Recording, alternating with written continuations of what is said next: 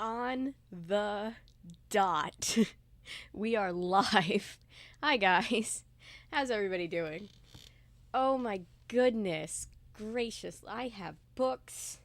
We're gonna read. I've been missing reading. Like, I know we read Animorphs every single week and stuff, but like, and we've been reading a couple other things, but we've been reading less than we usually do, and I miss it. I miss, like, getting to the end of the week and being like, we read 6 books this week. How's everybody? Is that a joke, or do you really not know Sailor Moon? No, Patrick's joking. Patrick knows Sailor Moon, I'm pretty sure. I think. If not, this is a good time to learn. I had the same fun fact. I had the same question. Not fun fact at all. Anecdotal. When I started working on this Sailor Moon project that is hopefully going to be done soon, I had to Google. I was like, why are they what makes them sailors? And I learned that it's because of their traditional Japanese school uniform, which is modeled after British naval officers. It was a whole thing. Hi, Jay-Z Meister. Woo! You made it to a stream, and you made it to the we hit a tier goal stream. Woo! We are celebrating because we have surpassed our $500 goal in raising money for the Trans Housing Coalition. Why is my thing not up on the screen? Hang on, where's my tier goal thing?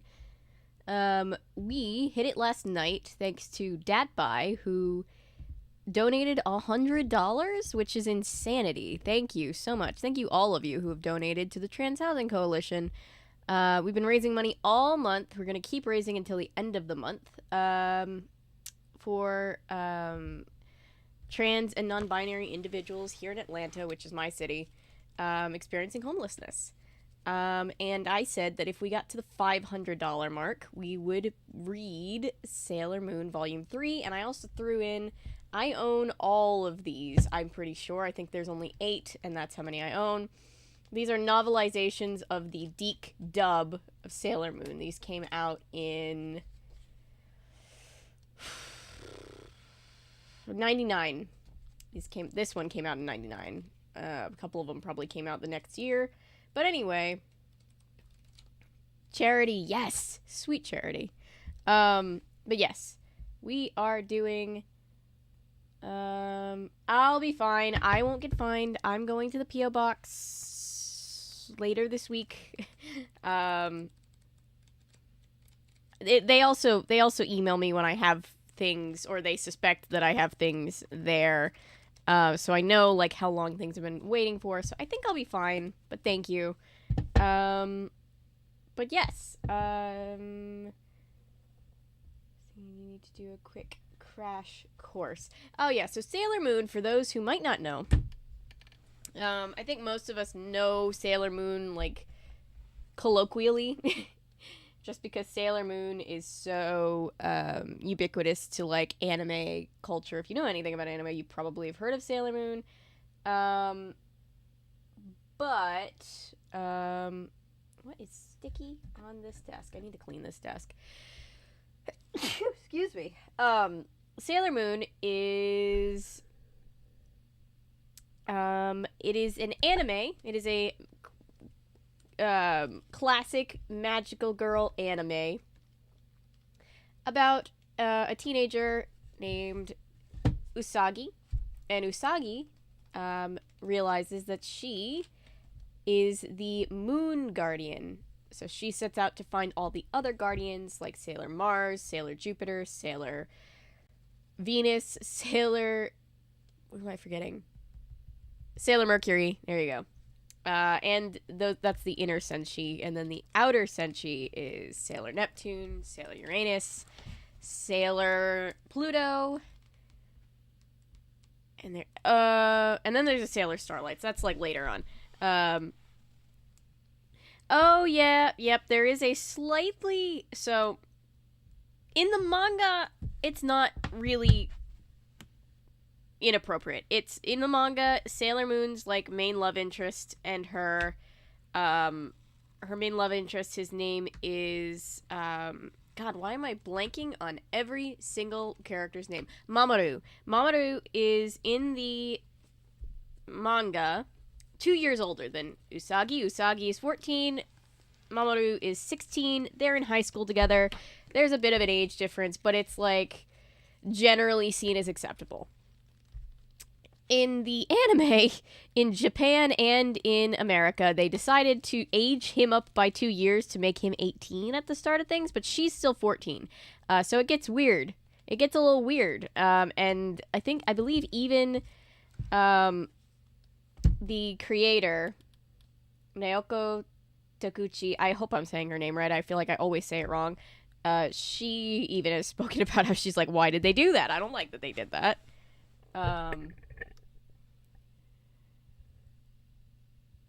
Junior high should not date high school. Yeah, agreed. Firm agree. But, like, I think in the manga, they're, like, legitimately because, like, I don't know. It's not as weird. It's more like, okay, that's odd, but that's, like, pushing the line, but it's, like, we can look past it, right? 18 and 14 is hard to look past, is all I'm saying, just to be clear. My best friend has been randomly talking about Sailor Moon, making me want to read the manga. Well, we are reading volume 3 right now. I'm excited to read this volume, because Sailor Mars is on the cover, and Sailor Mars is my girl. Sailor Venus is also my girl, but yeah. Yeah, they fixed it in Crystal, in the remake that was more accurate to the this. It's funny, though, because, like, the age gap between the two has almost nothing to do with the story at all. So, like, it's so easy to rectify. You could just be like, they're the same age. It's not gonna, like, mess anything up, really. Their first cousins. Yeah, because that's a historical fiction, and back in that time period, it was seen as not only acceptable, but normal. We know better now, but back in those days, that's just what people did, and it was weird. It's always weird thinking about, like, the past when, like, it's like what they were doing was weird, but they didn't know it was weird because, like, culturally it wasn't weird to them. It's a whole thing. Hi, Irritable Bovine Slaughter. Like the new name change. We are going to... Hello? I swear I heard somebody walk into this room. Maybe I'm going crazy. So yeah, we're going to be reading this and that. I'll give everybody a couple seconds to come in. How was everybody's day? It's a ghost! It's your first cousin. Then I'll love him first. Oh, how that movie sucks. Ooh, yeah. Yeah, it happens in, like, anything, period. Like, Downton Abbey, too. She, Mary was engaged to her cousin Patrick. Or I guess second cousin, but still cousin. They did it. It was just very normalized back then, which is, like, we can look back and understand, like, psychologically, scientifically, why all of that is very wrong. But they didn't know that yet. So it was just kind of like, oh, and I love, this is classic anime, so they have to remind the dumb Americans, Tamare, stop! You're going the wrong way! Manga is completely different type of reading experience. To start at the beginning, go to the end. That's right, authentic manga is read the traditional Japanese way, from right to left, exactly the opposite of how American books are read. It's easy to follow. Just go to the other end of the book and read each page and each panel from right side to left side, starting at the top. Right. Now you're experiencing manga as it was meant to be. Woo! Authenticity. I know I'm gonna get questions, because at least somebody always has a question, which is valid. If you've never seen somebody reading manga before, but yeah, we're starting this way.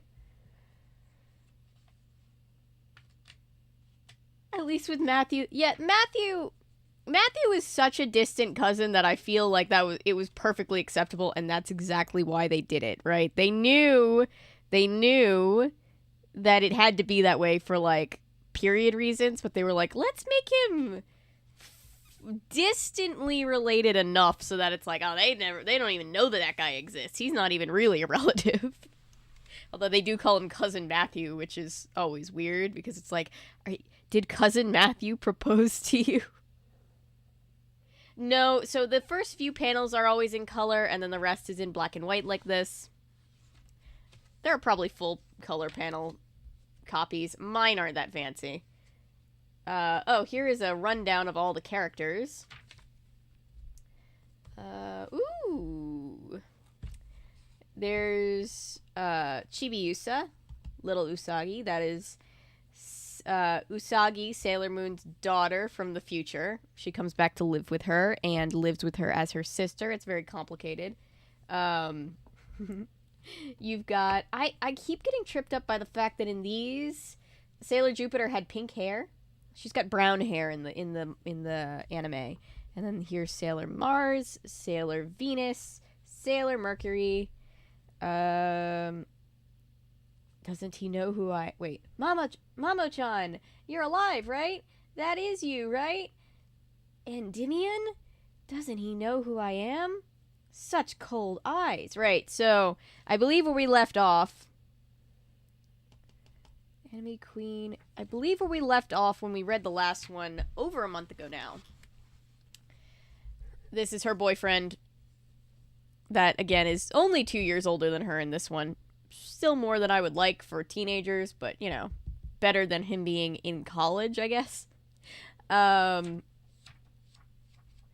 He has been brainwashed by the bad guys, basically. We'll get more into it. Spoilers. Sorry, spoilers, but she's right here. Like, she's right here. We're gonna get there in a second, anyway.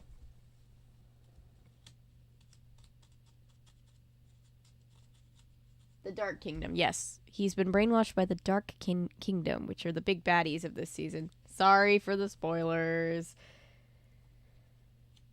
My name's Endo. Nice to meet you. Ever since that moment, have you just been used? You haven't become a tool of the Dark Kingdom yet, have you?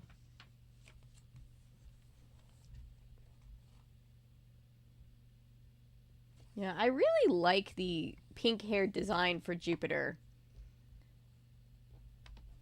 I like her other design, too. Or maybe she's supposed to be brunette, and it's just like a... Like, it's just, like, lighter, but I don't know. I like this. This is a nice design. These watercolors are very pretty. Content! Ooh! The little Chibi Mars. Alright. Enemy Queen Metalia. Act 13, Final Battle, Reincarnation. 14, Conclusion and Commencement. Petite... And... I don't know how to say this word. Infiltration, Sailor Mars. Abduction, Sailor Mercury. That's what we have. That's basically the 5... I believe when they were released, they were released as individual arcs, like individual comic books. And because we have the whole complete series, they're condensed. There's 5 worth in this particular manga that we're reading. So, we're going to start with this one. Hello, everybody. Welcome in.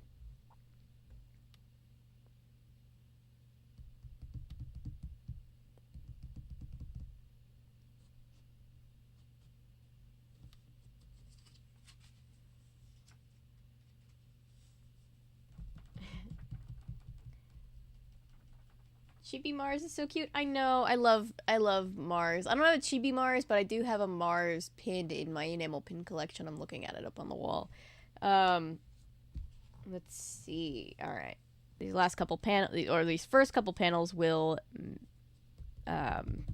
remind us where we caught up.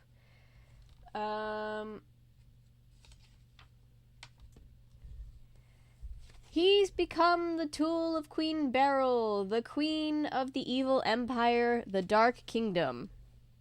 Hang on, I'm trying to hold it so that you guys can actually see. Hang on. There we go. That's a little bit better. And he's come to steal the legendary silver crystal from me. It's a lie. Just look at me, Tuxedo Mask. Mamo-chan, Usagi-chan, calm down. It's a whole lot. There's a lot of drama in Sailor Moon, as is the norm with manga, anime. We love it. He's just under some temporary spell. Once Queen Beryl is defeated, Princess, the prince you once knew, no longer exists. Oh yeah, that's another thing that makes this whole arc even more complicated, is like people are like, they're hundreds of years old and reincarnated, blah blah blah blah blah blah blah blah blah. It's a whole thing. I hear you sent the power of the legendary silver crystal into his body when he was at death's door, but it was no use. He died. This is Prince Endymion, brought back to life through the power of our great ruler, Queen Metalia. He wields the same power I do, and is the strongest warrior of the Dark Kingdom. Dead and reborn as a warrior of the Dark Kingdom? It's a lie! Alright, fight. Whoa! Shoot! Bzz. There's a lot of... I never know how to translate when I'm reading to somebody else the manga, but there's fight sequence-y things going on here. Jupiter, no! If we fight back here, the control room! Ugh!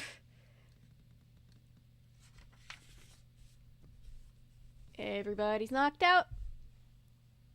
Oh, where am I?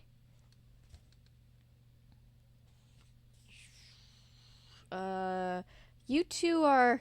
Don't worry, Furu-chan. We'll protect the game center for you. Luna.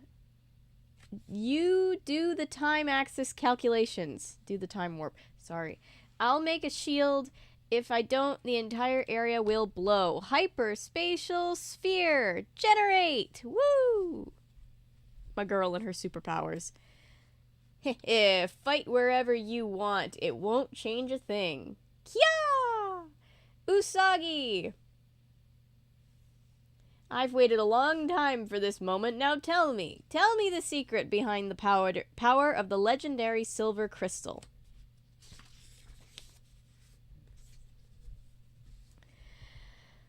Jewel of Silver Millennium, the Kingdom of the Moon, the legendary silver crystal. Where is its limitless power? How can I obtain the power to make me invincible and immortal? Ugh, princess, from ancient times, how long I've waited. One dawn during massive meteor shower. In that year of destruction, there was a giant storm of gas from the sun, a darkness and evil, along with the meteor rain, and it also rained down on this world, and from that sprung forth from the ground the awakening of a goddess of darkness. Obtain great power. Attack the moon. Get your hands on the legendary silver crystal, and it will take this planet, take this universe, take it for our own. I knelt before the great ruler, Queen Metalia, and waited groveling until the time came. The great ruler, Queen Metalia? Get your dirty hands off the princess. Back to the Future reference. Get your damn hands off her.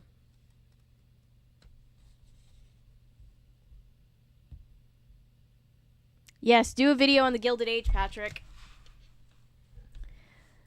It makes sense, unlike with I have no clue what the ever-living hell is going on. Yeah, it makes sense. It's just the hashtag drama, and we love that. That's what we want to see.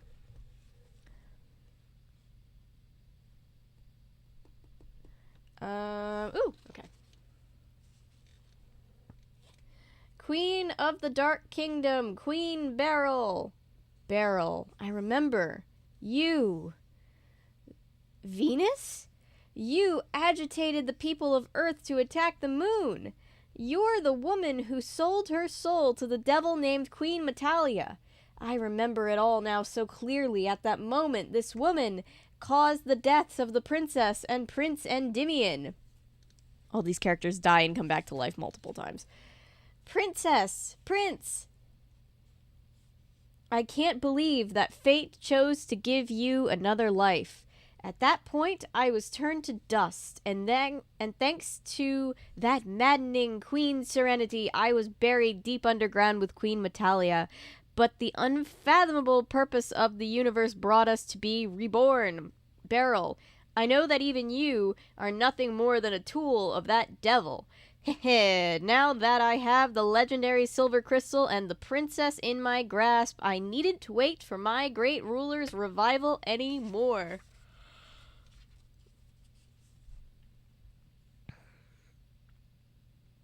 Isn't plot armor great? It's fantastic. I love plot armor. I, Queen Beryl, shall control the world. I'll be the true queen, and with my new companion, with Prince Endymion... No, you can't! Endymion! Ugh!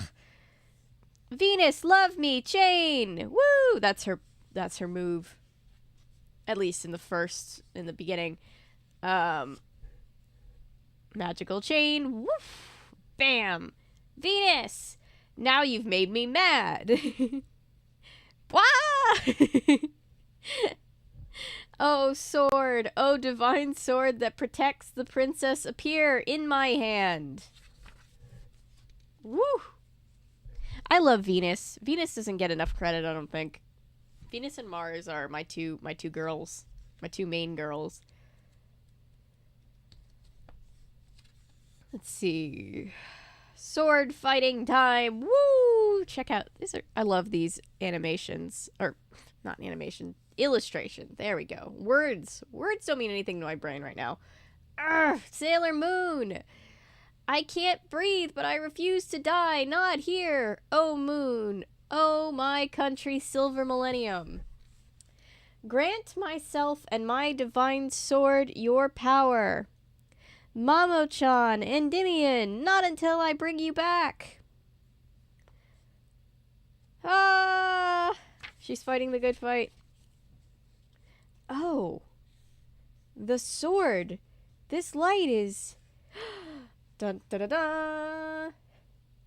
When I finally had it in my grasp and Prince Endymion had you, I always watched you from afar. Creepy. Okay. Always. Has Beryl withered away? Has the power of the denizens of the Moon Kingdom gotten stronger? When the sword shines with brilliant light. Within the breast of a future queen hides the legendary silver crystal. It is moved by her heart. Venus? Hold its completed form aloft. Great power of the moon, thou art awake. And speak a prayer to the divine tower of the moon, once again to bring peace to our kingdom. Is that writing on the sword, future queen? Is it talking about Princess Serenity?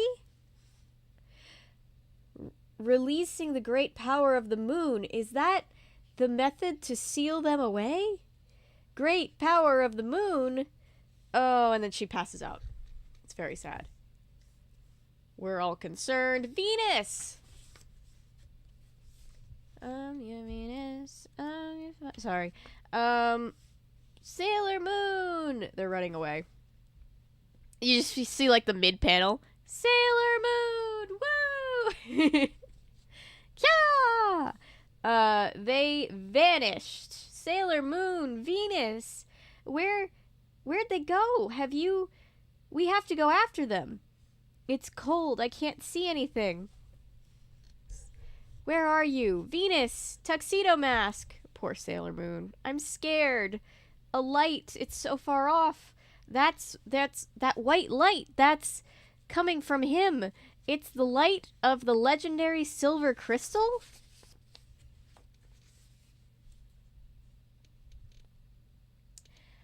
They're going farther and farther north. Are the two of them registering north? There it is again. Whatever anything gets away... Wait, let me try that again. Whenever anything gets close to this area, it's jammed, and I can't detect anything. Luna, what region is that? The Arctic Circle, around the North Pole. Luna! That's right, we've been eyeing that region with suspicion. I'll bet both of them are headed for the Dark Kingdom. The Dark Kingdom is the North Pole? I knew Santa was shady. Dragons right now. Chonky Dragon! I love Chonky Dragon. I still haven't seen it.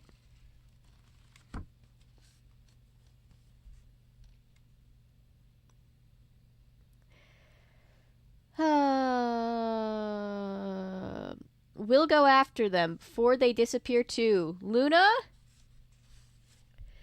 It's nothing. Go. Luna's having a cat migraine. It's nothing. Go on ahead. I'll guide you to a follow later. So they go. How they got there, who knows? Power of the moon. What's going on? What was that light? Am I dreaming or something? I thought I saw Makoto-chan and Ami-chan come out of a hole in the building.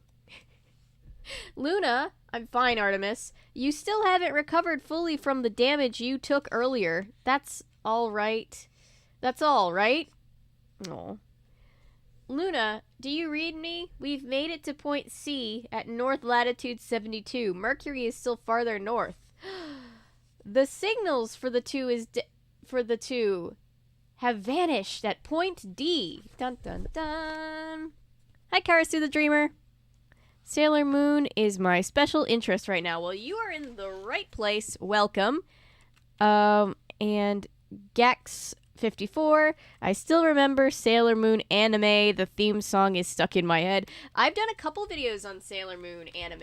I did one comparing the pilot of the Viz dub to the unearthed live action pilot concept thing when it was unearthed last summer. And I did a standalone video on one of the episodes from season 1 that was cut in the Deke dub that I loved. The one where they're at the one that I like to call the vampire vacation episode, the beach episode that's also a Halloween episode, kind of. It's great. I love that episode. And I'm working on a giant Sailor Moon overview video that's going to be very long, and hopefully I will have it done soon.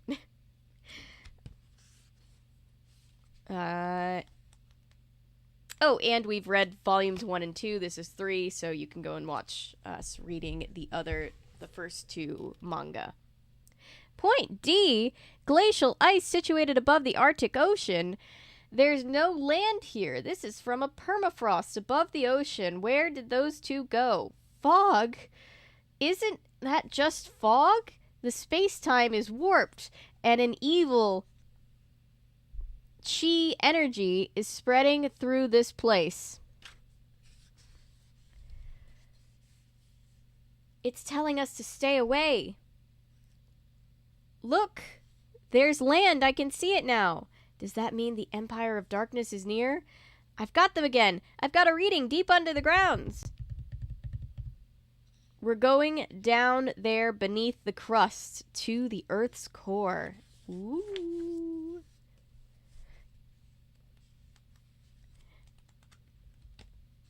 Something I find really entertaining, because otherwise we just have to be frightful for humanity, is those crazy conspiracy theories that you see pop up online. My favorite one, well, one of my favorite ones being that there's people living in the center of the Earth.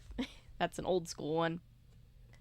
Where am I? It's filled with a dim gloom, and it's so cold. I never thought you'd chase me all the way here. Endymion. Oh, Venus. Tuxedo Mask. Endymion. It's me, Serenity. Oh, and look, we see her and her past self next to each other. That's kind of cool. Remember who you are. Endymion. That's basically the tone. She didn't say that, but that's the tone. Arrgh! Spill it. If this is the legendary silver crystal, why doesn't it give off power? Is there another legendary silver crystal that contains more power than that pathetic fragment and that sword? No. because Venus isn't the queen, isn't the princess. Sailor Moon is, but they don't know that yet. I'm excited for Sailor Uranus and Sailor Neptune to show up. Ooh, me too. Have you watched all of any versions of the anime? What's this great power of the moon? Is it the power within another legendary silver crystal? Then where is it? It can't be true. The man I know would never do something this cruel. Taking the silver crystal explosion. Woo!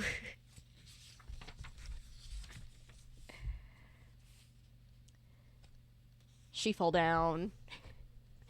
And these three are just like, what the hell? Is this the Dark Kingdom? Sailor Moon! Sailor Venus!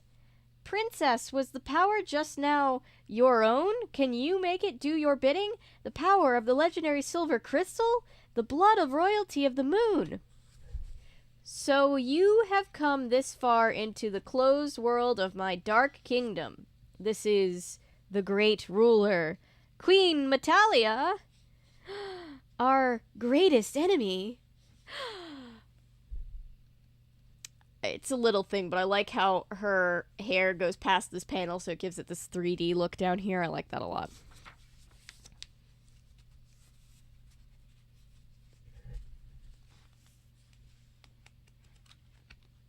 Hi, Pizza! Welcome to we surpassed our $500 goal for raising money. We're still raising money for the Trans Housing Coalition, but we hit the $500 tier goal and then some, thanks to Dat Bai last night. So, we're celebrating with Sailor Moon. I'm at the end of season 1 of the first anime. I'm ready for the episode where Sailor Venus is introduced. I'm still not sure if the entire Viz dub is available on Hulu yet. It is. It is. The Viz dub is available. At least in my region, it's available. Kawa! Every time they have, like, these, like, I guess that's an automatopoeia. I just think about, when they're, like, fighting, I just think about the Nancy Drew Danger by Design, which we'll replay in our replay this year. But when she has to fight Redacted at the end of that one game, and they're, like, doing the jujitsu. I think it's jujitsu that they're supposed to be doing, but, like, you're supposed to know what Redacted is going to do by their battle cries, so they're like, Kia!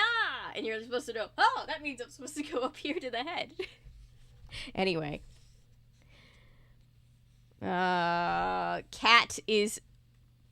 This cat is the most stressed I've ever seen a cat in my life. Luna! Sailor Moon! I never thought he'd be so powerful.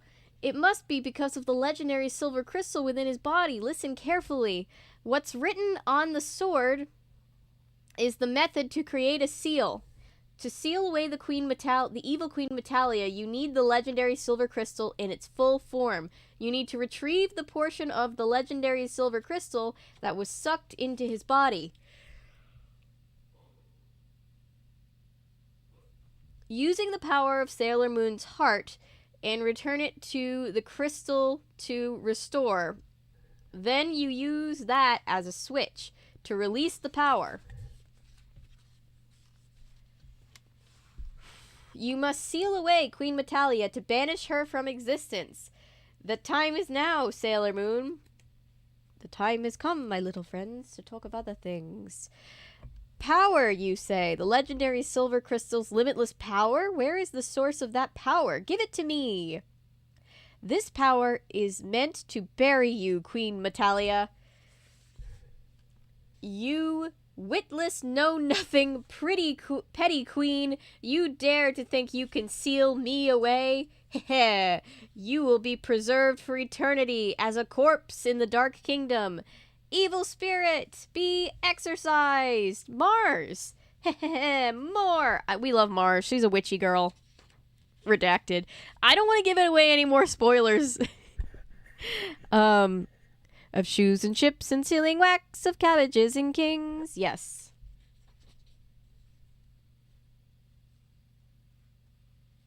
I need to cover the original Alice in Wonderland, come to think of it. God, there's so many things I want to make videos on. You'd think after making nearly 250 videos and doing well over 200 live streams, I would have felt like I'd at least gotten, like, a grasp on covering the main things that I wanted to. But no, barely scratched that surface. Moon energy, give me more. He didn't affect her. It didn't affect her. But that isn't possible.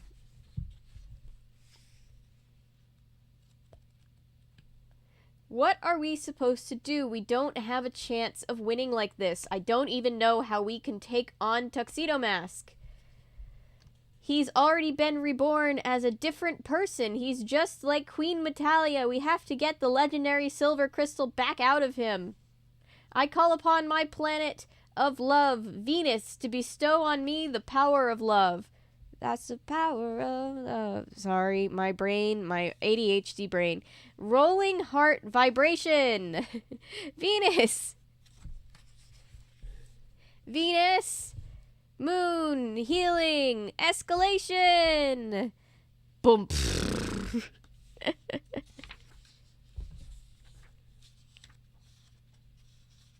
No, I have not read that, Patrick. Yep, Magic Girl Manga Night. That's tonight. I'm gonna get a sip of my drink. Hang on. Has everybody seen the little bookmark that my mom gave me? It has cats on it, and it says, hello if you like cats. And then it has the little, the Wicked Witch of the East, bro. Her feet. So when you put it in like this, that's the bookmark. Hello, everybody coming in. Welcome to day... God, what day are we on? 20! This is day 20 of raising money all through June for the Trans Housing Coalition. We are so happy to have you here. There's a Stanley doc on Disney+. Yes, there is. Sorry, I hit the mic with this. That must have been loud.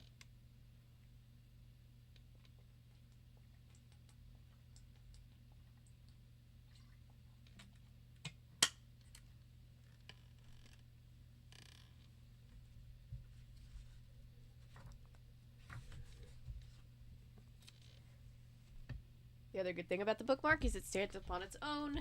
Okay. Not sponsored, but I do love it. You found a Creepers book? That's amazing. Once we get through Nancy Drew replay, I'm just going to have some days where we just do some, like, mass reading days. Like, get up on a Saturday and read, like, all day. Because there's so much that I want to read. There's so many books I have in my collection. And then my dumbass also goes to my library and is just like, why don't I borrow more books? Self-standing bookmark? What is this witchcraft? I know, right? Look at this. She stands on her own 2 feet. The rest of her squished, but she's got her own 2 feet. It's no use. You can never defeat me. How can I bring back the man he was? I must defeat Queen Metalia, but to do that, I have to get back the legendary silver crystal power from his body. I hear you sent the power of the legendary silver crystal into his body when he was at death's door, but it was just no use. He died. This is Prince Endymion, brought back to life through the power of our ruler, Queen Beryl. Is this man somebody else now? Do I have to defeat him? Kill him? No! No! I'm sorry, this sound effect just says peen, and I just thought of the Ethan Nestor peen video. Sorry, my brain. Luna, what's going on? Tuxedo Mask and the legendary silver crystal are reacting to the confusion in Usagi-chan's heart and resonating with it. You mean Usagi-chan's heart can control the power of the legendary silver crystal? Hi, Chris. I have a bad book buying but never reading addiction. Oh, I've been there. I read a lot on this channel. We cover a lot of books on this channel, but that just means I get to, justify buying more books because I'm like, well, actually, this is like for the channel, so technically, I'm buying business supplies with this second edition Nancy Drew book that I want to own. Let's go with that.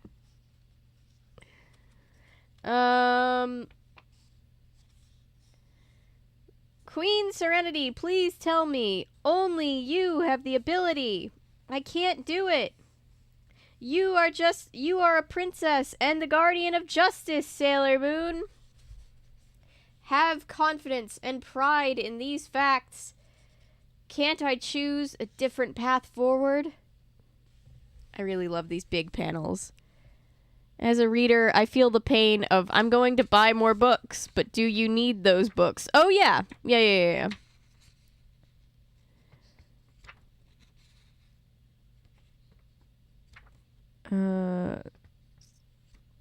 Yeah, I went through a huge reading slump. I was really into reading all throughout my childhood, all throughout school, and then, I don't know, life happened, and I kind of just got into the slump where I just couldn't... I felt like I couldn't concentrate on any book all the way to the end, but honestly, the thing that really cured that was adding books to the rotation of media that I cover here on the channel, because it really, really helped me get back into the groove of reading, and it's a good feeling. Seeing him like this anymore... Wait, I can't take seeing him like this anymore. Sailor Moon! Is this the only thing left to me? The sword. It's the sword.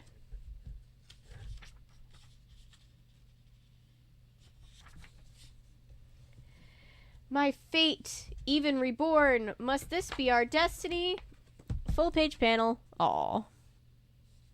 What a pretty panel. It's very simple, but it's very pretty. Mamo-chan! And they do a kiss. Full 2-page panel! Woo! She's doing Queen of the Moon shit. And that's where Act 12, which I believe is the same thing as issue 12, ended. Can you imagine how pissed you'd be if you had waited and you'd gotten the new issue and then it ended right there? I'd be pissed. I don't need it. I don't need it. I need it.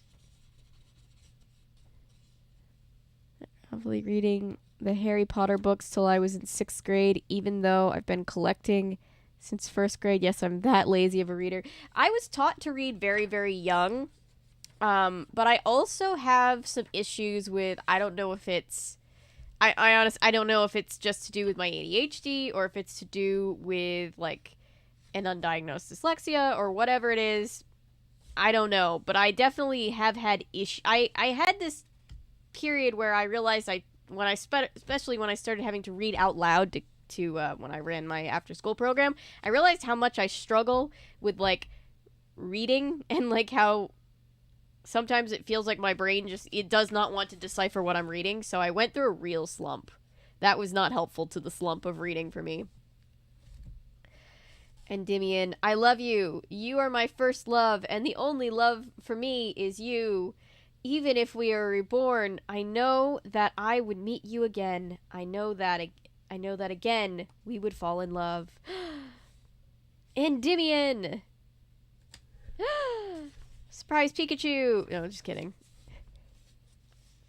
Can't talk now. I'm doing Queen of the Moon shit. Yes, that's exactly what I was thinking of. We shall transcend time and be reborn. And the two of us, this time for sure, will be happy, Endymion. She's never gonna call him Endymion, like, ever again after this. Princess, you didn't! We weren't reborn to go through moments like this. Is this unavoidable fate?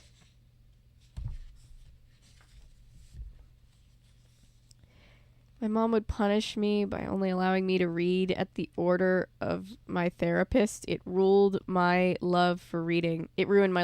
Aw. That sucks. Are we simply repeating our past lives? Oh, this is so sad. The legendary silver crystal is returning to its complete form. They're like cats. They've got at least 9 lives and probably a couple extras that they don't tell us about. It can't be. The legendary silver crystal is growing bigger and bigger around them. Ah!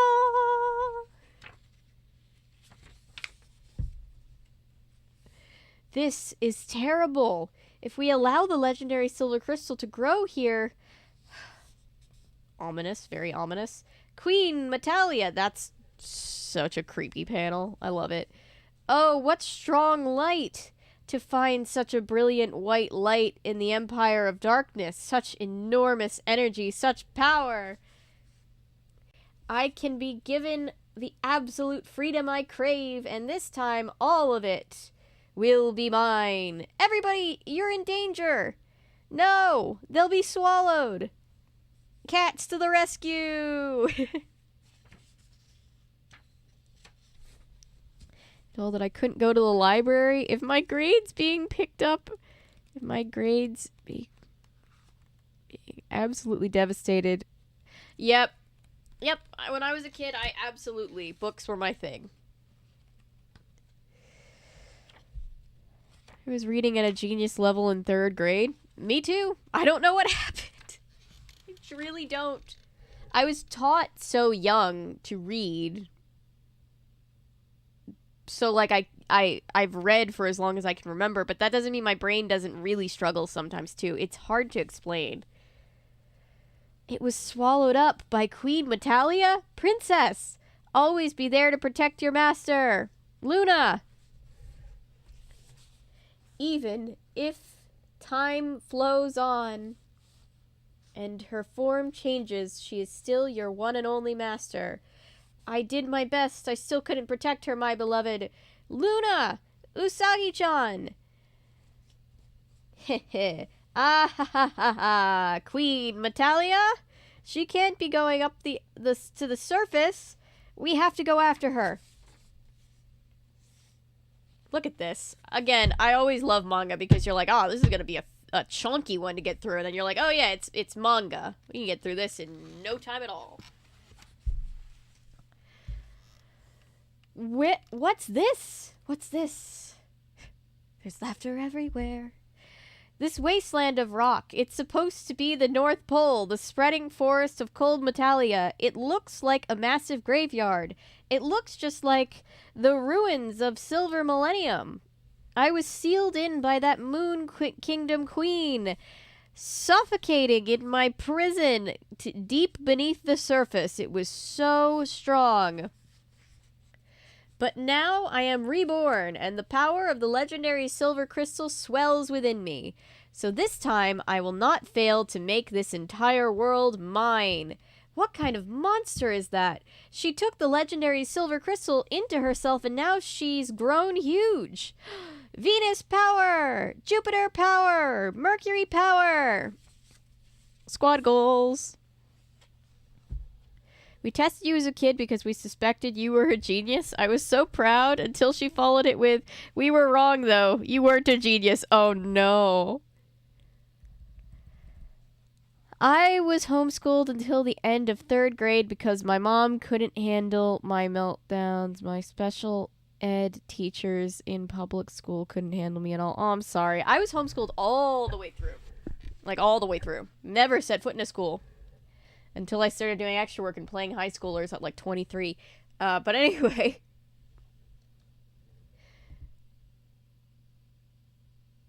I'm going to add that we're reading this book, by the way.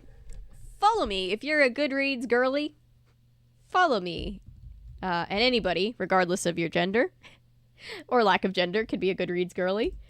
If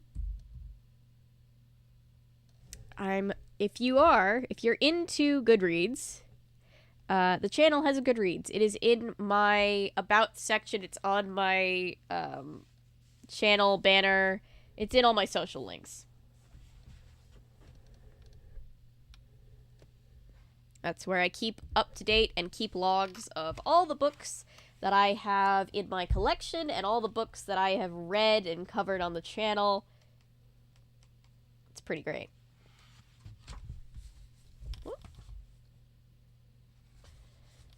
There's the covers of all the 12, or wait, no, that's not all of them. Oh, that's the future. The future of the 12, the other 9 after this one in the complete collection that they did. Mars, power, sailor planet, attack! Ah! Every type of energy becomes my sustenance. As long as I have the legendary silver crystal, I am invincible. Now, no one may hinder me. Ah ha ha! Luna! Venus, we need to get to where Artemis is. You're all back. Artemis. Luna is acting strangely. Artemis! It's Luna!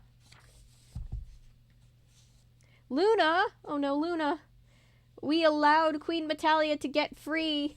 She's now in the area above Point D and is growing larger and larger. They were engulfed within her. The legendary silver crystal suddenly grew huge and entrapped their bodies inside it. And Queen Metalia is growing because of that power? We have reports of erratic weather conditions from every location. A state emergency has been declared. At this rate, the world will... Are the two of them still okay? Or... I don't want to think this. But inside Metalia... Usagi-chan is still alive. I'm sure the legendary silver crystal is keeping them safe. We're going back to Point D. What's important now is getting back the princess and the legendary silver crystal.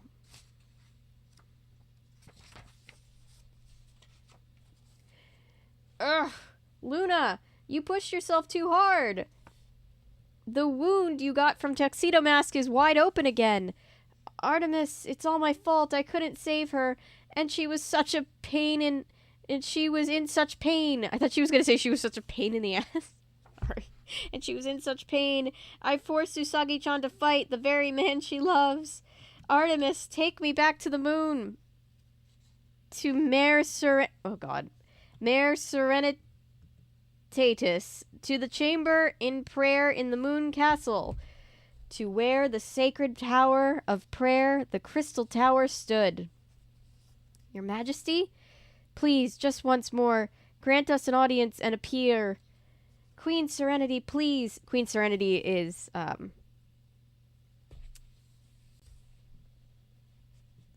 past Usagi / Usagi's mom, depending on the version you're reading.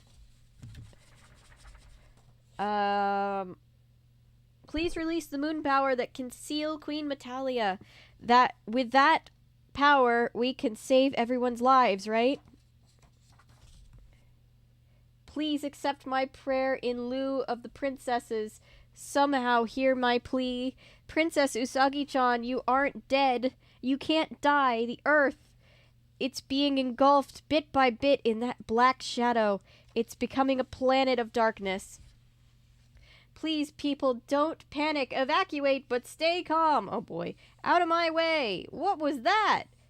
All chaos is breaking loose. You remember in 2020 when everybody was fighting over toilet paper? That's what I'm picturing, but it's probably worse. Oh, yeah, it's definitely worse.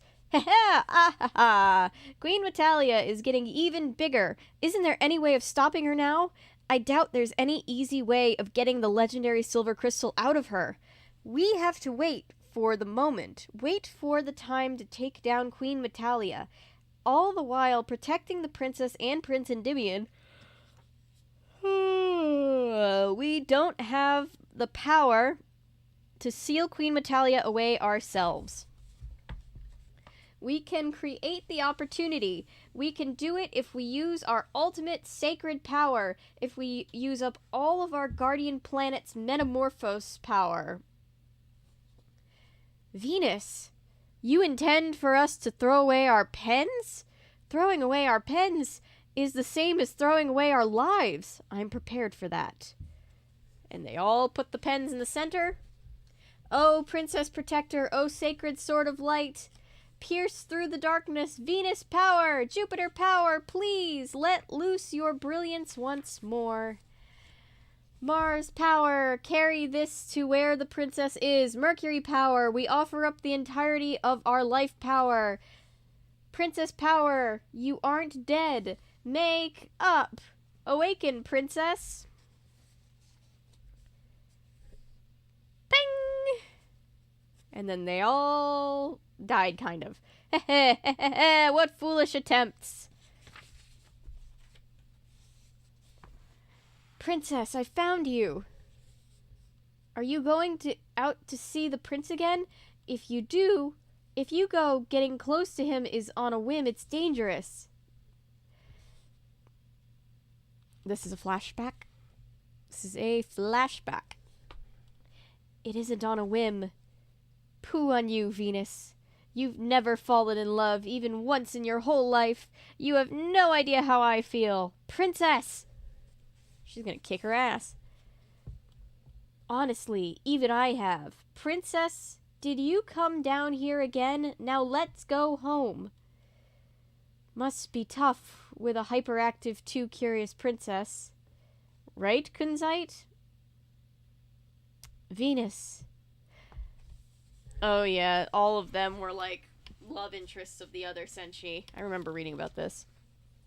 I'm worried. We watch over the earth and protect the legendary silver crystals. She's going to be queen eventually, so I was thinking that if she fell in love, she'd wind up getting hurt.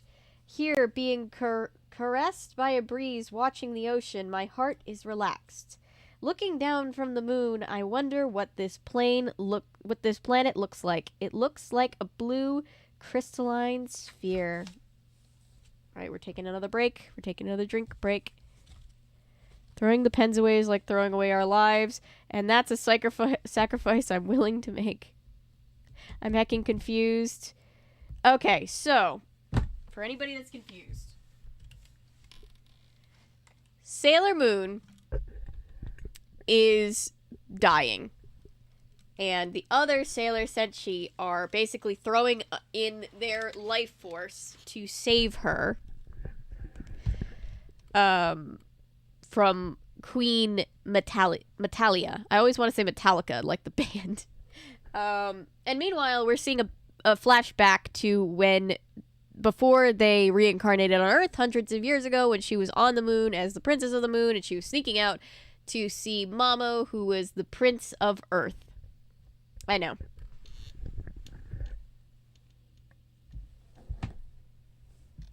It's very, very manga of it.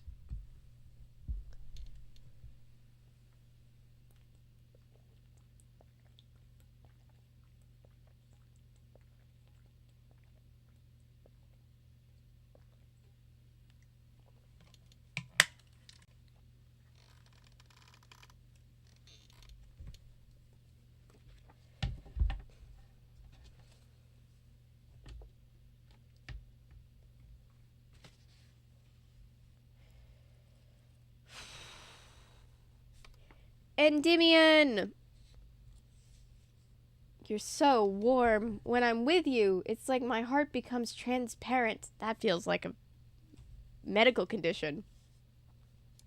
And energy wells up within me. I want to be with you just like this forever. Over there. What's that black cloud? I don't know. When did it show up over there? And suddenly, there are all those huge monoliths.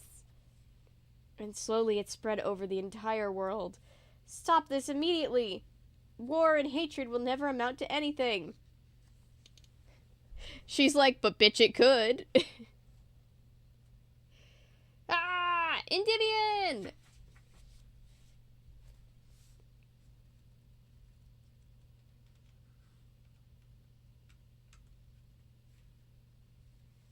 Yeah, so the plot line of the original Sailor Moon anime is obviously based off of this, but there's just more fluff, and some people think that the filler episodes are always bad. I disagree. I think in this case of Sailor Moon, it's a really good case for why, at least most of them, you get more of a sense of like who those characters are in those filler episodes. And it raises the stakes a little bit more, in my opinion, when we get to big episodes like this. But I'm sure that's an unpopular opinion. Yes, trigger warning. There is some, I guess, self-unaliving in a very manga fashion. Princess, I foresaw that this love would end in tragedy. Earth and the moon were very different worlds. It was a love that should never have happened. I will seal it away. Seal that devil. And the moon too. Seal it all away and entrust the future to you. Endymion, I'm sure we will be born again on the same planet and be happy together. And they were, and that's the beginning of our story. Then the legendary silver crystal will quietly sit within my breast, protecting both of us. And this time, we'll be happy. Ba-bump. Ooh, pretty panel. I like this panel. I like the detail. Where am I? How dark is it? How dark it is here. Am I even alive? Am I dreaming? The legendary silver crystal is Endymion. Where the knife would be in my chest. Mamo-chan's broken watches crumbling to dust. Did it take the sword thrust instead of me? This doesn't mean that it's the only me who came back to life. Flower! What? Those visions running through my mind. This bitterness, this malice. How beautiful these black hearts are. Reduce all to ashes. This will be the planet of death. The legendary silver crystal is now in my grasp, and everything I will do now, and everything will now do my bidding. Ha ha ha! Queen Metalia! We're inside Metalia? We've been absorbed by her? Awkward. So you're awake once more? The blood of the Moon Kingdom? Imagine trying to tell that story to somebody else. And then we were absorbed into another being. I don't believe you will live your... I don't believe your will to live, you uppity creature. But you rest in the palm of my hand. So now I will crush you within it. No! I have to get out of here. Oh? A place in my body is getting hot. What are you doing? Legendary silver crystal, give me your strength. Glorious Usagi moment. Just Queen of the Moon shit right there. Have we gotten out, or have we become enveloped within the legendary silver crystal? Endymion's still unconscious. Let's see. Hand... He's still unconscious. It's slowly getting warmer. Your hand is slowly getting warmer. Mamo-chan, Sailor Moon, he's conscious again. Woo! Mamo-chan, it's a miracle. I can't see anything. Mamo-chan, no, your eyes. Oh boy, creepy. Queen Metalia. Oh, she's coming back. What incredible power! Another enormous power coming from that fragment I swallowed. Give it to me! Give me the legendary silver crystal! It's growing larger and larger. Why? Can't the legendary silver crystal seal her away with its own power? It still doesn't even have enough power. Usagi-chan, Sailor Moon, pull yourself together. Thanks, Venus. Thanks for the pep talk, girl. Where are you all? They're not here. Those friends who were always with me, cheering me up. Those who always fought alongside me. Where are you? Where are you? Could it be that you're all... Sailor Moon! I can't seal it. I just don't have the power myself. I can feel it. Supportive Mamo. Sailor Moon, your pain. I can feel it like I could hold it in my hand.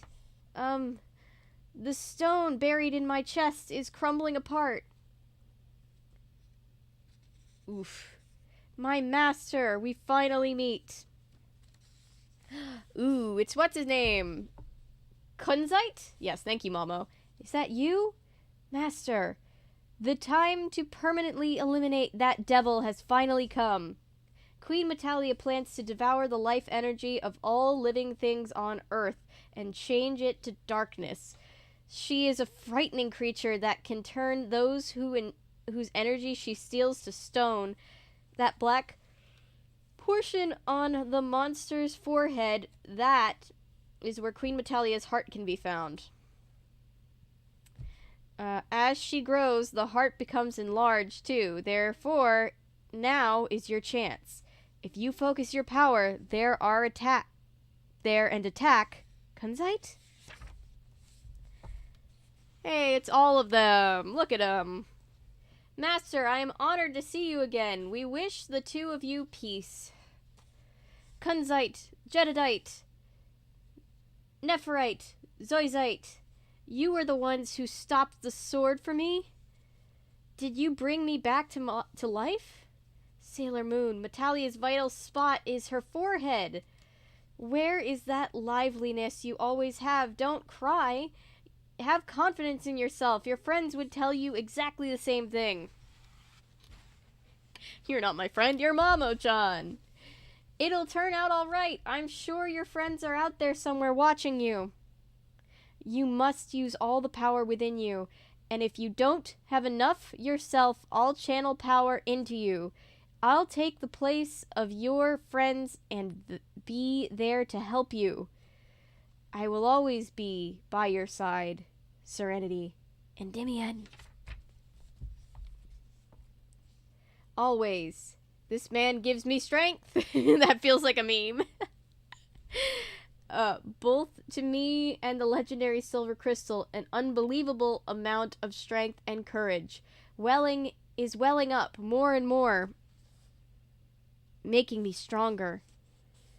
Oh, then you can make it. Do your bidding. The power of the legendary silver crystal. A little girl like that alone can control the legendary silver crystal's power. I will break you to pieces. I will twist and crush you. You will turn to dark dust. Oof. Welcome back.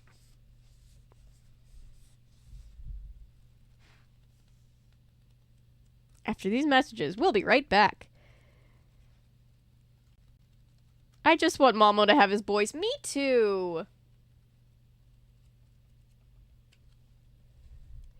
I can see it. The moon. So white it shines. And I want, I always forget. Is it Jedidite? The one that has the way too young girlfriend? I want him to have an age-appropriate girlfriend. It might not be Jedidite. I think it's the other one. It's this one, whoever this one is. I always forget. I can see it. The moon, so white it shines. I, pretty guardian of love and justice, in a sailor suit, Sailor Moon, and also I, Princess Serenity, using the power of the moon, seal you away. Woo! Full panel. And that's the end of that one. Now we're moving on to Act 14, Conclusion and Commencement.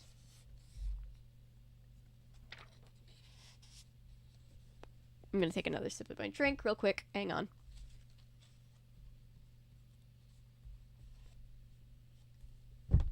Powering through.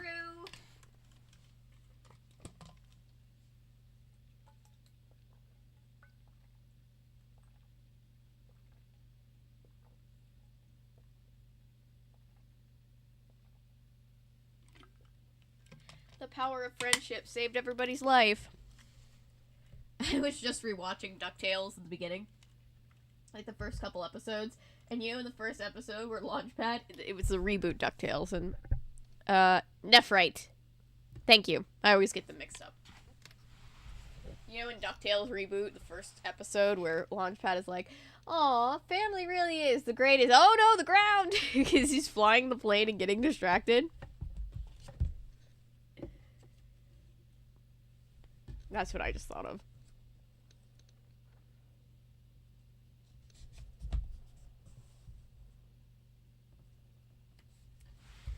Yep, so basically all of these guys were paired up at one point with these Sailor Senshi. So it looks like Nephirite was supposed to be with Jupiter.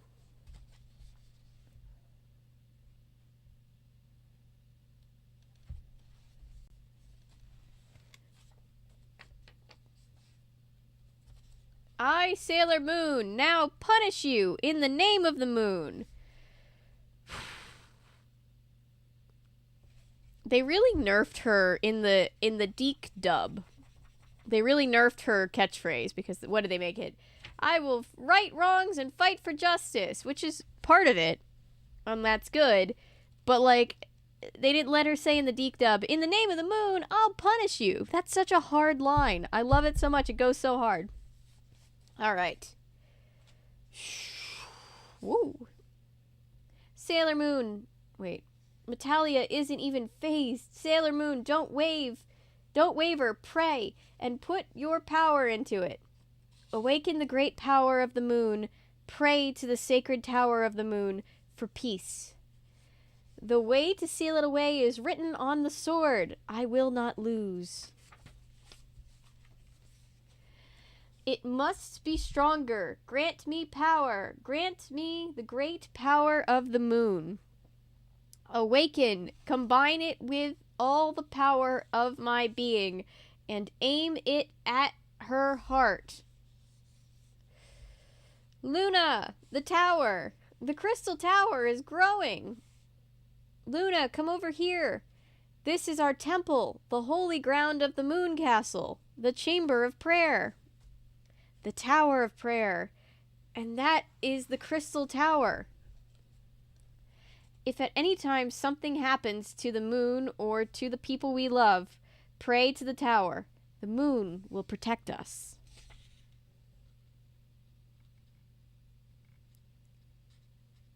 At least Sailor Moon wasn't picked up by 4 kids. True. Very true. One Piece fandom. How's that going over there for you guys?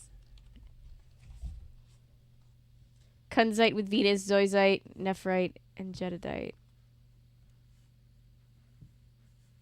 With Mercury, Jupiter, and Mars. Yes. It's prayer. Prayer is making the crystal grow. This power, can it be? She really does have the power of God and anime on her side. Good for her. Sailor Moon! Sailor Moon is fighting on the Earth's surface. She's praying. Luna, I will too, along with Sailor Moon, will be one. Now, release the great power of the moon. This white light. It's the true light of the moon. Same light as the legendary silver crystal. But the moon doesn't generate its own light. Okay, fine. You know what? We're going to just suspend our disbelief because we're already here. Oh, how the moon shines. This is it. This is the great power that I've been searching for. Yet my hand cannot grasp it. What intense pressure. My body. It's being shoved downward.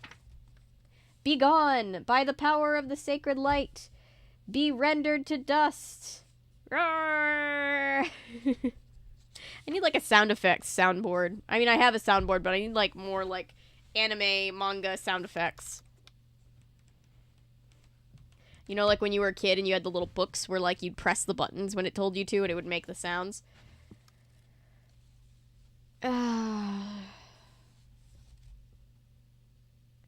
She's fighting, she's falling! Oh no. Luna! Artemis, we did it. Just now. I could see you as a divine form. Luna's divine form. Already 113 pages in, damn. You could have been the moon goddess, Selene. You were one with Princess Serenity. Artemis, look, the moon castle is, our kingdom's silver millennium is... Usagi-chan's legendary silver crystal was its guide, and it was revived by the great power of the moon. Woo! I don't sense that huge power from the moon that I felt moments ago. It's returned to the gentle light of the moon I've always known. Has this world been saved? My world, it only felt a slight wound, and if this is all the hurt it felt... Sailor Moon. Oh no. Her body is so cold. Did she use up all her energy? A literal kiss of life. A literal kiss of life. She's awake. I can see your face. I can see it clearly. I can see Endymion?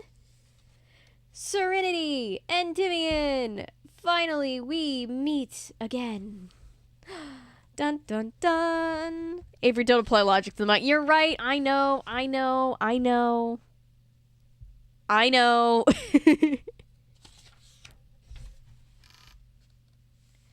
All right, we're past the halfway point. I can see it. The princess awoke to the prince's kiss.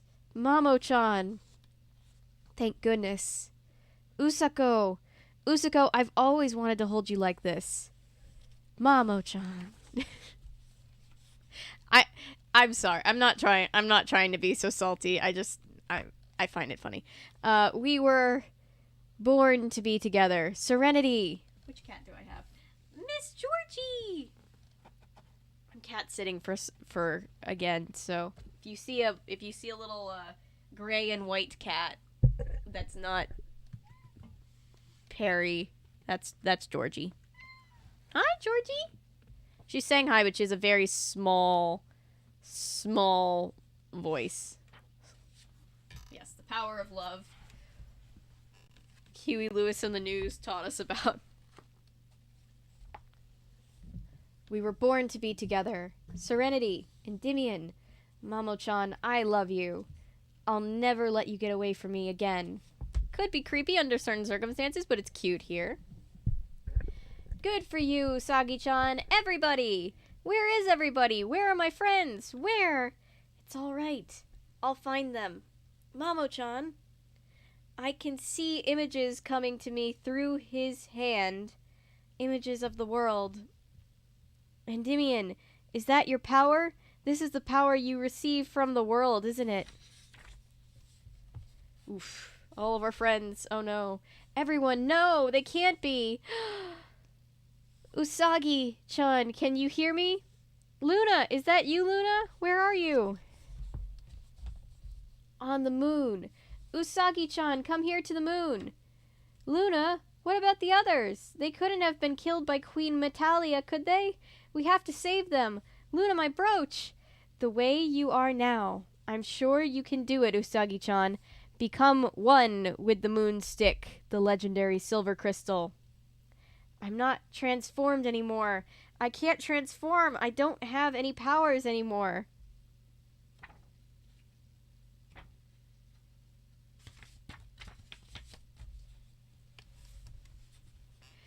To the moon! The moon castle is... That's right, Usagi-chan. Silver Millennium has been revived. And you are the master of the moon castle. You, Usagi-chan, are the new Serenity, the new queen. But I have to go back. Mommy and Daddy are waiting at home for me.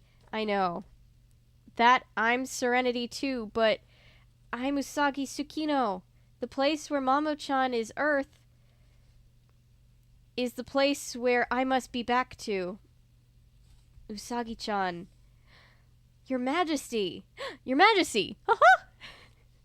Have a life full of joy, Serenity. This time with the one you love.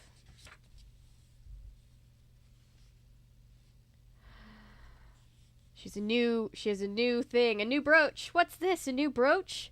The legendary silver crystal goes inside. Then what you do is shout, Moon, crystal, power, make up. You'll be able to put out more power than before. You'll be much stronger. Then I'll transform and go help my friends. Moon, crystal, power, make up. Do do do do do do do Sailor Moon. Sorry, I'm seeing the animation that they use every time she transforms in my head. Moon healing, escalation. It's just like I had a very long dream. She's waking up. They're all waking up. They're all alive. We're everyone. Sailor Moon. I thought I'd never see you again. Thank goodness. You all went back to your untransformed selves.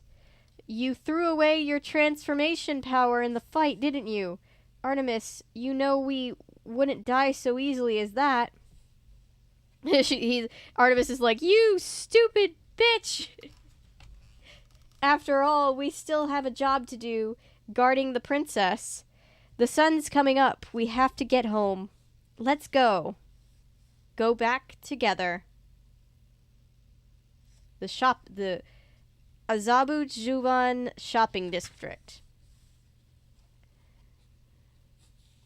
Go back to our homes. The Crown Game Center, the arcade that they go to. I'm headed out. See you, Mother. Mako-chan, good morning. Hey, morning.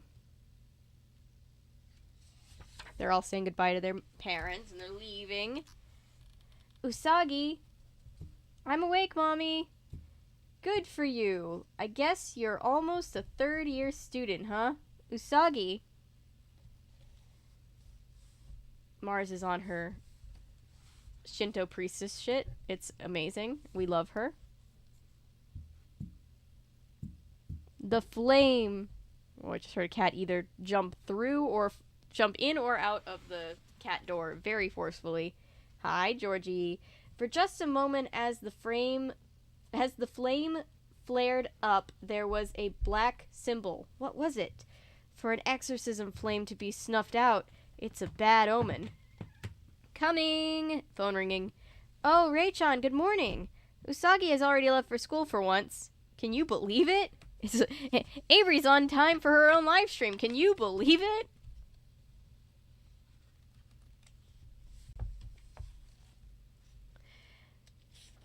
Oh, really? Then never mind. Good morning, Naru-chan. Morning, Usagi. Remember Naru? Remember when Naru had, like, actual stuff to do? Remember when she existed? I miss her. I really, when I first watched it, I knew nothing about it. I really wanted her to be a Sailor Senshi. Georgie! Hang on, cats are doing cat shit. Give me a second.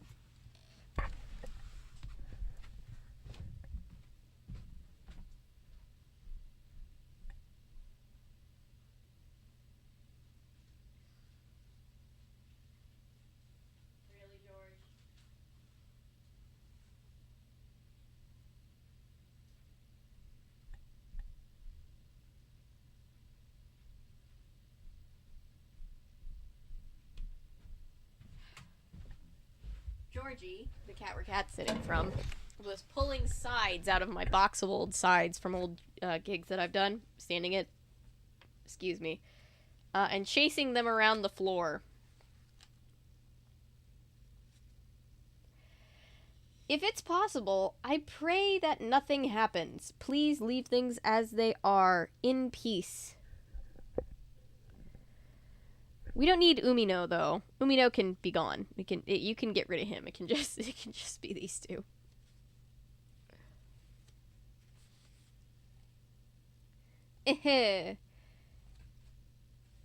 You're late. Did they keep you after school again?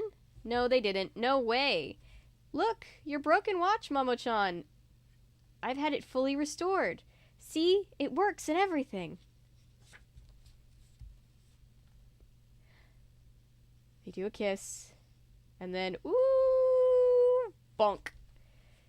Falling from the sky. Kya! It's Chibiusa! Yes, Georgie is a small, well, she's a very chunky bean, but she is small bean. We do love her. My neck bone just snapped in two. Ow! Surely it did not. Who is that? Who's that clinging to my Mamo-chan? In a daze. Mamo-chan. It's Chibiusa. I'm so small in stature. I really should do a Chibiusa cosplay at some point, but I'm doing not that. This year at Dragon Con, I'm doing a Sailor Mars cosplay because I kind of already have the hair. So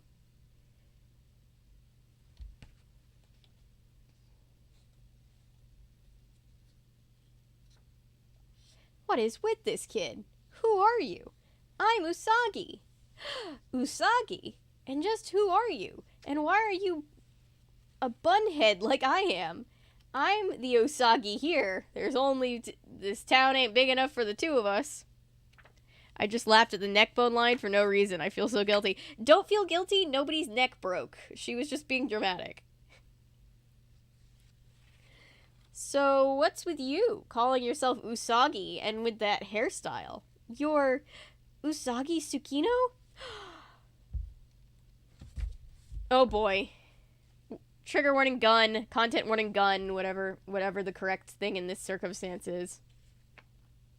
If you are Usagi Tsukino, then you should have the legendary silver crystal. Pull it out! Give it to me! And I mean now! Are your ears plugged or something? Hand the legendary silver crystal over to me! You're kidding! What am I supposed to do?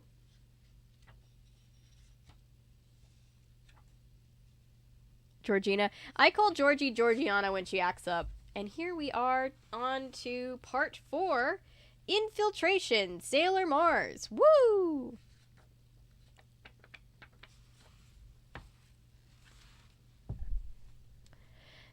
So Georgie is one of the sisters. So my cat Pennywise has 2 sisters. When we've pulled Pennywise out of the sewer, we also pulled out his other 2 sisters. We didn't just like leave one and then go. So they were named Pennywise, Georgie, and then Derry. And then we kept Pennywise, and Georgie and Derry got adopted by my mom's really good friend that lives across the street. And,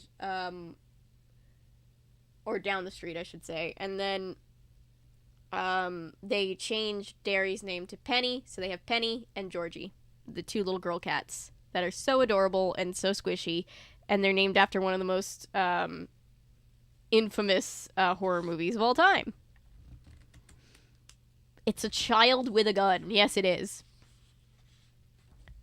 I'm watching Stitch Has a Glitch, and it just showed the scene where Nani has a mental breakdown when no one wants to do family fun night. Oh, poor Nani. I love Nani. Nani and David deserve so much more credit in, like, the Disney fandom. For real. Like, by the way, we need more Disney guys like David. David is, like, king shit. David is king behavior. And Nani is amazing. Nani is a queen, and we love her.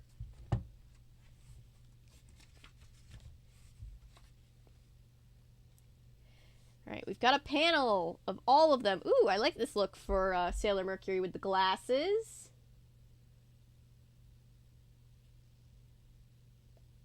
She kind of looks like I did a couple years ago, doesn't she?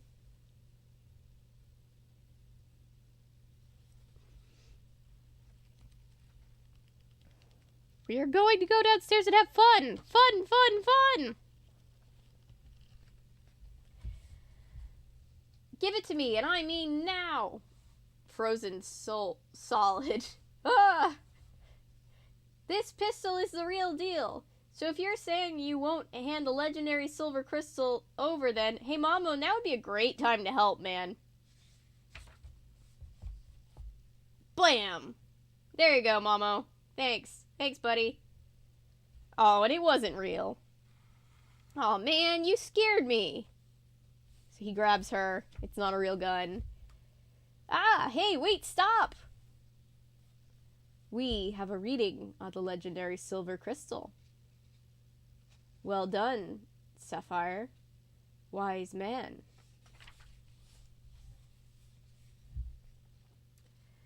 We need the stone that brings calamity. The false stone. We must obtain the legendary silver crystal with not a moment to lose, and thus recreate our splendid history. Clink! Prince Demande. Somewhere near the legendary silver crystal, a strong feeling, a power, a sympathetic to my own young woman has the same power I possess. I beg you, trust Crimson, Rubius, and your most loyal servants, the 4 Specter sisters. Oh, I love the Specter sisters. This is a great arc. I love this arc. With this, Prince Demande, code 001, Operation Recruit, I, Rubius, shall gather a large army of new soldiers and lead them. Now begin the operation. Back on Earth with the child with a gun.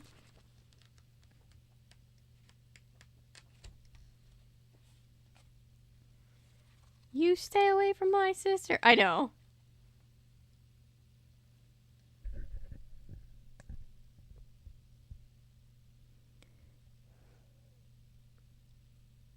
Her little sister, alien experiment dog. Yeah, she deserves... Nani and David deserve a lot of credit because they're both... Like, Nani steps up to the plate, raises her sister. That's a huge thing.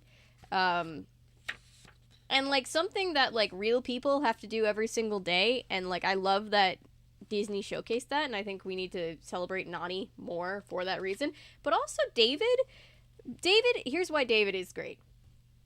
David is goals. David is husband material because that man was like, he really loved Nani. And he was just like, hey, Nani, you want to go out? And she was like, no. And he was like, okay, I'll just be her friend and be here to help her take care of her weird little sister and their weird dog. And then, like, they eventually got together. But, like, he never expected any of that in return. He was just genuinely there for her because he cared about her. And then once they get together, he's just like, well, I guess I'm just the father figure to this weird little girl and her dog. She gave up everything so her baby sister didn't have to go into foster care. Yes! Yes, she is like one of the greatest heroes in all of Disney history. We don't talk about that enough. The fact that Nani is only 19, yep. Yeah, David and Nani are both just young people that are like, well, I guess this is what I'm doing now, because it's the right thing to do. And that's just kind of amazing.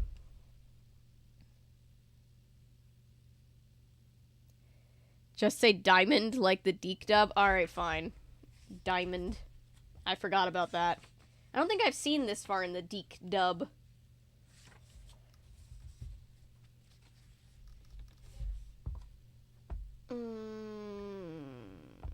Let's see. Usako! Where'd that Chibiusa go? She ran away. What is with that kid telling me to hand over the legendary silver crystal? Calm down. So you really don't know anything about her? Of course I don't. You saw what happened, right? She aimed a gun at me. A gun! The gun was a toy, you know, and the little teeny drawing of Tuxedo Mask. Well, it seems that she knows you, Usako. Let's go look for her. I'm sure she's some new enemy. We can't go deciding that yet. Mamo-chan. What does this billboard say? Arisugawa no Miya Memorial Park Guide Map. Okay, it's just the map. Sorry, I just saw words. Oh, so cute. Such a cute little toddler with a gun. She's not a toddler, but you know what I mean. Kindergartner with a gun. Mommy. Chibiusa?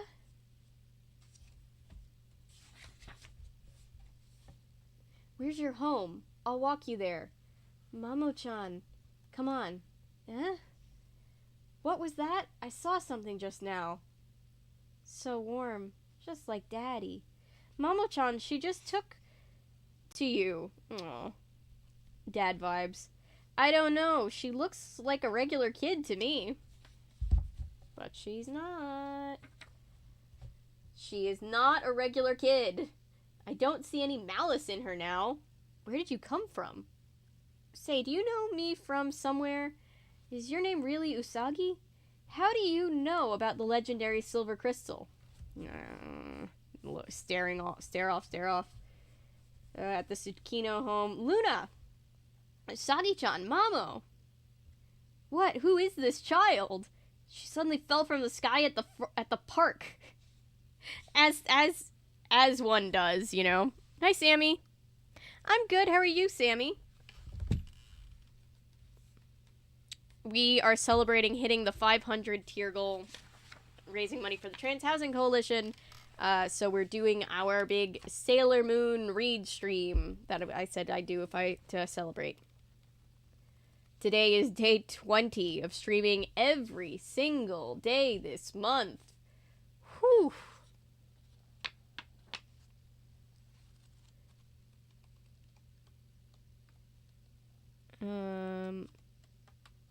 Yeah, he's retired as a social worker. He was Men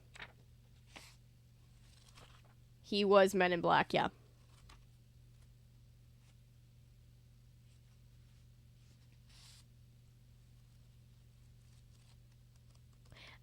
I did not know there was a 4-year time span through the whole series.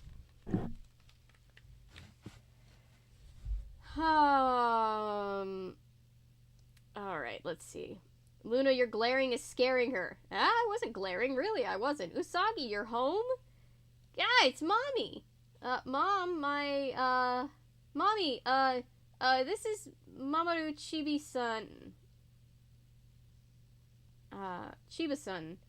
Oh, thank you for looking after Usagi.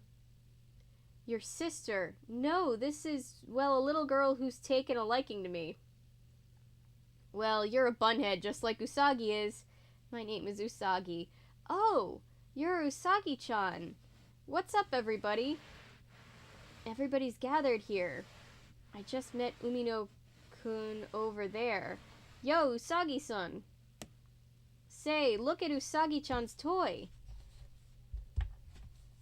It looks just like Luna-chan, with its crescent-shaped bald spot, teehee. Ha! You're right. Don't be ridiculous. Don't be rude. My head is nowhere near that weird shape.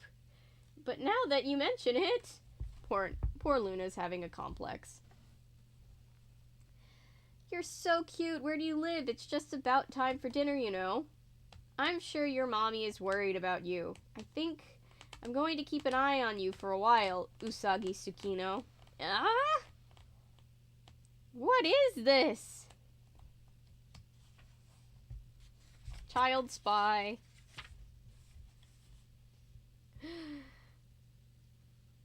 And then they all got brainwashed. Reorganizing the time sequence. Usagi-chan! Yeah! Mommy, Daddy! You're welcome. Just think of our house as yours from today on. We've been waiting for you to join us, Usa-chan. Why, you little brat! Usagi's room. Show me who you really are, Chibiusa. What did you do to Daddy and Mommy? Change them back. They can't go back. They can't? What's that supposed to mean? What did you do? Just who are you, anyway? Say something. Why don't you... Say something, why don't you? What you've been doing is all along isn't fair. I'm not going to go easy on you just because you're a kid, says the other kid, says the slightly bigger kid.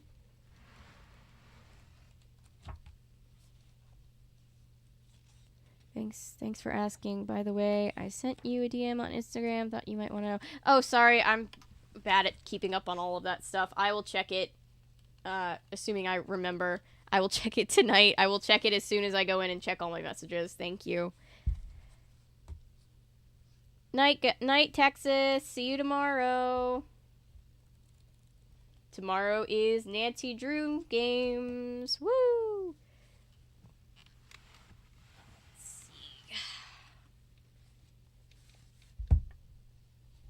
Good night, Karasu the Dreamer. Hope you sleep well.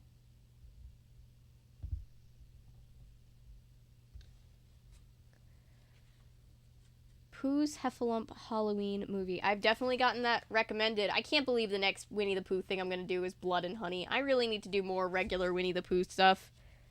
No pressure. Thank you. I appreciate it. I do my best to keep up with messages, but sometimes I definitely fall behind. Hey look, Usagi is bullying Usagi. Shingo, come on Chibiusa, it's dinner time. I'm not Chibiusa. Eh? Usagi-chan, where's the legendary silver crystal? It's on me at all times, don't worry. It's right here in this compact brooch, see? It's returned to its original shape, and the brooch is helping me keep its power in check. I don't think anyone can even feel it unless I transform. There's something about that kid. I want to take a little while and check this out. Luna? I don't feel any great enmity form here. I want to watch her. Leave her to me. Alright, let Luna do what Luna's gonna do. She's relaxed enough to sleep. You're kidding. You're letting her stay at your place, Usako? As long as Luna says she's okay, but I don't know what kind of time bomb she is. Mamo-chan! I'm going to do some checking. First thing is to stop by the police to see if there are any missing person reports filed. Confusion. Crown fruits. I love it when it's peaceful. Aw. Jupiter, it's only gonna be peaceful for a second, hon. Bam! It isn't the least bit peaceful. Sorry, you're talking about that Chibiusa who's after the legendary silver crystal, huh? Usagi's secret love child? Her long-lost sister? Listen, you two. Everyone in my family is doing whatever she wants. And Mommy is always hugging her. Chibiusa-chan, what do you feel like for dinner? But it's the only Usa, right? There is no evidence of any other weird influences out there. I guess that's true. Mommy and Daddy are pretty much the same. They haven't been physically affected. I brought a new transformation items. This is just like when you have a younger sibling and your parents are just like way more chill with the younger sibling than they ever were with you, and you're like, where was that when I was their age? Understood, Patrick. Totally valid. I mostly just want to make the video just for me, just because I've said for months I was going to cover it, and I don't want to chicken out. So I'm going to cover it to say that I covered it, and then with these movies sometimes once they get covered, I never have to think about it anymore. They're there in the back catalog where they will stay forever instead of in my mind.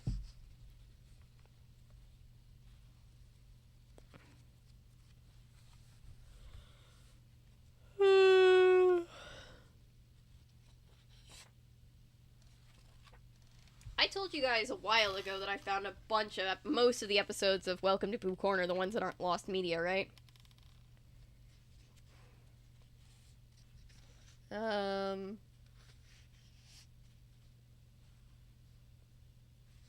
I brought you new transformation items. Yours were broken in the last battle, right? And communicators.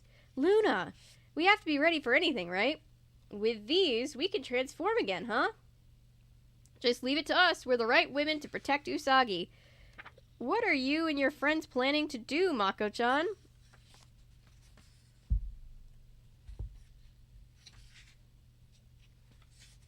Take your time and enjoy. Usagi, that's big brother Furu-chan's little sister Unazuki-chan. Eh? Really?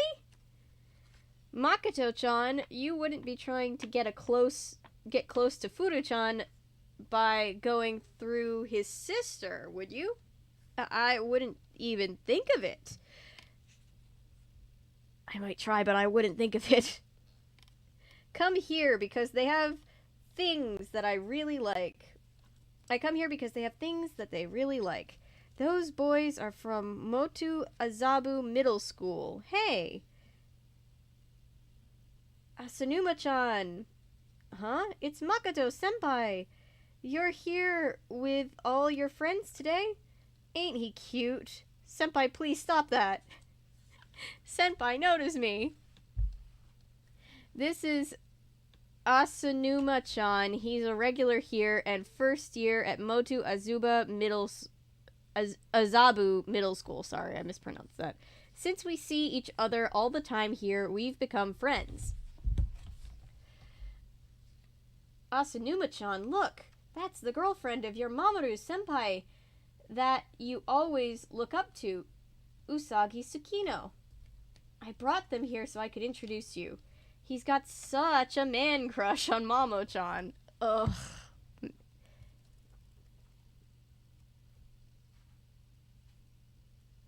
Oh, it's gonna be so violent and gory. Obviously, my video will cut around the violent, gory parts, so if you would like to know the gist of the movie without having to watch the movie, that video will be available, hopefully soon.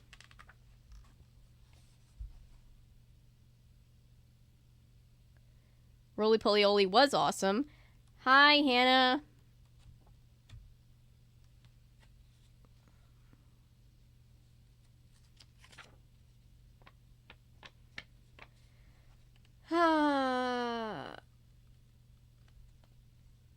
This girl actually is his girlfriend.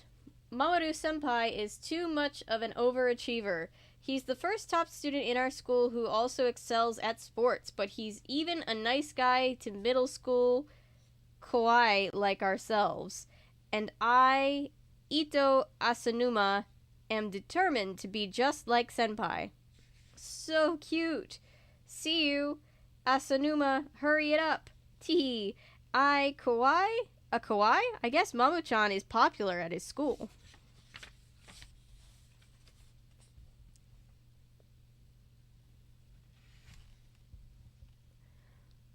Hi, Laser.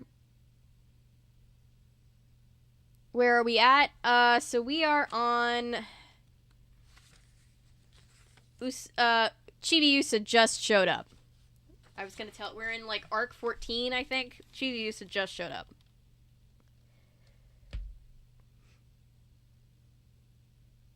He's roly-poly-oly. He's tall and smart and... Wait. He's tall and... Well, did it say he's tall? Because he wasn't tall. He's small and short and round. I always thought it was small and short, but I guess that's the same things. And in the And in the land of curves and curls, he's the swellest kid around. Howdy. Howdy! I loved that cartoon. I watched it every single day. Sailor Chibi came in, yes.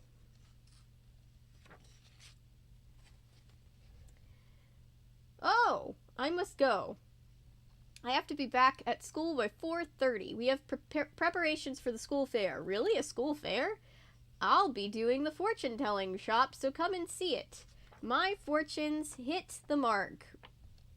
Of course your fortunes hit the mark, so you're Sailor Mars after all. I'm Kotono Sarashina, president of the Supernatural Research Club. Nice to meet you. I want to be part of the Supernatural Research Club. I'm so happy to have the help of Hino-san that everybody's been talking about. I'd love for you to join the club. I'll think it over. And over there is the Sci-Fi Research Club from Motu Azabu Middle School. Nice to meet you. Ah, they help us out at the school fair every year. These panels are packed. There's just so much. Hang on. Ah, we just met. You're Mako-chan's friend. She's so pretty. She seems much better suited to be Mamoru's senpai's girlfriend. You meanie. That's what she said. I mean, not making a joke, but like that is literally what Usagi said, not me. Say, doesn't it seem that Hino-san is easier to talk to than before? I hear that her mother was sickly and passed away, so her grandfather raised her at Hikawa Shrine. So she's under divine protection, huh? I hear her father is involved in politics sometime or something. Spiritual world. We scientifically investigate that. What happens at death and after death. Alien world. Know how many worlds there are? The UFO Encyclopedia. A close encounter with UFOs. UFOs? Blah. Ugh. Did you say something? Ah. Oh, nothing. Ho ho. This is terrible. Recently, the way Usagi-chan and the others talk has rubbed off on me. I was just thinking that it's such a common topic to be presented at a school fair. Not at all. There's still so much research left to do.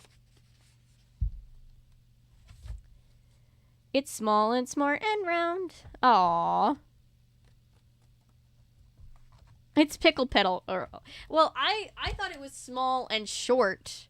I didn't hear smart. But I knew that small and short was redundant, so I knew that that couldn't be it. But I didn't know what it was. Hooray! Hooray! And in the land of curves and curls, he's the swellest kid, the swellest kid, the swellest kid around. Hooray! I loved that show so much. Roly Poly Oly was my jam.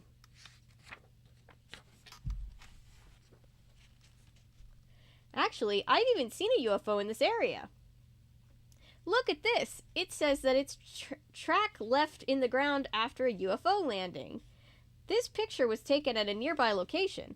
I just hope that they didn't abduct anybody. They're always talking about that overseas. Are we the overseas? Because we are always talking about it. Yes, we are. Another possibility is that aliens who came in UFOs have entered our bodies. The invasion of the body snatchers. The enemy. The invaders. They may be among us already. Oh, no. Oh, Hino-san, you're as mysterious as the rumors say. Now I want you to join the club even more. I borrowed this UFO picture from a newspaper company, and we've got your fortunes. And my tour de force, our report on spontaneous combustion will make us the most popular destination at the school fair this year, too. Spontaneous combustion? Those mysterious cases where people suddenly burst into flames and get burned to cinders for no apparent reason? Is that a common thing? Holy shit. And the immediate surroundings are left completely unburned? In America and Europe, there are plenty of cases. The mysterious burned corpse of Tokyo. Jesus Christ. And now it seems that there are a mounting number of cases in Japan, too. Can you believe there are humans that could suddenly burst into flames? It's all true. President Kotono, fortune-telling UFOs and spontaneous combustion. There's another club at the school fair doing exactly the same thing. You've got a rival. What was that? I never heard of such a thing. Supernatural Phenomenon Association Black Moon. Is this where Supernatural Research Club is? Research Room is? Research Club Room is. Oh, hey! We stand.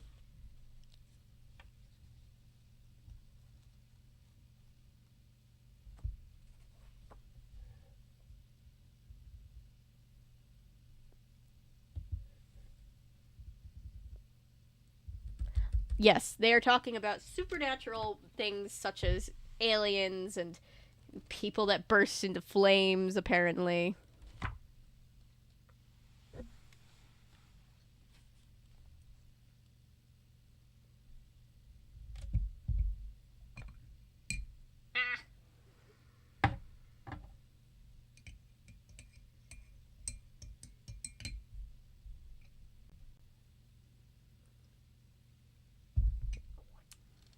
I dropped by to say hi.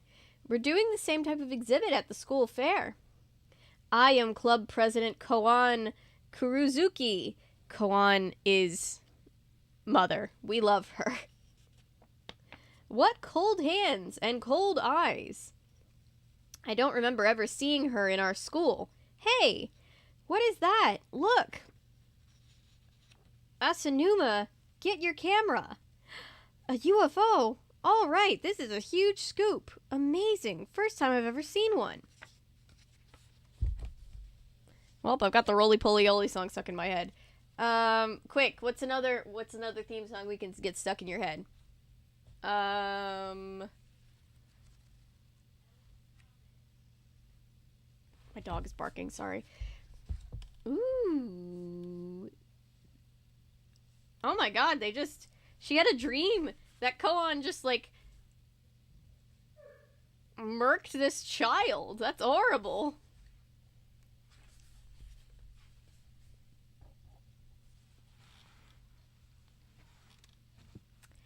I have a bad premonition.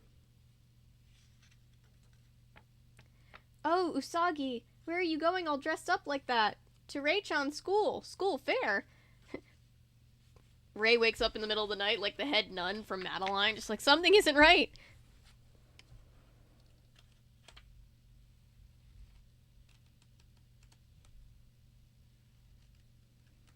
Oh, she's the youngest. Interesting. Now he's pictured her as, like, definitely the oldest.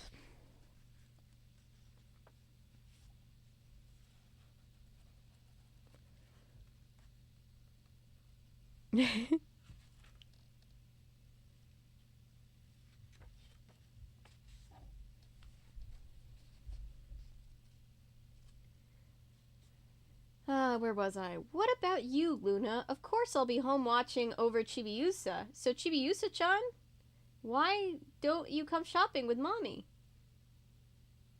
Always. As always, I'll contact you if something comes up. Right. Just making Luna's life difficult. Chibiusa, I still don't trust you. Usagi, why are you picking on her for? See you later.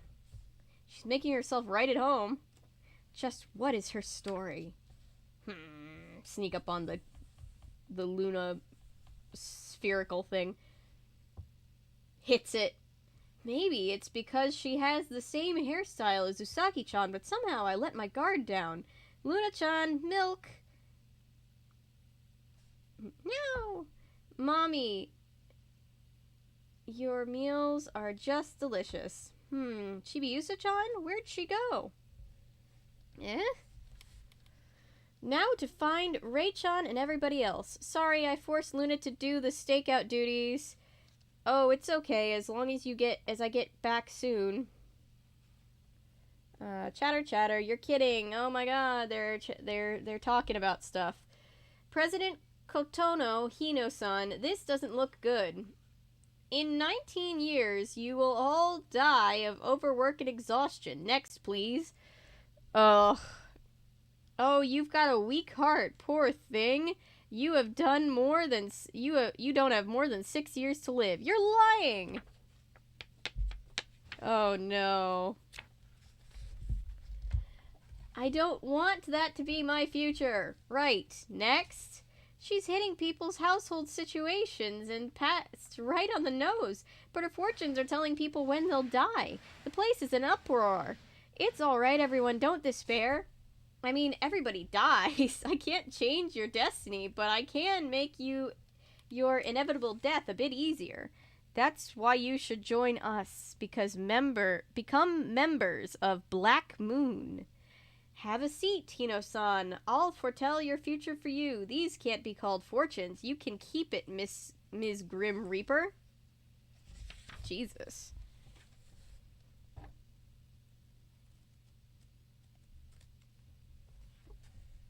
Seems super sus, doesn't it, Hannah?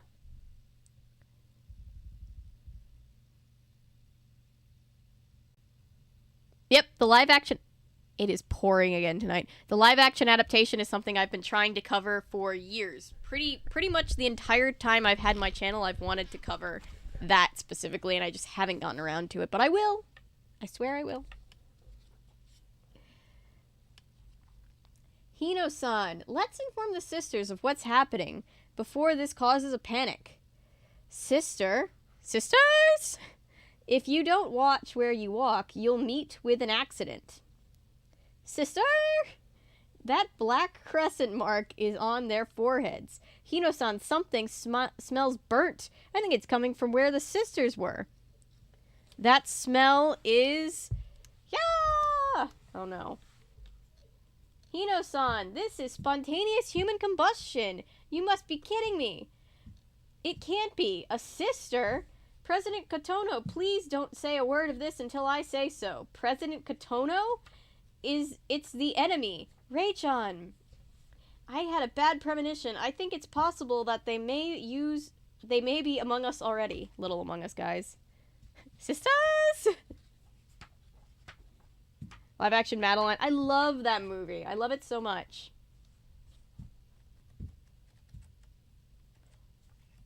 Poor Eeyore. Eeyore deserves better. Alright. Let's see. Usagi-chan. Ami-chan. I feel strength welling up. The revived moon castle has made your pens even stronger than they used to be. First you shout, Mars, star, power, make up. Feel a strength welling up. They've shown themselves. Burning mandala. I like the burning mandala attack. It's one of my personal favorites of Mars's, actually. Or actually any of their attacks. Key! You're strong! But I wonder if you can beat the youngest and most extreme of the Specter sisters, Koan. I'll fight fortune with fortune and fire with fire. You're on! Whoosh! Whoop. Yeah! Rei-chan! Moon, crystal, power, make up! And she's like, that brooch! Pretty guardian of love and justice in a sailor suit. Sailor Moon will punish you in the name of the moon. Moon, tiara, boomerang, watch out, tuxedo mask. And they have their little power couple shot. It's like Sailor Chibi being a fangirl. It's adorable. Yeah. At this point, she's like, the power. I must destroy it. But she's also 5 or 6, so, you know. She is kind of part fangirl, too. Shine, Aqua, Illusion, Mercury. Fighting stuff, Mars. Sailor Mars, we have to help Mars. Sailor Moon. That's... Oh, it's so stressful. That's the princess, I should say, or I should say Queen Serenity's rod. The two of us used our strength together, and this was born, the moon rod, my rod. I know how to use it, but what should I shout out? Moon princess, halation. A lot of these made it to the actual show. The battle cries.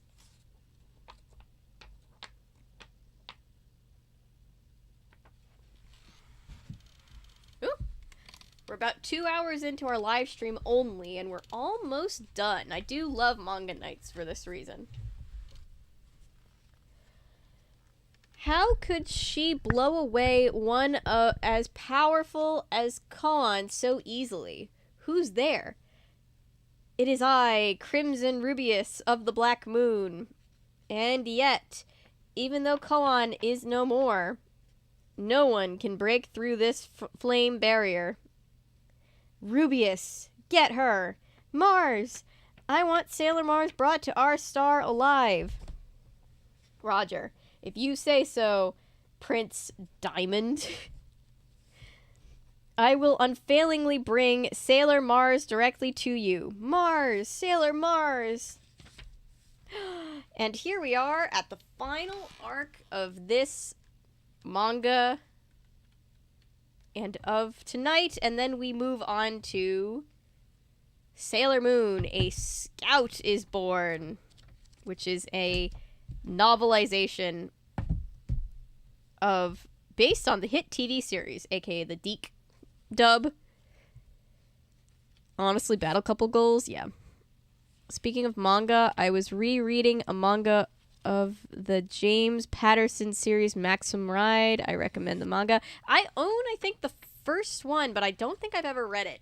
So, thanks for the recommendation. I'll check it out. Alright, Pretty Guardian Sailor Moon, Act 16.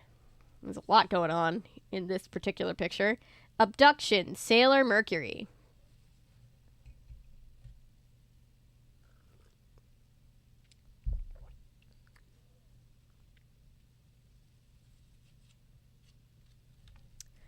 Oh yeah, no, a novelization of the Deke dub anime. They made 8 of them. I don't know how far into the Deke it covers. I think each chapter is like the novelization of an episode. So we're gonna see. But I found all 8 of them for cheap on eBay. And I was like, well, that's something I own now. Sailor Mars! Mars, no! So cool. I had never seen them before. It took me a little while into the researching of Sailor Moon to even find out that these exist. So when I found them for cheap on eBay, I was like, I don't know if I'll ever find these again, much less this cheap. So here we go.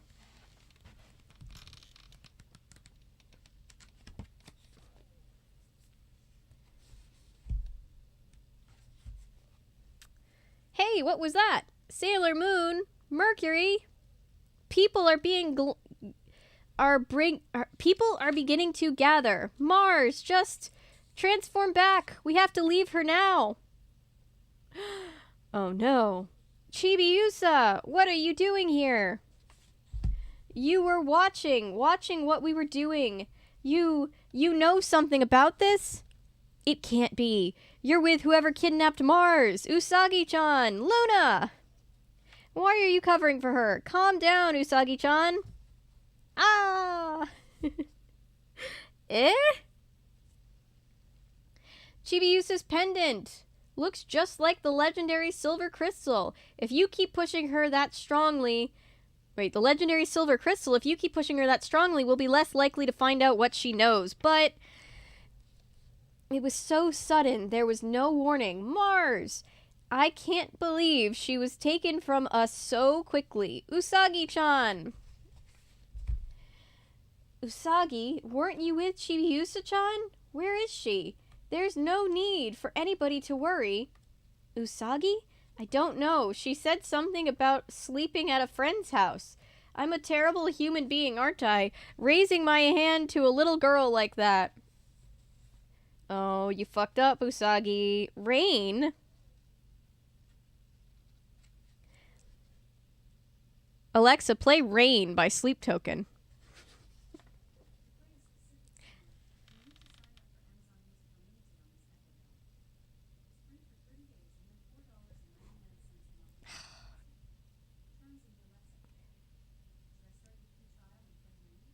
No.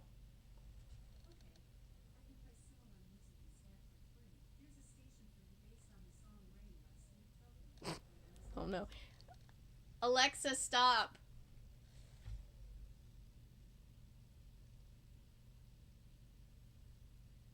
Okay, I think she stopped. Good song though. If you haven't heard the song, well, any song by Sleep Token, but especially Rain by Sleep Token, good song. Yes, Usagi had one job.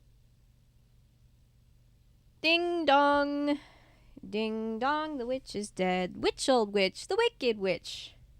Luna, Mamo-chan, come with me. That girl. Chibiusa.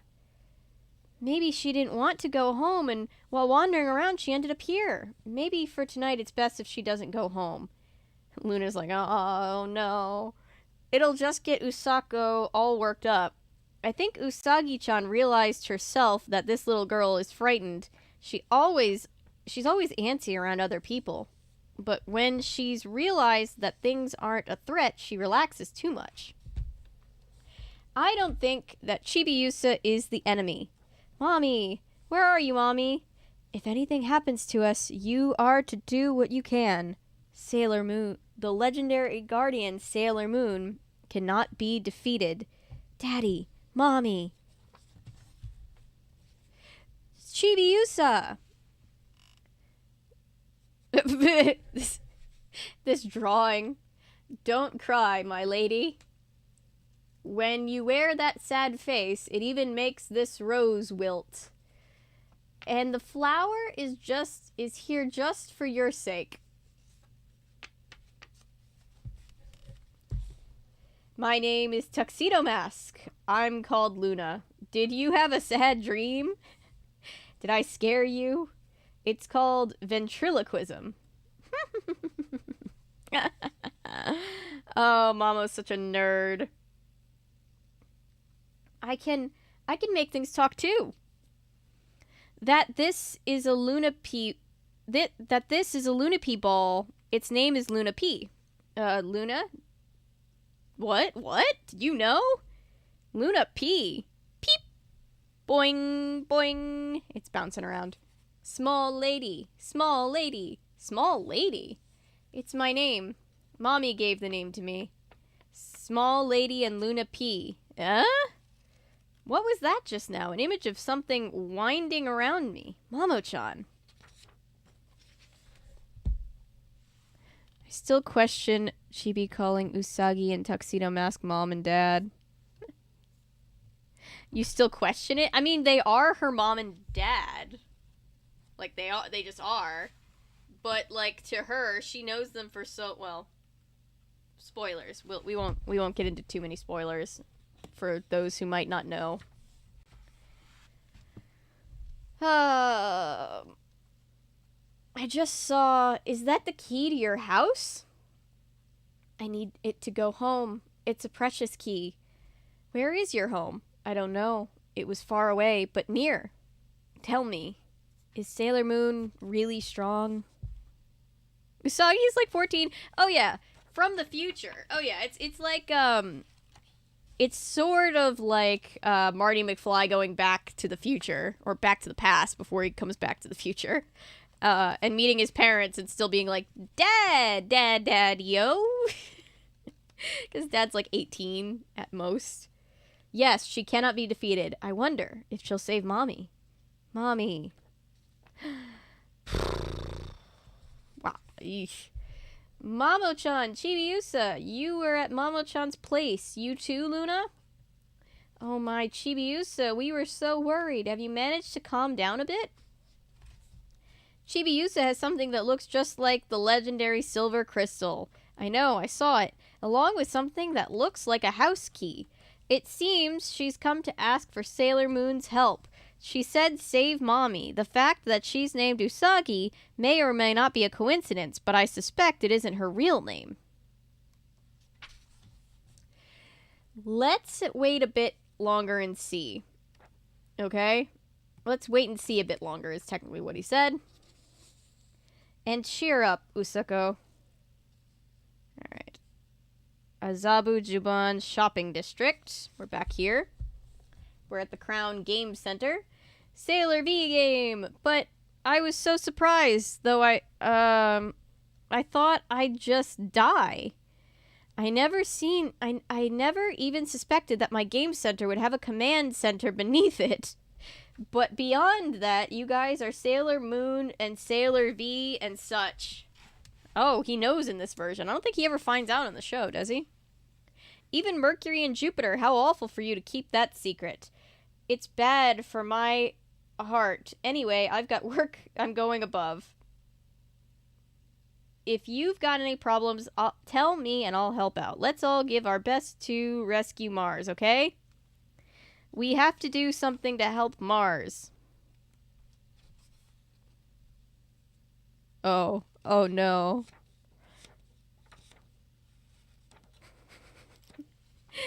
Because of the Back to the Future reference? Sorry, that was the only thing I could think of that was similar. I am Crimson Rubius of the Black Moon. From Black Moon. Ami-chan, you play chess? Isn't that a hard game? You move all sorts of different pieces in order to pin the enemy's king down in one spot. Sure, it's difficult, but it keeps me busy. I like chess. Let's start getting active. I think we should go back to TA Academy. Mars was on her own then. She might have learned something. We may find a clue about Black Moon there. Supernatural Research Club. There is nothing the president wants to talk about. Hino-san was never an actual club member, so what's happened to her? She's been absent from school since... We're worried ourselves, so we're hoping that somebody would talk to us. Huh? Makoto-senpai? Asanuma-chan, I was helping the Supernatural Club during the school fair. Actually, I hear the police came investigating and the president has been looking pretty ragged. She found the burned corpse of one of the sisters, right? Yeah, she's like 16 by the end of the arc. Is Hino-san alright? She didn't collapse because of the incident, did she? She looked a bit sickly. Yeah, well, sickly?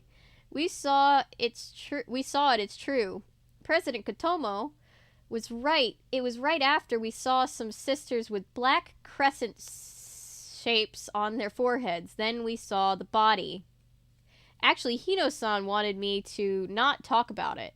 But even since then, I couldn't get a hold of Hino-san.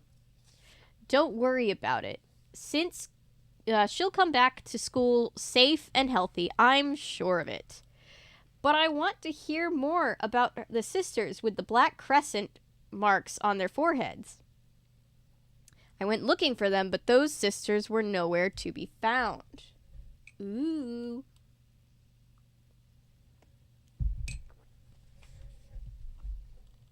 Also, Hino-san had a rival at school fair. She told people when they'd die. She said she was with the Black Moon Club and she disappeared too. Black Moon? Did you notice anything else unusual? Come to think of it, just about then we happened to take a photo of a UFO. It was on the very day of the fair. I took the photo of a UFO by coincidence. There are a lot of people saying they had a UFO sighting in this area recently. UFOs, huh? It's like abductions are going on. Abductions? Alien abductions. When aliens or whoever are in the UFOs kidnap people.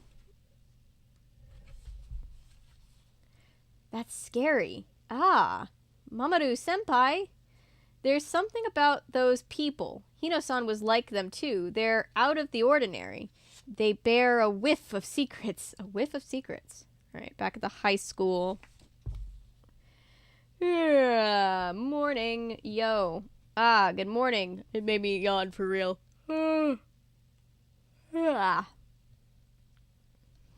Bedhead. I don't know. That high school guy, Mamoru Chiba-senpai, has even a face that's elite. When I first met Mamoru-senpai, I was checking out the place prior to my entrance exams. Excuse me, is the middle school over this direction? You're going to be taking an entrance exams for our school? Moto-Azabu Middle School is the best in the city. It has a distinguished history, and my mom and dad both recommend it.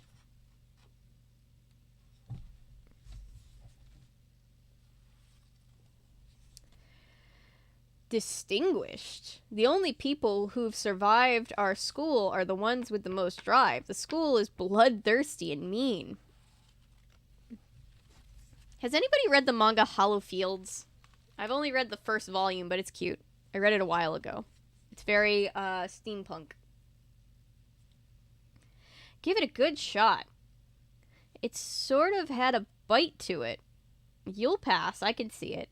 He seemed to be a nice guy with self-confidence and a relaxed attitude, and 2 months later, I passed just like he said.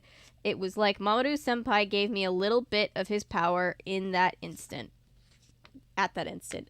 Then about a month or so ago... sorry, are you okay? Yeah, it's cool. You have to get to the infirmary. What happened? Oh, they were playing soccer and he got hurt. Huh? Mamoru-senpai? He touched his wound, and it healed instantly. Mamoru-senpai isn't human? Oh, God. You couldn't just wait, Mamo, until you were away from people who could see? What the hell, dude? Hi, Georgie. Do you want to come up here? You can come up here. No, please don't claw the chair, but you can come up here if you want. Georgie says hi. Gasp. Gasp! Do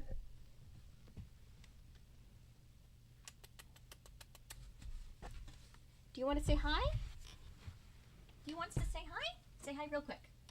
Say hi. I know you don't like being picked up so much. I know. Just say hi. Okay, you've said hi, now you can go down. That was Georgie. We're cat-sitting Georgie and Georgie's sister Penny, and Perry is very unhappy because she does not, their favorite place in the house is here in my room / the recording room, and they do not like that. Or Perry does not like that. Because Perry likes to be in here, and she likes to be in here when she wants to be left alone up by the other cats. Hiya, Georgie. That's why she was named. Because she's the sister of my cat, Pennywise, so she's Georgie. And their other sister is Derry, but she was adopted by my mom's friend with her other sister, so Derry was renamed to Pennywise, so we have Pennywise, Penny, and Georgie. The sewer cats. I thought that just maybe he might be an alien. Did you hear the one about Alfred? They said he might be a robot. Yeah, big joke. No chance, right? Define alien. No matter how many times I see it, the malefic black crystal reactor is always putting out immense energy. Prince Diamond, as they call him in the Deke dub. You needn't worry. Exactly as you said, we can use the energy of the malefic black crystal to create the droid soldiers and send them to that planet. However, the droids are nothing but marionettes. It's your alchemy that breathes life into them. That's wonderful. Sapphire. I don't know. Getting close. These aren't the droids you're looking for. Oh my god.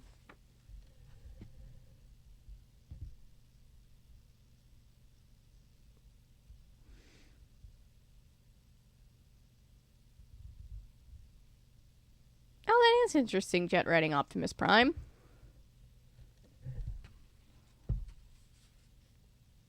Elder brother, I hear you have captured Sailor Mars. You have a bad habit of choosing force as your tactic. What is your intention this time? It could be dangerous. Well, hi there, Georgie. Hello. I would love it if a cat did not step on the keyboard. That'd be nice. Please don't. Don't. Please, I'm begging you, don't. Alright. Bless Georgie.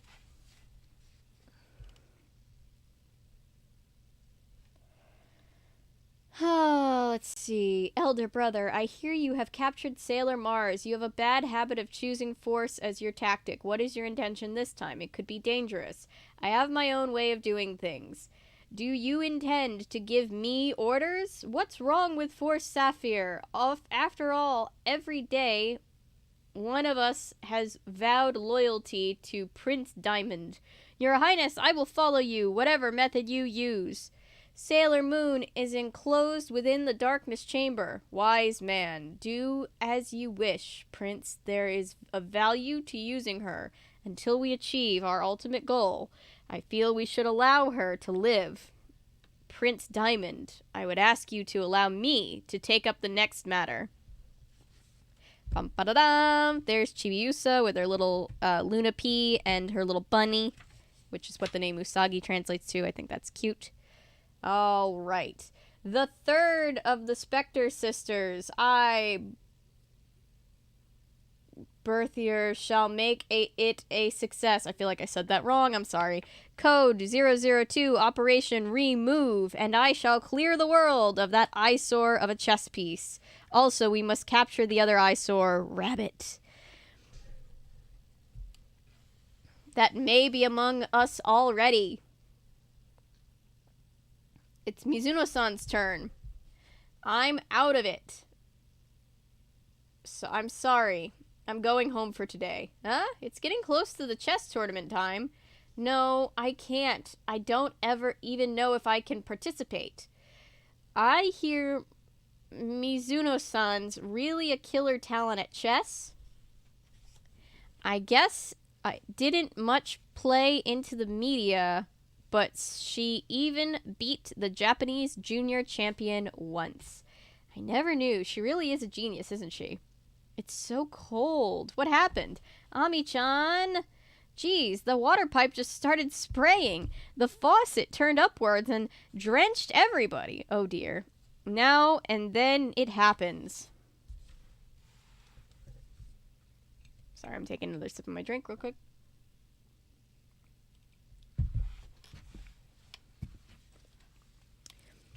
So, heads up, tonight after I get off stream, I am going to stay over here in my comfy little recording room. And I'm going to record my... I'm going to try to do Stay Tuned for Danger and Message in a Haunted Mansion. We'll see how that goes. We would have done 1 and 2, Secrets Can Kill, Stay Tuned for Danger, last time we played. However, we had that issue, that hashtag tech ghost issue, so we're trying again. Spencer's helped me get some things sorted. So tomorrow will be that. That's Wednesday, and then we have Thursday night, what am I even trying to say? As the World Turns, Friday, Animorphs, Saturday. Gabe will not be streaming with us on Saturday. But I will probably be streaming more Nancy Drew games on Saturday. Or I'll probably actually stream the last third of an unauthorized fan treatise. And then maybe Sunday we can just do a few Nancy Drew games. You know, maybe we could do a day. Slayer book today. Oh, thank you, Patrick. That's very kind of you.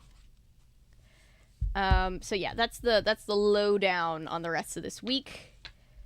I will be taking a little bit of a break from streaming, not too big of a break, not like for a long time, but I will be taking probably at least a week off of streaming. I'm planning when we get into July, just since we've literally been streaming all this month, and I just want to recenter so that I don't, end up burned out. But I'm sure, given a day or two, I'm going to be like, when are we going to stream again? So that's happening. And also, like I was saying, after I finish streaming tonight, I got totally sidetracked, I'm going to stay up for a little bit and film my video on The Little Mermaid. Not the new live-action one, the original one, because I feel like it's topical. I've wanted to do a video on the 1989 Disney Little Mermaid forever, and I thought today would be a good opportunity. I think it's my first official, like, Disney animated classic movie that I've covered. Maybe one of these days I'll do, like, a big video or series of videos where I talk about, like, the different eras of Disney. But anyway, sidetracked. We're almost done with this, and then we'll move on to the Sailor Moon 1 novelization. I'll fill in the void by doing reading streams. Should I read another Alexia book or Princess Protection Program book? Ooh, either of those sound good. I'm very interested to know what the Princess Protection book set would be like, though. That's definitely gonna, like, both of those sound great, but yes. Yes, that. And yes, Patrick is going to fill in the void while I'm taking a week off. So go follow Patrick. Patrick, you need a profile picture of you, like, holding, like, one of the, Avon Leah books or something like that. Test the cartoon I've recommended before you stop streaming. We'll see. Let's see. I doubt that we're going to be able to get away with it, but we'll see. Again, I have a thing to record tonight, so we'll see if I have time. Let me finish this and get back on track. The faucet head came off, and the water is coming out so hard. This also happened a lot in the bathroom in Building 2. Doesn't look damaged or broken. Can it be... Was there something weird in the pipes? If I listen hard, I can hear the flowing of the water. Where's the water disappearing to? You mean here? Whoa. The water pipe bent so much. Ami-chan, you're amazing. How did you know? Even without a pendulum, she does dowsing? That isn't proper. Whew. Ha. I wonder who that woman was. My mind feels foggy. Unless I have something specific to concentrate on, my mind wanders to bad places. Mars? Mars! That wasn't a question. It was more of like a Mars.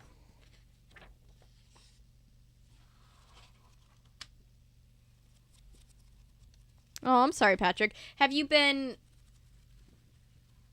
You're still doing them live, right? They're not, like, pre-recorded. Last I saw, they weren't. If you get a camera that can plug into the computer or plug into the wall, it'll just power itself. Like, mine just powers itself. The only time it goes off is when, it's accidentally unplugged. So, if you get a camera that can, like one of these... Sorry. Just thought of... they don't like it when you tap the glass from Finding Nemo. This is just a Logitech. So it is... it can just plug into your computer. And those are pretty cheap. So even if you didn't want to use it as a top-down like I use mine, I would recommend that.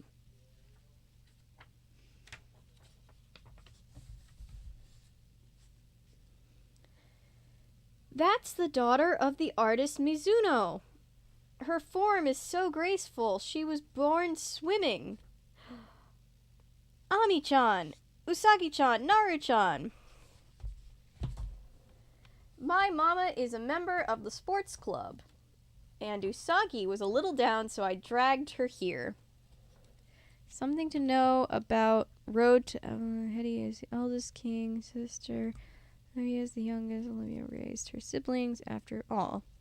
It's a good series. I've enjoyed watching the VODs of the ones that you've read.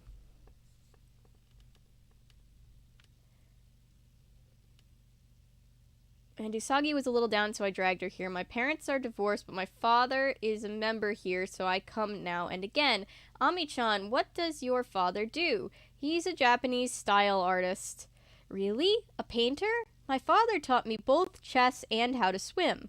He says that both are very effective at calming one down. Now let's introduce our guest. The world-class dowser, Ms. Berthier. It's her! A dowser is an expert at dowsing, which means using a pendulum to locate things such as metal veins or water sources, right? Oh, those are called, we call those just diviners here, I guess.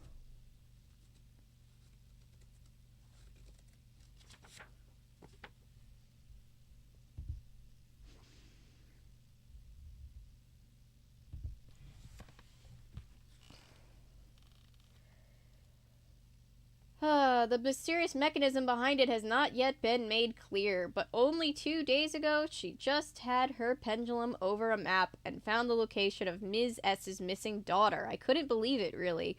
So you can determine a direction with your pendulum using a map or standing in an actual location. Yes, I can find anything. Actually, Miss Berthier has come to Japan to compete in a chess tournament, and she ranks 3rd in the world. What a powerhouse. Do you use dowsing in chess? Why, yes, my pendulum quivers. In the direction where I should move my piece. My real reason for coming to Japan this time is because I'd love to play chess with just one person. The genius girl, Ami Mizuno-san. I would like to take this opportunity to challenge her personally. Ami-chan, what is... World Chess Tournament, Studio 2. Oh my god, I've always wanted to meet you. Why me? I've heard rumors of you and have a professional interest. I read a book about dowsing last night. I'm surprised at its success rate. I want you to look for someone. I'm sure you can do it successfully. If you use the same determination you use when controlling water, I'm sure.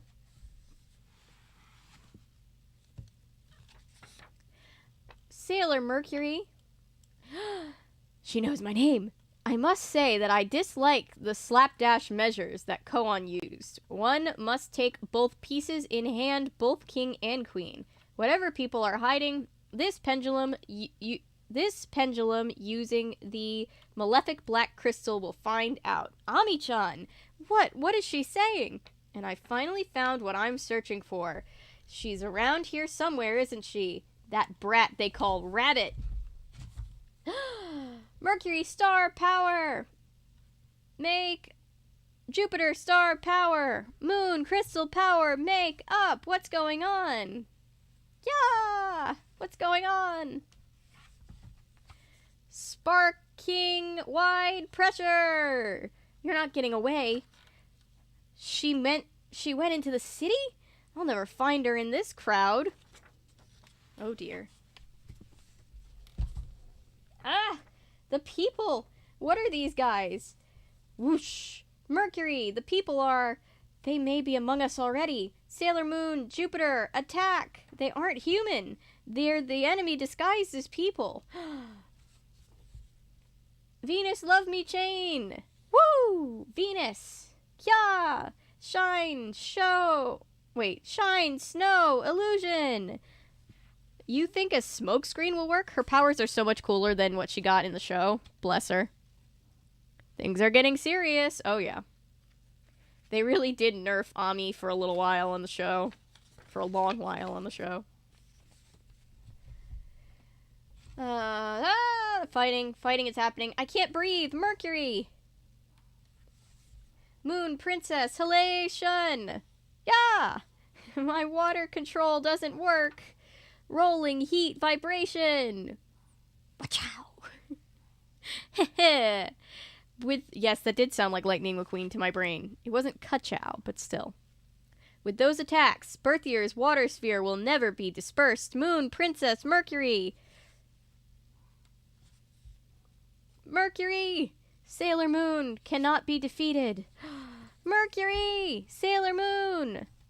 To be continued. Dun dun dun dun. And that is where we leave off. And there are some translation notes. Chibi is a Japanese slang word for shorty or small person. Usagi and Mamoru refer to the little girl also named Usagi as Chibiusa, short for Chibiusa, little Usagi. Everybody would call me Chibi if I went to Japan. Oh, Jesus Christ. That sounds horrible. Suddenly Spider-Man. Suddenly Seymour standing beside you. Sorry, I don't really have the energy to sing this second, I don't think. Only appear in the manga, but they finally made it on TV screen with Sailor Moon Crystal. Yes. Alright, so we have completed Volume 3 of the manga. Let's see. Let me log that we finished it. Hello, everybody coming in. Hi, we are... If it looks like we're done, we're not done. We are simply switching gears to our next book of the night. And I'm posting that we read this. It's weird. Goodreads is probably the social media other than YouTube, because I don't really count... Like, YouTube is social media, but I count it more as, like, the channel is, like, where I post all my content that I make, whereas, like, as far as just, like, the social media aspect of just, like, posting here and there, I post on Goodreads probably most, and with that, of course, is the Goodreads that is connected to this channel, where I catalog all the books that we have read and all the books that I've collected for the channel purposes. That wasn't as long. No, mangas are never super long, but now we get Sailor Moon based on the hit TV series A Scout is Born. This is a novelization of the Deke dub. This came out in 99. Sailor Moon, the novel number 1, A Scout is Born. You're the chosen one. Don't you see it's your destiny? Between beauty sleep, boys, video games, and munching out, Serena barely had enough time. Yes, because they're calling her Serena in this one. Barely had enough time to do her homework, so how could she be expected to become a champion of justice and fight against evil? What if she actually got hurt? What was this Talking Black Cat serious? Now this once regular junior high school girl is in for the adventure of a lifetime. There's something weird going on at Crossroads, and it's up to Serena, Sailor Moon, to get to the heart of the matter. Based on the world-famous blockbuster hit TV show, this book has it all. Action, adventure, romance, comedy, and fun. It sold for $4.99 in the US. I think I bought all 8 of these, because they wrote 8 of them. Bought all 8 of them together. And I think it worked out to be less than that per book. Her name's Serena from the English dub wasn't so bad because it had a bit of the syllable in Sailor Moon. I guess somebody said they did it because Serena... I have no idea if this is true. I've heard people say they did it because Serena was... My dogs are barking. They do not like the Sky Boomies. I'm sorry if you can hear that. I'm sorry for them. Sky Boomies are no fun for them. I heard them say that they chose Serena because something, it has something to do with the moon. I don't know. I think it just sounded like it had this syllable, so that's why they picked it, honestly. Sailor Moon, Chapter 1, Alley Cat. Bzz, bzz, bzz. Okay, stop it. Get away. Serena Tsukino stopped panting and looked around her. Huh? Oh, it was just a dream. Whew. I thought my heart was going to burst. Yawning, she glanced around her room. She loved her purple linen sheets Mom gave her 2 birthdays ago, featuring little pink stars, yellow moons, and of course, cute bunnies hopping all around. Serena's favorite animals were rabbits, which is why some of her friends gave her the nickname Bunny. No, it's because her name was Rabbit and you changed it. Serena, you're going to be late for school again. Her mom's voice bounced off the walls. Serena jumped out of bed. The clock read 8:15. Oh no, she thought. Her teacher, Miss Patricia Haruna, would bite her head off again. Throwing on her school uniform and running into the kitchen, Serena yelled out, Mom, why don't you wake me up earlier next time? Serena, I've been trying to wake you up for an hour. You wouldn't budge, her mom replied. Serena sighed. Come on, Mom, you know I'd sleep through a war. You've got to nudge me a bit. Halfway out the door, Serena's mom called out after her, Serena, don't forget your lunch. Serena stopped dead in her tracks. Food? Forget food. There's no way she could do such a thing. After all, Serena's entire life was devoted to 3 things: sleep, video games, and best of all, food. Thanks, Mom. I love you. Serena kissed her mom on the cheek, grabbed a pink lunch bag. It had bunny drawings on it, of course, and ran off. Ah, school again, thought Serena. Would Miss Haruna yell at her in front of everyone? She would just die. It was always so embarrassing because everyone would whisper and crack up behind her in class. Serena always had tons of fun with her friends in school, but the actual art of studying down drove her nuts. In fact, if Serena had her way, school would just be the place everyone met before they went to the mall. By far the worst thing about school, though, was the time. Why 8:30 a.m.? A.m.? Every girl needs her beauty sleep. Serena reasoned, and getting to school that early was interfering with hers. It's just not fair. Serena continued to rant as she marched along the road, coming to the parking lot of the side of the 7-Eleven. Outside the 7-Eleven. She noticed 3 small kids poking a stick at some black furry object on the ground. Squinting, she looked closer. A black cat? Poor thing, Serena thought. Her cheeks turned red. Serena yelled out to the kids, Stop that! Leave that little cat alone! Hi, Bowser. There are 8 of them. You're just in time, Bowser. I'm sad this isn't right to left. Yeah, this is very Americanized. Hello, Bowser. I was liking the manga way. Yeah. No, it's not right to left. This is a very, very... These are novelizations of the very Americanized version of the show. So... A 7-Eleven, that got me too. Yes. How Americanized is this of the classic Japanese art? They have inserted a 7-Eleven. Why? I don't know. They just did. I wonder, I think I've said this before, I wonder if any laws have changed regarding references of other brands in your novelized work, because before a certain date, like 90s through like the early 2000s, we saw this a lot. I've covered a lot of books on this channel, over 100 at this point. And all the ones before a certain time seem to really be heavy on the, like, I guess brand placement is what the best I could say about it.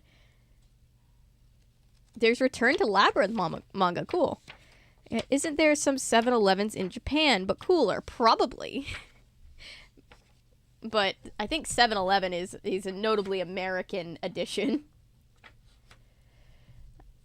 I wonder if the original cartoonist the original creator of Sailor Moon ever read these and was like, huh? The three kids scattered laughing and wheezing. Serena picked up the little furball up. Poor kitty, she cooed. Hey, what's the bandage on your forehead? The black cat's hair above its eyes was ruffled, and there was a big bandage stuck on its forehead. Serena slowly peeled it off. Shaking the cat, she looked up at Serena, part frightened and part relieved. Wow, kitty, you've got a moon-shaped bald spot on you, Serena said with a laugh. The little black cat pressed her paws against Serena's shoulders and sprang up in the air, landing perfectly on its feet. Guess you don't like being called a baldy, huh? Serena giggled.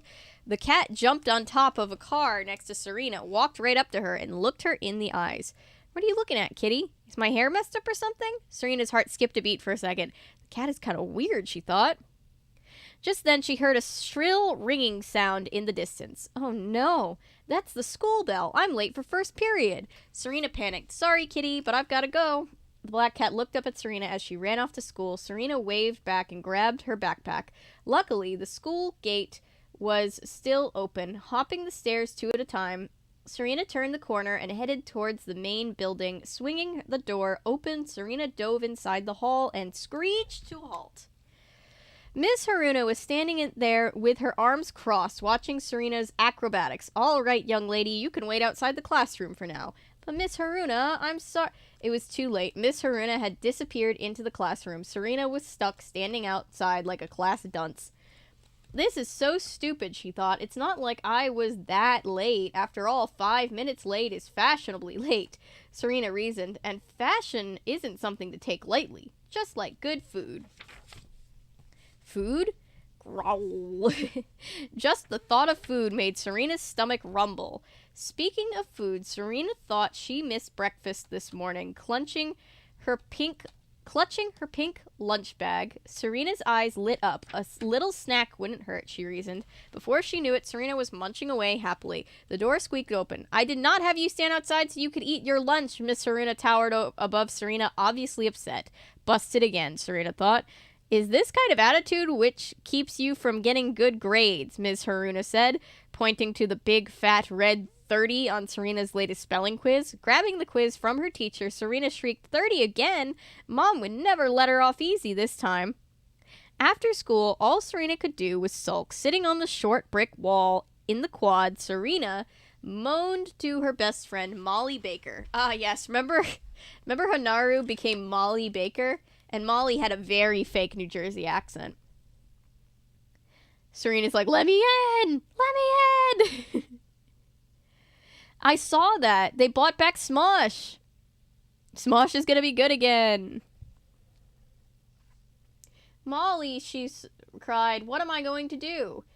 Alright, I'm gonna attempt to do the accent that they give her in the Deke dub because it's hilarious. It was a bit tough for Molly to feel sorry for her. Serena, you're always late constantly, munching during class, and you're lucky if you get a C on quiz. Molly said. So why are you so depressed this time? It's a really bad New Jersey accent. That's what they give her in the show. I won't subject you to that every single time, but that's, as I remember it, how the accent goes. So why are you so depressed this time? Yeah, Serena, there's nothing to be depressed about. It was Melvin. Nickname? I forgot about Umino being Melvin. Of all the people she did not want to see, number one was Melvin. Melvin was by far the biggest geek in the entire school, and to make matters worse, he was constantly trying to hang around Serena and her friends. With his Coke bottle glasses and ratty hair, Melvin made Dennis the Menace look like a stud. Ugh. Why is that, Melvin? Serena was almost afraid to ask. Because I messed up on this one too, see? Melvin waved a quiz in front of the girls' faces. There were only 2 red marks on the entire page, one X and a big 95 at the top. Melvin, you got a 95? That's disgusting.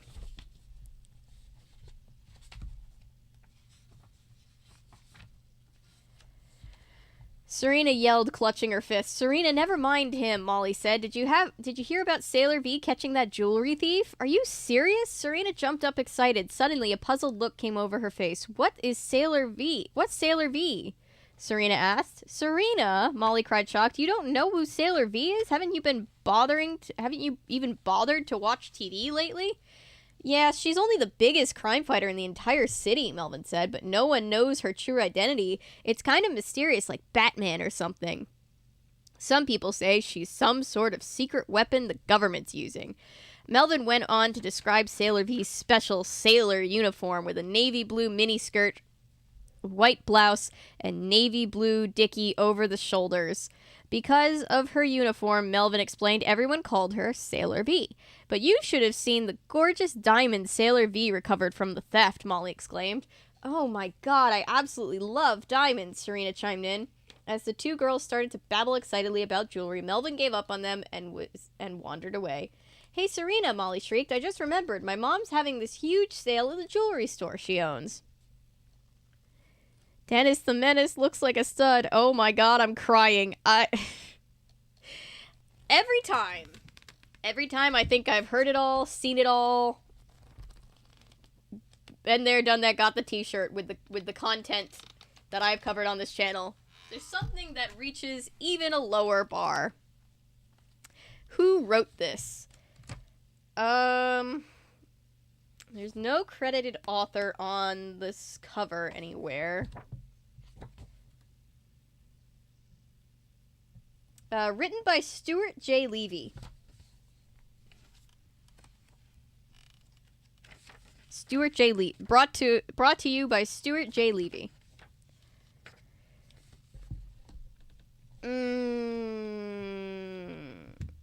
My mom's having this huge sale at the jewelry store she owns. Are you serious? Serena couldn't contain herself. Do you think there will be a ring I can afford? There was nothing Serena wanted more than a beautiful diamond ring. Well, maybe a lifetime supply of pepperoni pizza and a bed made of 100% pure down feathers. This would be so much fun to go shopping with Molly at her mom's jewelry store. So what do you say, Serena? Want to go? Molly asked, grinning. Do I want to go? What are you, nuts, Molly? Serena beamed. What are we waiting for? Serena had already forgotten about her depression. There was much more important things to do than be depressed. Oh, that feels like a meme. Little did she know, the thousands of miles away, a pitch-black crystal shined with the reflection of Molly's mom's jewelry store. Why have you not brought the silver Imperium crystal to me? Bellowed the tall, long-haired temptress with piercing long fingernails. Our great leader needs more energy. If you cannot capture the silver Imperium crystal, you must gather pools of energy from those helpless fools, the humans. Use your wits and trap them into giving us their energy. I'm counting on you, Jedite. Or Jedite. Queen Beryl, the blonde-haired GQ-looking henchman responded. Oh no. Oh my god. Someone please send help. The blonde-haired GQ-looking henchman. I can't believe this shit.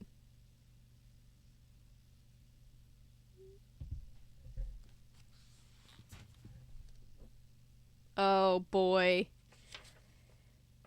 I can't believe this is the first time I'm experiencing the glory of this stupid, stupid book. Serena, no! It's not even Serena saying that. That's the narration. Wheeze, oh my god, blonde-haired GQ-looking henchman! I can't believe this shit right now.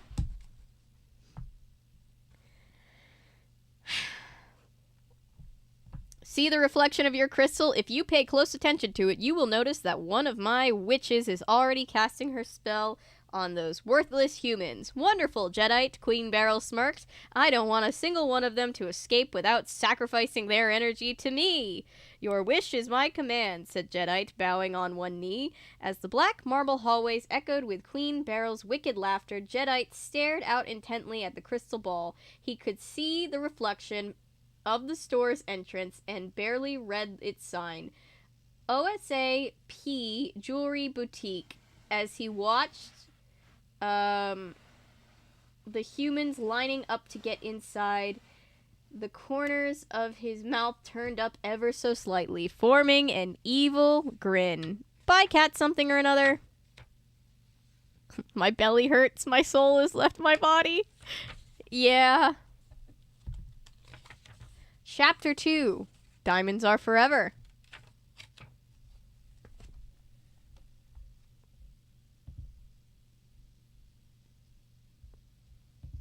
Oh my god. Who even approved this is my question. I mean, probably about the same people that approved the Deke dub. This is amazing. This is beautiful.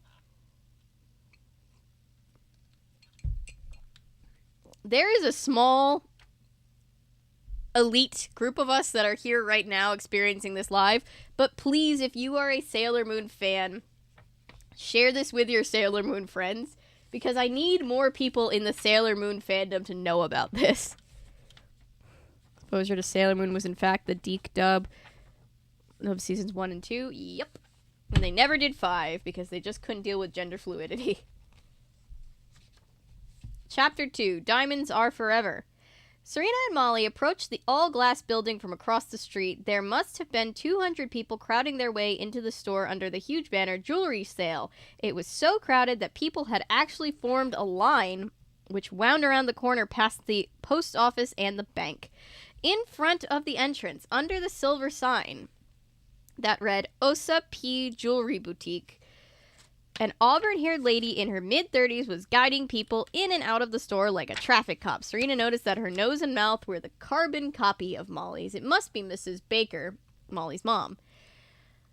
Now's the time. Come on in and choose your favorite ring or earring. Everything's going like hotcakes. Mrs. Baker clutched the megaphone like a cheerleader and at a football game. Wow, Molly, your mom's really getting into it, Serena noted, while Molly nodded in agreement. She's not normally this aggressive. Molly's face turned slightly crimson in embarrassment. Serena watched Mrs. Baker screaming into the megaphone with all her might. She thought how lucky Molly was to have a mom who sold jewelry for a living. If her mom sold jewelry, Serena thought she'd have a constant supply of to-die-for earrings. Life just wasn't fair, she mumbled. So Molly, who's your friend? What lovely blonde hair she has. Mrs. Baker put down her megaphone and came over to where the two girls were standing outside the store. Mom, this is Serena from school, Molly said. Mrs. Baker looked at Serena for a second, a glimmer in her eyes. Well, I have got a deal for you, Serena. Do you like diamonds? Serena couldn't wipe the huge grin off her face as Mrs. Baker dragged her inside the store to the counter display. My belly hurts from laughing. I'm so sorry. How long is this book? Not very long. It's like 100... Well... It's 120 pages, but we're already like 15 pages in. We'll be reading for a little bit longer, but it's not super long. Oh, boy. I'm very glad I chose to throw this one in tonight. Should I be getting off and getting that video filmed so that I can go to sleep earlier? Sure, but would I rather be sitting here covering this? Oh yeah, absolutely I would. Look at this ring here. Mrs. Baker pulled out a plush velvet case with a sparkling, gorgeous diamond ring centered inside. Don't you know the ring sells for $5,000? $5,000, Serena gasped. There's no way she could get a diamond ring. Certainly not for $5,000. $5,000? That's how much diamonds cost? No wonder Mom always locked her diamond necklace up in the safe after a party, Serena thought. Just then, Mrs. Baker leaned towards Serena from across the glass counter and whispered a hushed tone. For you, honey, the ring's only $300. Mrs. Baker's eyes lit up like those of a coyote stalking its prey. What?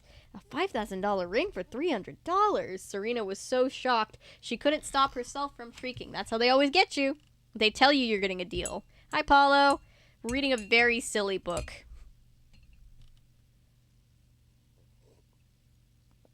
Unlike all the other times we read classic literature only on this channel. This is Sailor Moon 1, A Scout is Born. This is a novelization of the Americanized version of Sailor Moon, the anime. 3 throngs of shoppers around her rushed over excitedly after hearing the young girl's excited yelp. An old lady wearing a red scarf overheard Serena's exclamation and announced it to everyone. They're selling $5,000 diamond rings for $300, the old lady yelled, trying to adjust her horn-rimmed glasses. Before she could even bring her arm back down, a mob of 50 people pushed her aside and rushed to the counter. Let me have one woman yelled. No, it's my turn, another gasped, shoving the first woman aside. Suddenly, the entire crowd of shoppers began to panic, pushing towards the counter so that people in the front were unable to breathe. Mrs. Baker rushed back and forth, selling jewelry like there was no tomorrow, grasping a handful of bills shoved into her hand. Serena and Molly crawled out from underneath the unruly mob. Those people are crazy, Molly cried. Wiping the sweat off her brow, Serena piped in. Yeah, we're lucky we don't have to fight like that for our turn. Molly smiled. That's right. You still haven't chosen your diamond, Serena. Which one do you want?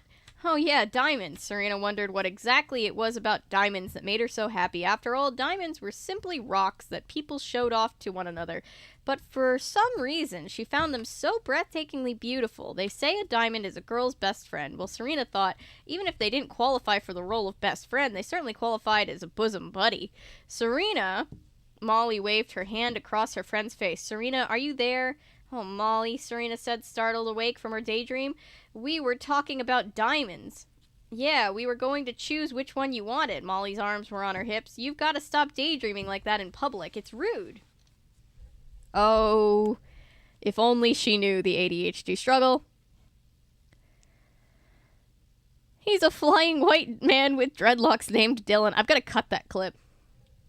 Serena would often slip into her own world, but she didn't mean any harm by it. So, are you gonna get one? Molly asked. Molly, Serena's voice started whining like a baby's. I'm totally broke. I used my allowance money to the penny, Serena complained, emptying all her pockets in desperate search.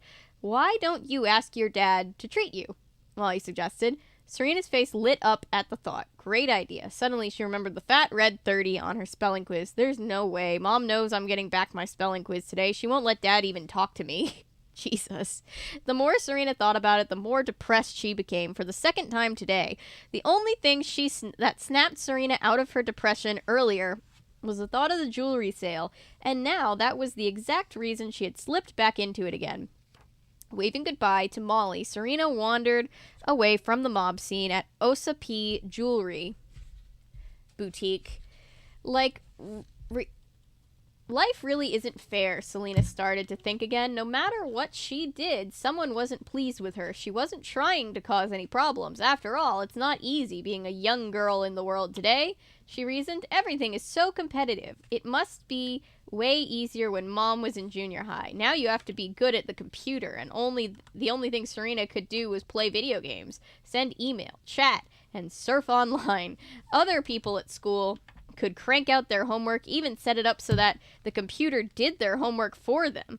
They had ChatGPT? No shit. Serena repeated, "It's not fair," Serena repeated to herself. Well, she thought, I guess I have to spend a little more time studying. Maybe 1 extra hour a week would do. A whole hour? Maybe half hour. Wandering down the street, Serena couldn't help but feel sorry for herself. She pulled out the quiz and looked at the 30. 30? How could she get a 30? Melvin got a 95. She deserved at least an extra 20 points for not being a geek like Melvin. Serena reasoned. After all, she only got 10 wrong. Or was it 12 or 14? Let's see. She thought 5 points per question, 20 questions total. That would make, forget it. She quickly crumbled up the quiz into a ball and tossed it back over her head in frustration. "Take that," she yelled. Wandering on, she heard a guy's voice behind her. "Ow, thanks a lot, Blondie." Spinning around, Serena was face to face with a dark-haired pretty boy. Wearing Oakley shades and a black turtleneck and olive green Armani sports jacket. Do y'all know his sports jacket's been Armani this whole time? Classic literature is overrated. Give me Dumb as Rocks and Over the Top. Oh, yeah. What? No meatball head insult? I'm offended if there's no meatball insult. Sorry. Serena was shocked to see someone behind her. It does say crumbled, not crumpled, by the way. I didn't misread that. Crumbled. The crumbled quiz must have hit this guy in the head. Picking up the crumbled piece of paper, the guy opened it up and looked at it. 30. Guess you better study a little harder next time, Blondie, he commented. Hey, give me that back. Blondie is such a letdown. I prefer Meatball, if you're not going to call her Bunhead. Serena cried, reaching out and whisking her quiz away from the guy's hand. Some people are just too nosy. Serena looked over her shoulder one more time. What a creep, she thought, watching him take off his Oakleys to look at the OSAP jewelry sign. For some reason, though, she felt her heart beating slightly faster than usual. Chapter 3. I need a sip of my drink. Hang on. I need a sip of water drink. Give me another second.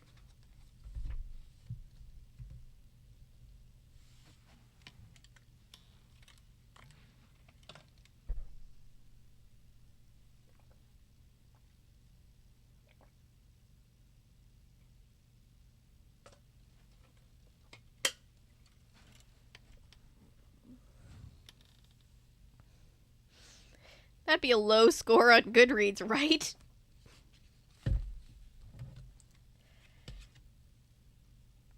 You mean like this book is gonna get?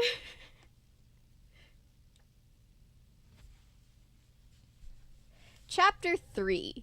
Destiny. A red haze drifted throughout the entire store. From one corner of the next customer went lying on the From one corner to the next, customers were lying on the ground, passed out. A few final murmurs could be heard from the remaining conscious few. I feel dizzy. One woman's voice trailed off as she slumped on the floor, grasping her new ruby necklace. Help! Another woman leaned against the glass counter, quickly falling to her knees, diamond ring in hand. Mommy, what's happening to all these people? Molly cried, trembling.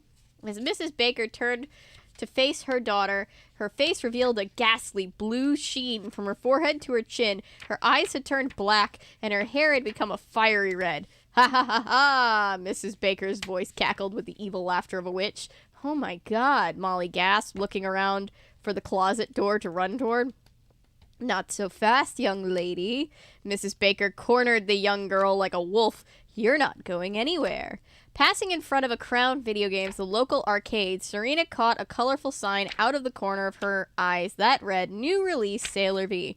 Sailor V? That's superhero fighting evil in sailor-style schoolgirl uniforms? Cool, Serena thought. She's already got a video game made after her. Sailor V really had it made. After all, she didn't have to worry about spelling quizzes. Wrong, she does in fact have to worry about spelling quizzes. She just doesn't know that yet.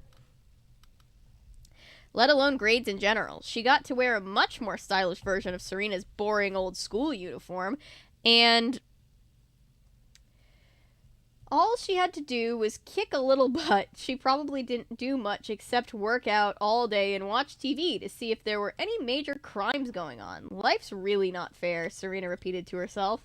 There's no way she could show her mom that spelling quiz, Serena realized. While her mom knew the quiz results were supposed to be out today, maybe she would be too busy to remember. Then Serena could just casually sneak into the house and head straight for her room. If she pretended she was exhausted, her mom would just let her take a nap. Then she wouldn't have to face her mom with the truth. Serena arrived from her house. My mom would be dragging my ass out of bed being like, where is the test? I can't help for Molly to say, oh my god, yeah, that's the Molly voice of the show.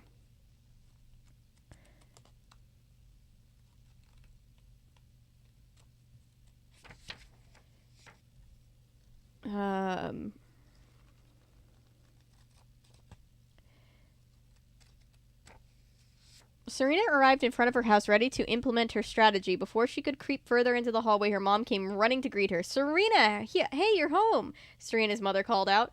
Uh-oh, thought Serena. She knows something. I bumped into Melvin earlier. He said you guys got your spelling quiz back today. Melvin? That jerk. Ooh, that little nerd was a constant pain. Just the thought of Melvin made Serena's nostrils flare. Okay, young lady, Serena's mother's face suddenly turned stone cold. Hand over your quiz. Serena sighed. Why me, she thought. No one else was this unlucky. Serena reached out towards her mom, holding her quiz, which was snapped up in a second. 30? Out of 100? Serena, I've had it with you. Serena's mother was livid. Get out, she cried, pushing Serena out the front door and slamming it shut in her face. Mom, let me in. Serena pounded with both fists on the door. Her mother always kicked her out when she was mad. It's weird, Serena thought. Other mothers locked their kids inside their rooms. Why did hers lock her out? Locked out again. What a loser, muttered a little brown-haired boy, approaching the front porch where Serena was banging on the door. It was Sammy, Serena's 12-year-old little brother. I forgot Shingo's name was Sammy. This book is a ride. I mean, she does get kicked out of the house in the original anime, and I think also the manga, but it's just funny the way that it's just like, the way that it's paced in this book. Just get out, and shoves her out the door. Shut up, you idiot, Serena cried. Get Mom to let me in already.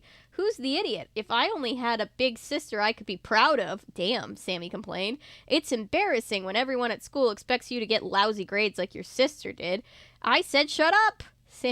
Serena's blood was starting to boil. Come and get it. Come and get me, loser, Sammy egged on Serena, sticking out his tongue and making faces. About to explode, Serena lunged for her little brother, who dodged out of the way. Dodge, dip, duck, dive, and dodge. And escape. At the last minute, escaped around the house, into the backyard. Ooh, that jerk, Serena muttered to herself. How can life be so unfair? How many times is she going to say that? Jesus Christ. I know these kids' books are usually written pretty quickly, but Jesus Christ. Sammy holds back nothing.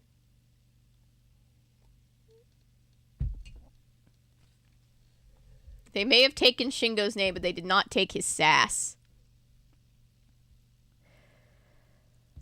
Let's see.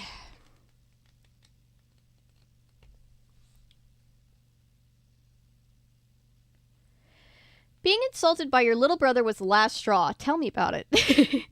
Serena was going to change her luck, period. No ifs, ands, or buts. Finally, let back into the house, Serena headed straight for her room and plopped down on her bed. What an exhausting day, she thought. She certainly wasn't in the mood to do homework after all that commotion. Between the mob scene at Mrs. Baker's jewelry boutique and her annoying family, Serena just wanted to close her eyes and dream it all away. Drifting into a relaxing sleep, Serena's mind started to numb and blur into dreams. A red light glowed through the window pane.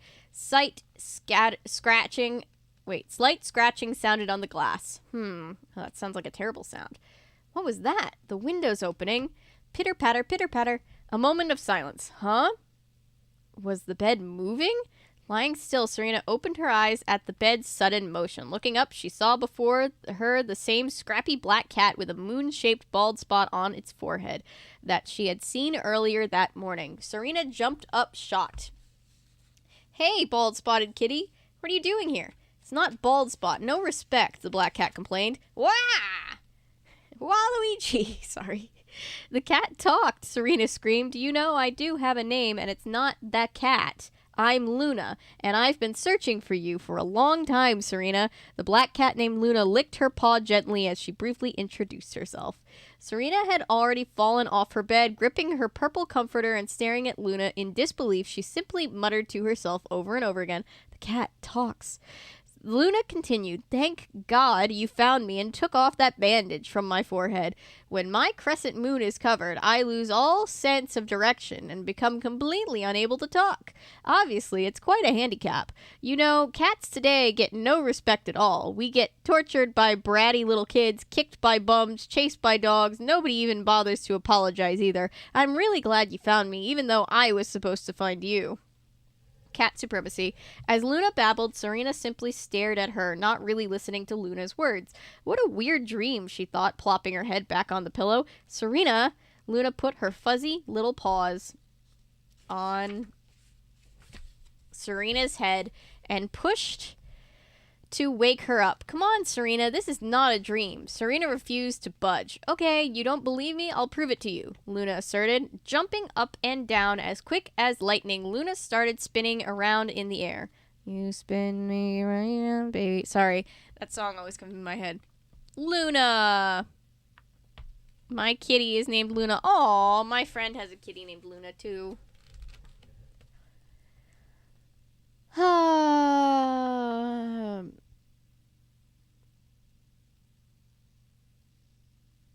Orange and yellow lights flashed in a spiral whirlwind with Luna jumping in the middle. Suddenly, the entire spiral flashed and went out. An orange brooch with a purple crescent moon dropped down onto Serena's bed. "Here you go." Luna pushed the brooch over towards Serena. "It's a present for you," with her little toe beans. "It's a present for you." "For me?" Serena sat up, delighted. Lifting the brooch into the air, she examined it closely. "Are you sure this is really for me?"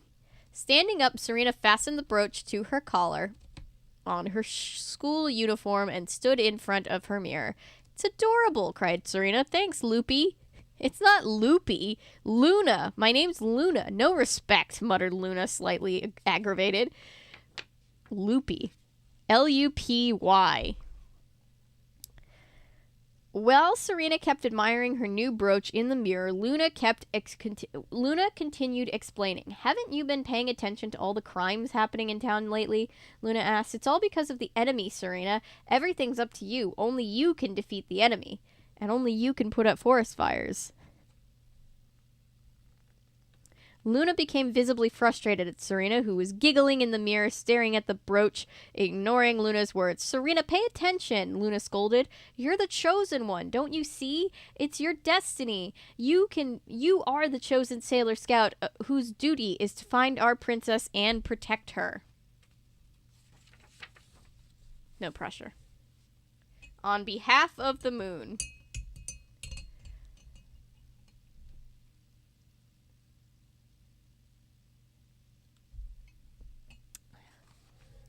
Chapter 4, On Behalf of the Moon. "This is so cool," cried Serena. She figured it was still a dream, but if for some reason it wasn't, now she'd have a legitimate excuse not to study. Of course, if it was a dream, things would be back to where they were before, but at least she had a little excitement for once. Luna looked at Serena for a moment. "You still don't believe me, do you?" "Of course I do," Serena replied. "Why wouldn't I?"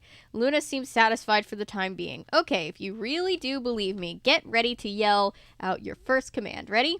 "Aye, aye, Captain," Serena mockingly saluted Luna with a slight grin on her face. Cool dream, she thought. Repeat this phrase. Moon, prism, power, make up. Luna instructed. Serena took a deep breath with determination on her face. She yelled out the same words Luna had just told her. Moon, prism, power. Serena paused for effect.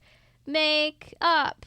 As soon as the last word left her lips, she felt her entire body being pulled from up above, almost like the feeling when a vacuum cleaner accidentally grabs part of your clothes. Serena's entire body was being sucked from all sides. The orange brooch Luna had given her started to shine, still fastened to her collar. Suddenly, from the brooch burst a spiral beam of light, which rotated around Serena's entire body like a galaxy. Without even knowing why, Serena lifted both her arms in the air and crossed them above her forehead. Even though Serena had no clue, her clothes were automatically transformed in the spiral galaxy of light. A tight sailor-style bodysuit was glued to her body with long white gloves magically appeared on her arms. Her feet started glowing and quickly morphed into sparkling red boots. Her feet morphed into boots? I don't think that's right. That feels like something out of Model Land. Tempted to Price is Right. Buy and go to 101. Again, as much as we are trying to raise money for a very good cause, we don't want you to give more than you are comfortable or able to do. Even just $1 donations, those are great. Those add up. I'm thinking at the beginning of the new video, I'm going to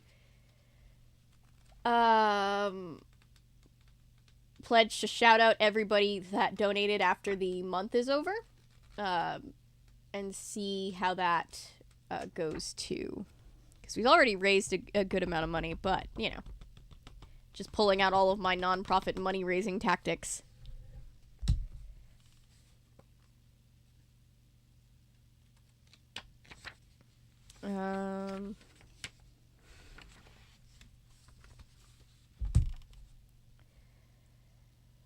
Alright, where was I?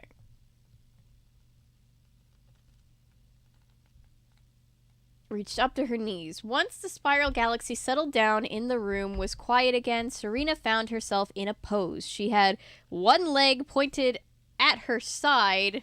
What? This is the weirdest way you could describe this ever. She had one leg pointed at her side and her right arm up across her forehead. Her head created a sign. Wait. Her hand created a sign with her middle finger, forefinger, and thumb extended out. That's technically true, but also... Again, we appreciate you donating. Only donate what you're comfortable donating, but thank you to all who have donated.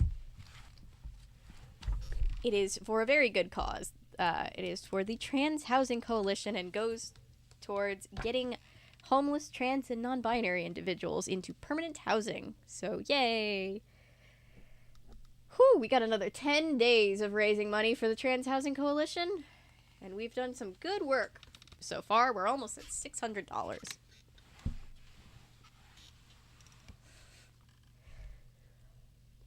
Alright. Yeah, this is technically her pose, but this is like the weirdest way of describing it that I've ever heard. Facing directly into the mirror, she suddenly noticed the new outfit. What are these clothes, Luna? Relax, Luna replied. You transformed from Serena into Sailor Moon. Do you still believe me now? So do you believe me now? Luna said. Luna sat on Serena's bookcase looking at Serena in her new outfit. Serena squirmed and tilted her head. Luna, I can hear someone. She could hear a voice coming from the jewels in her hair buns. Help!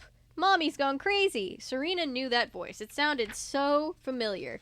Please, somebody help me. Suddenly it dawned on her. That was Molly's voice. Luna, that's my friend Molly.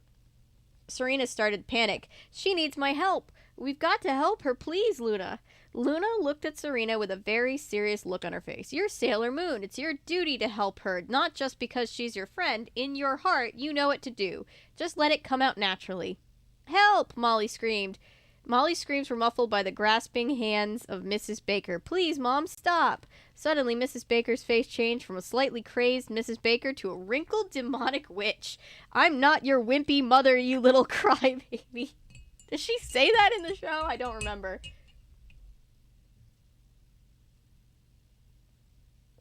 This writer chooses to take his creative liberties in the strangest places, and I kind of love it. The ugly witch, draped in black with veins popping out of her neck, lifted Molly with both hands and swung her into the air. Your helpless mother is tied up in the basement. Where she deserves to be, hissed the yellow-eyed witch. After I dispose of you, I'll send you both off to the underworld. Ha ha ha ha! No, Molly screamed with all her might. Suddenly, the door swung widely open as a silhouette of a young girl appeared against the moonlit night sky. It was Serena, completely transformed into Sailor Moon with her sailor uniform costume, gleaming red jewels and buns of her hair, yellow-orange tiara on her forehead, orange brooch with its crescent moon, and shiny red boots. "Let go of Molly immediately, you old hag!" shouted Serena. She wasn't even thinking about what to say. It just came out automatically. "And who do you think you are?" responded the witch. "Well, I'm Serena paused for a second, since she wasn't really used to fighting evil yet. Of course, she couldn't say her real name, but then again, why did she have to? After all, Luna had told her who she really was. "I'm champion of justice and defender against evil," Serena proclaimed with pride. She felt a strange sense of warmth inside her surging to the top. Something gave her a power she had never even known about before. Serena continued, "My name is Sailor Moon, and on behalf of the moon, you're punished." Dollar store Sailor Moon catchphrase. On behalf of the moon, you're punished. Isn't her brooch pink? Yes! Yes, it is! Well, I think the updated one is pink. Were they all pink? I'll have to go back and watch that first episode. If it's not, if they changed it to orange randomly, I don't know why they would do that. On behalf of the moon, you're punished. Close enough.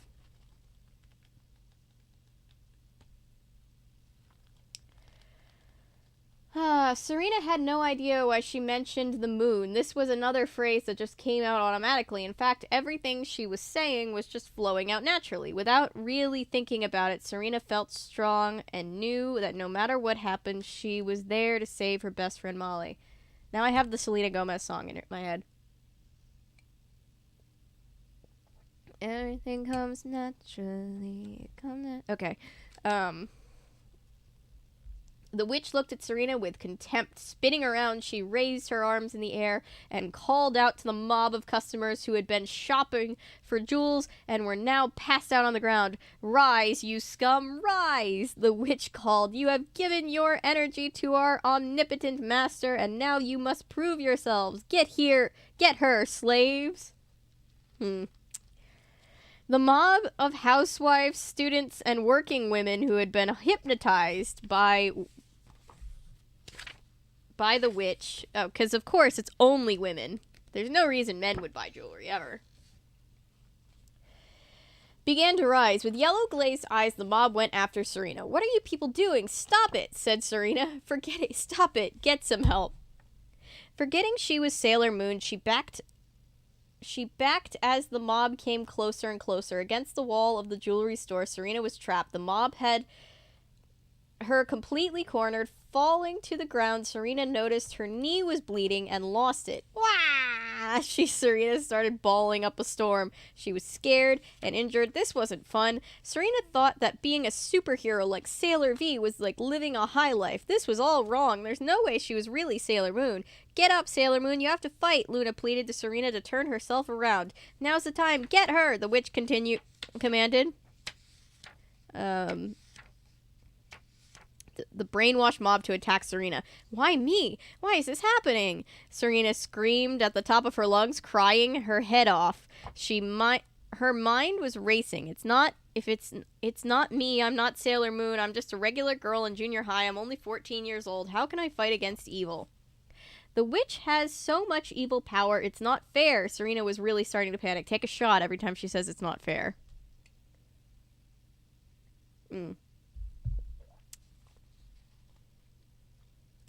Just then, a red rose landed on the ground in front of the leather-skinned witch. Do do do do do do. You guys are hearing the music in your head, right?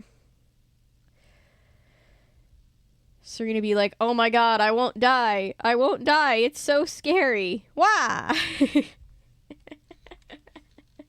You know, from Killer Clowns from Outer Space, where the guy it's my favorite part of the movie. Like I said in my video, where he walks out of the elevator, it slides open, he goes, "Wah!" That's what I'm thinking of. So this is like a bootleg version of Sailor Moon. Sorry, I know you mentioned it earlier, but my brain isn't on point tonight. Oh, don't be sorry. And yes, isn't that the greatest part, Paulo? But yeah, this is... So the Sailor Moon was highly Americanized and turned into a very American dub of the anime in the 90s, where they changed a bunch of things to make it seem more American and less Japanese for God knows what reason. I guess they thought that would make it sell better in the US. And the Deke dub is pretty infamous for just being a bad dub and just purposefully changing around a lot of stuff, but that's a whole different story. But basically, this is a novelization of that kind of junk version of Sailor Moon. So this is licensed Sailor Moon. So it's not like a copycat or anything like that. But yeah, for lack of a better word, it's kind of bootleg Sailor Moon. We've read volume 3 of like the real manga, and now we're reading the first of the... They wrote 8 of these, and of course I own all of them. Because of course I do, so... I said this would be the other half of the stream, and that's what we're doing. So... It's a fast read, at least, so... Alright.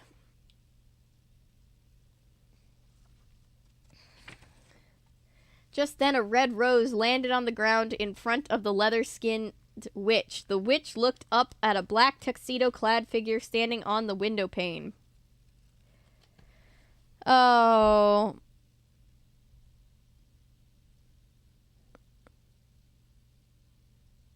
Oh, I love Killer Clowns from Outer Space. It's so funny. Hang on. Ah.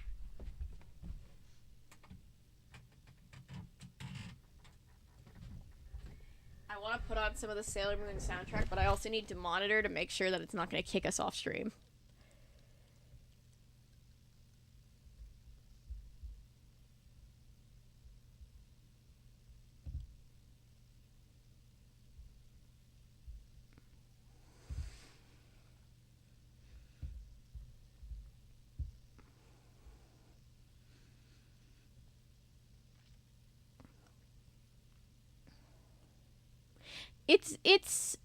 It's like a horror comedy from the 80s. It's very campy. It's more funny than scary.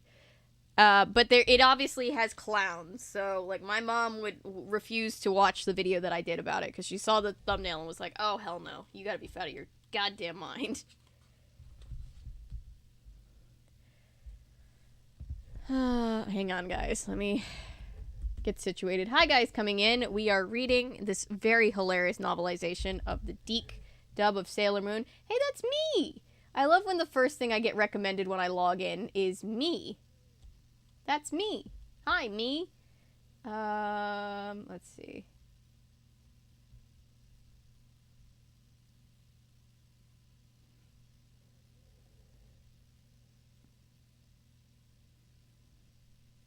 Oh, they're posting more episodes of Bold and the Beautiful. I just need them to start posting episode 9. If I can get them to start posting episode 9, then I'm home free. And I can start my giant Bold and the Beautiful thingy that I want to do.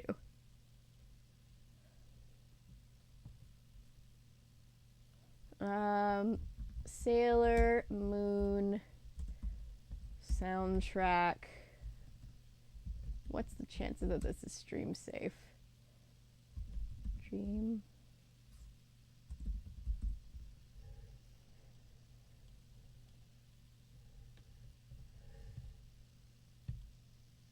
Probably not great.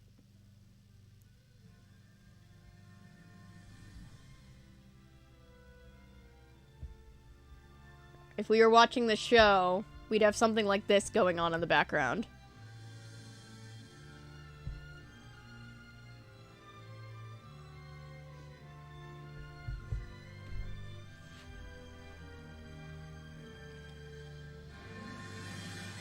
Oh, that's loud. Hang on.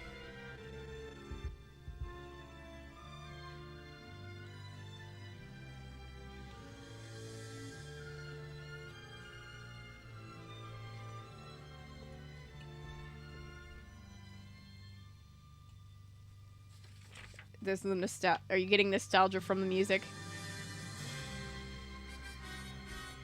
Okay, you can stop getting louder. Jesus Christ, hang on. Just want it in the background. Oh yeah, this is from the anime. This is from the Sailor Moon anime.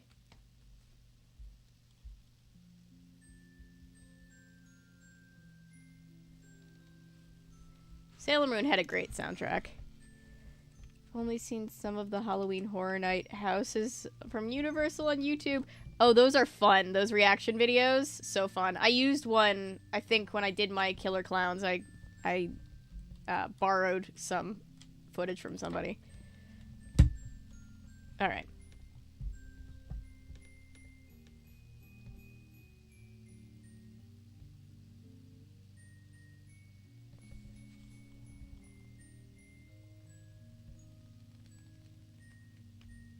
Okay.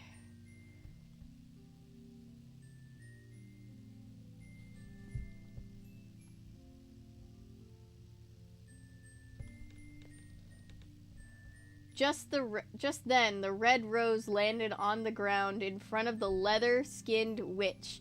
The witch looked up at a black tuxedo-clad figure standing on the window pane. "Now who are you?" the witch demanded. The wind was blowing through the open window, which lifted the man's cape up so that it flapped. My work here is done. You didn't do anything, right? It had a fluttering sound like a bat in a cave. Wearing a black top hat, white pointy sunglasses, and a white bow tie with his black tuxedo, the mysterious figure responded. Oh wait, hang on. We need the tuxedo mask sound. He has a very distinct soundtrack. He's a very distinct theme song. Sailor, tuxedo mask. He's not a sailor senshi. Well, he's a guardian, but you know, complicated world building stuff. I don't know. Let's see. Tuxedo mask theme. There we go.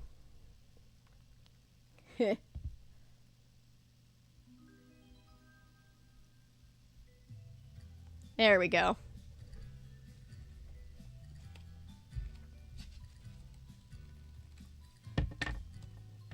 I hope you guys can hear that.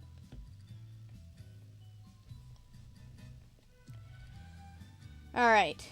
Who are you? The witch demanded. The wind was blown through the open window, which lifted the man's cape up so that it flapped. Black on the outside, red on the inside. The cape made a fluttering sound like a bat in a cave.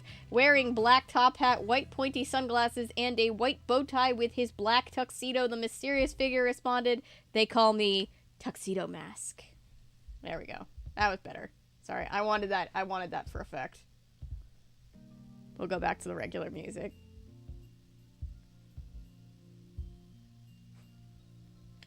Tuxedo Mask has a bit of a tango style to his theme.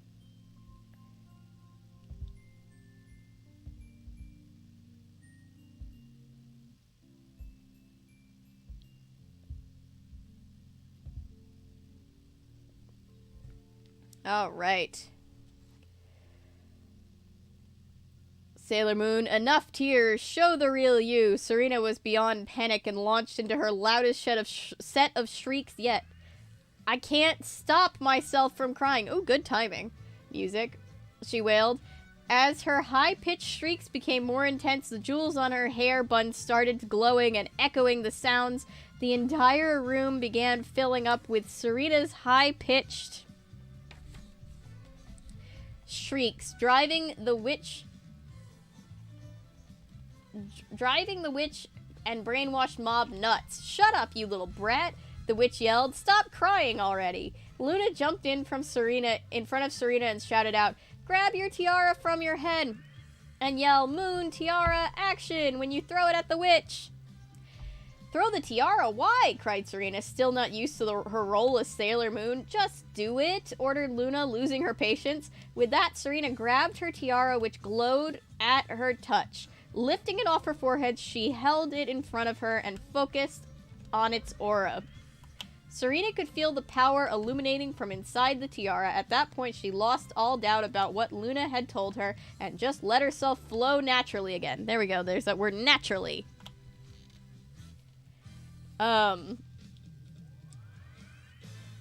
Without even remembering the words Luna said, she opened her mouth and at the command came automatically. Moon, tiara! Serena flung the tiara backhanded like a rocket frisbee. Action!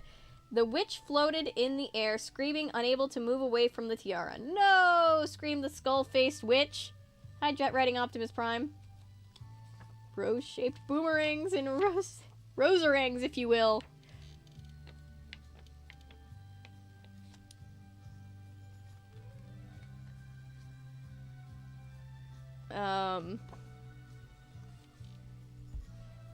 Right, where was I?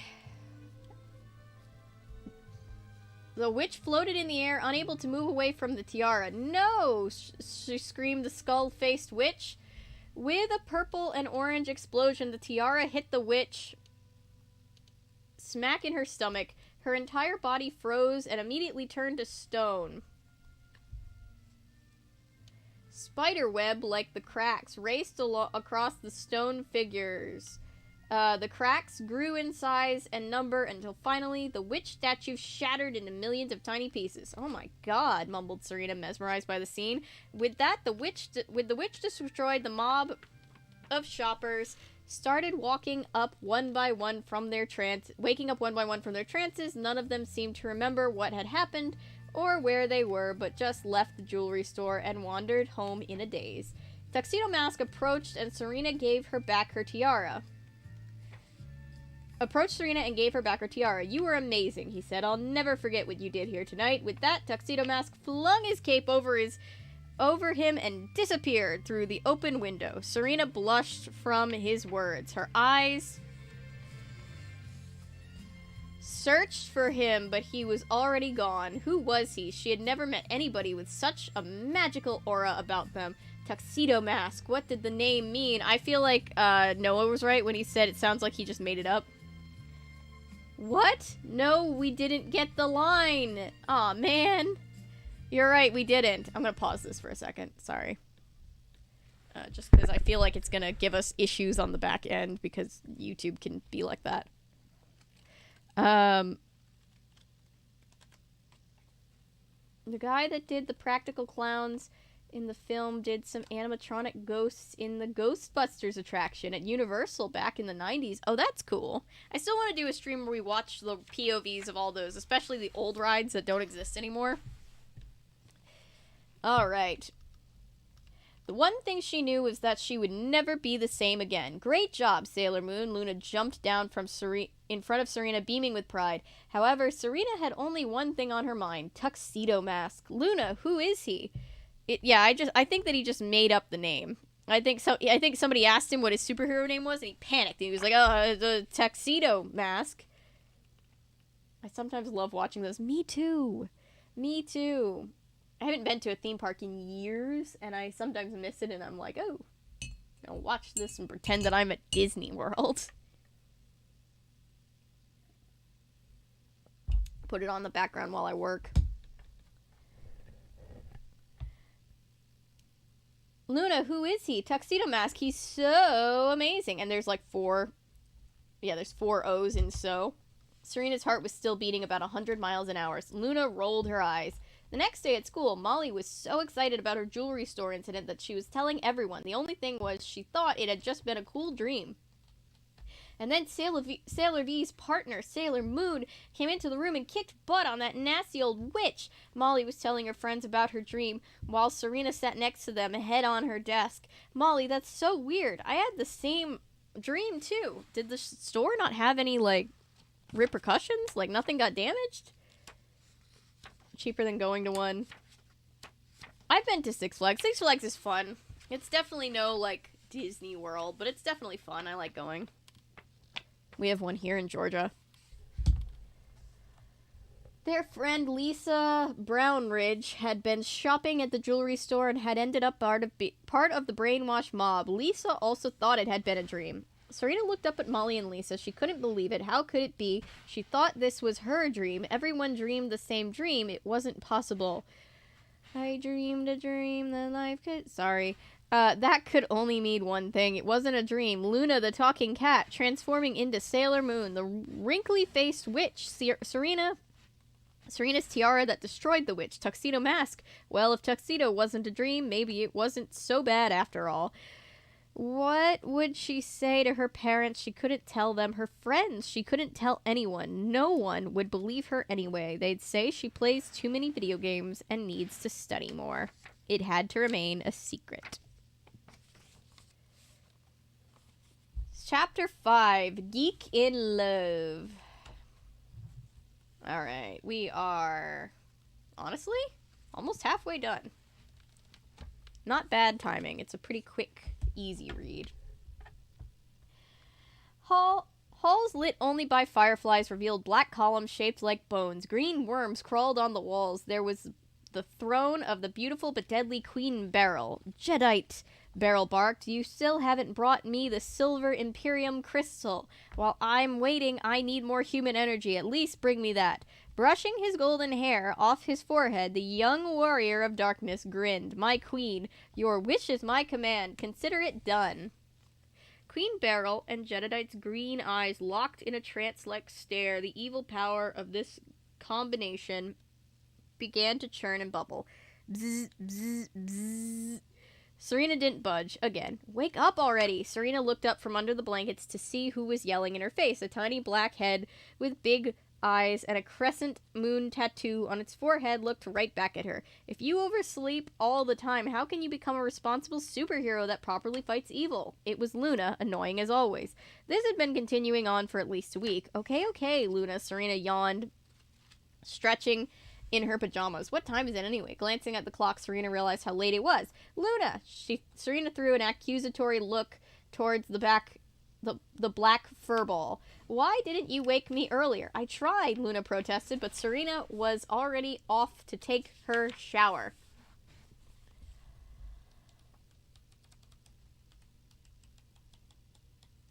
Thanks, Paulo. I actually laid down and slept for a few hours before dinner tonight, so I actually am not that tired. Everyone in class was quiet as Miss Haruna took attendance. Serena could hear her classmates' names being called from outside the door. What should she do?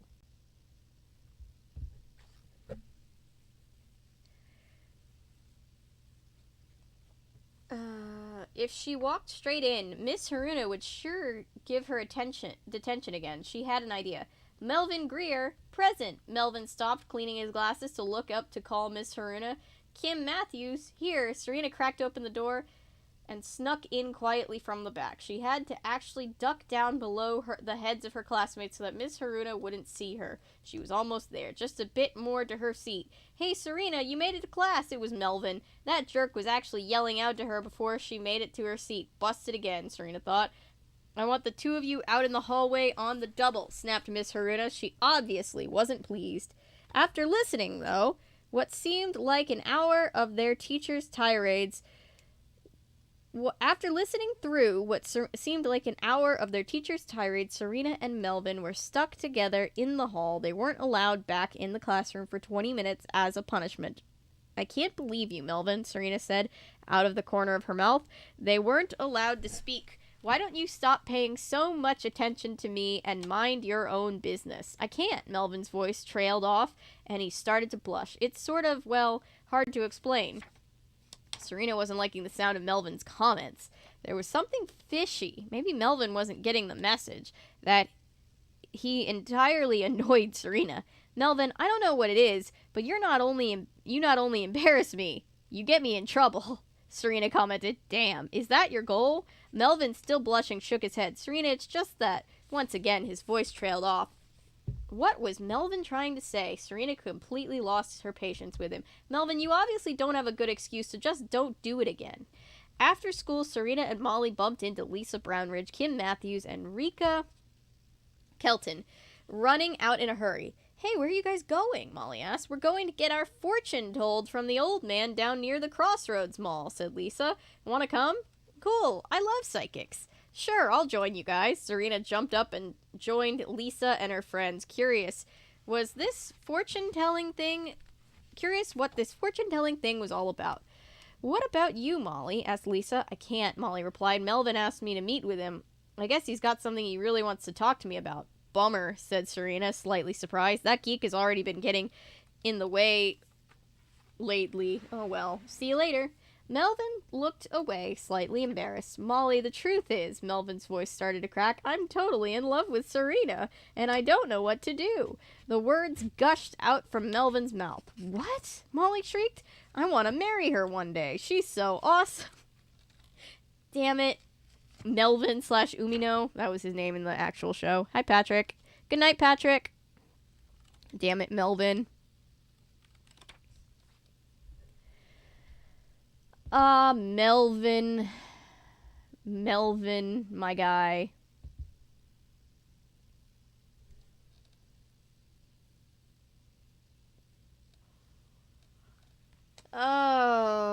Melvin looked away, slightly embarrassed. Oh, I already read that. Melvin's eyes started to gleam from inside his glasses, which were quickly steaming up. His glasses were steaming up? Huh? Melvin, you've got to calm down, Molly responded. There's no way Serena would go out with you. She thinks you're a total dweeb. Dweeb. So what am I supposed to do? Melvin was desperate. Please help. Give me a suggestion, Molly, he pleaded. Molly paused thoughtfully, then looked at Melvin with a sneaky-looking smile creeping over her face. Melvin was too caught up to notice. Melvin, you know what could give you the answer? Molly's eyes lit up mischievously. You could go to this new psychic down near Crossroads Mall. Lately, everyone's been going to there. Supposedly, the psychic is really good with tarot cards and everything. You can ask the psychic how to win over Serena's heart. Molly giggled as she finished her sentence. Wasn't this one of the banned episodes? Maybe I'm mixing it up with another episode. Because I feel like this was a banned episode. So how did it get into this book? Molly giggled as she finished her sentence. You really think it'll work? Asked Melvin excitedly. Molly reassured him with a pat on the shoulder. Of course, Melvin. That's what psychics are for. Serena and her friends walked past Crossroads Mall looking for a psychic's place. It's supposed to be right around here somewhere, said Lisa, going around the street. How was it a banned episode? I could be wrong. Hang on, let me just look something up. Let me just look it up really quick. Sailor Moon Season 1 banned episodes.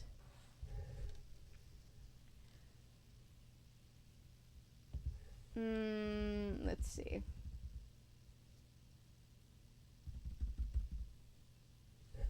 Missing episodes. Alright, so which ones? Yeah, this is a banned episode.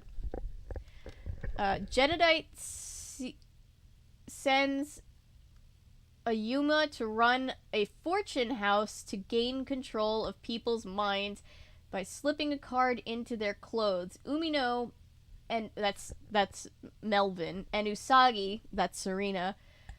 Other classmates are hypnotized into doing whatever they felt like. Umino flips up the teacher's skirt, disrupts class, breaks school windows, and tries to kiss Usagi. Motoki is also introduced in this episode. Of course, Sailor Moon spoils Jedediah's plans by destroying the Yuma. This episode was pretty good. It was funny. This is a read-up I'm reading. It was funny at how terrible Umino was acting. I especially thought, God, I can't. On the teacher's... Oh, there was a smiley face on the teacher's undies. So yeah, it was dubbed because this is the one where... Or it was banned because Umino becomes a giant creep in this episode. And, yeah, that's why it was banned. It wasn't dubbed in English, yes. But that's interesting because this is specifically based on the English Deke dub, so I'm shocked that they included this. I guess we're going to see how much they keep of that plotline in this book. Let's keep reading.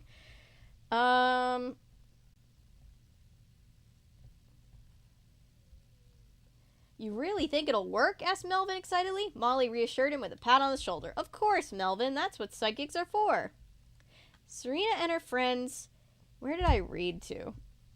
Walked past Crossroads Mall, looking for the psychic's place. It's supposed to be right around here somewhere, said Lisa, looking around the street. Hey, there's a sign, yelled Kim Matthews, pointing to a bright neon sign that read Psychic House. Running up the sparkling clean entrance, the girls noticed a line circling around the block. They asked the people in line and found out everyone was waiting to have their fortunes read. What do you guys want to do? Lisa asked. It's totally crowded here. Looking across the street, Serena noticed an older place with slightly battered sign that read Fortune Fun. Hey, let's go to that place, Serena called out. There's no line. I'm sure it's the same psychic stuff after all. The girls all agreed since waiting in line didn't sound fun to any of them. Poking their heads in the entrance, they saw an old man with a white beard sitting on a table draped with a white sheet. The old man was wearing a monk's outfit. Excuse me, are you open? Asked Serena, a little hesitant. Sure, come on in, answered the bearded old man. No one comes here anymore since the new place opened across the street. His voice sounded sad. Serena felt sorry for the old man and was determined to brighten his day. Well, all four of us want our palms read, so I hope you're ready for us, Serena said, handing over her money. The other three girls handed over their money and waited for their turns. I bet he knows how much you flirt. What?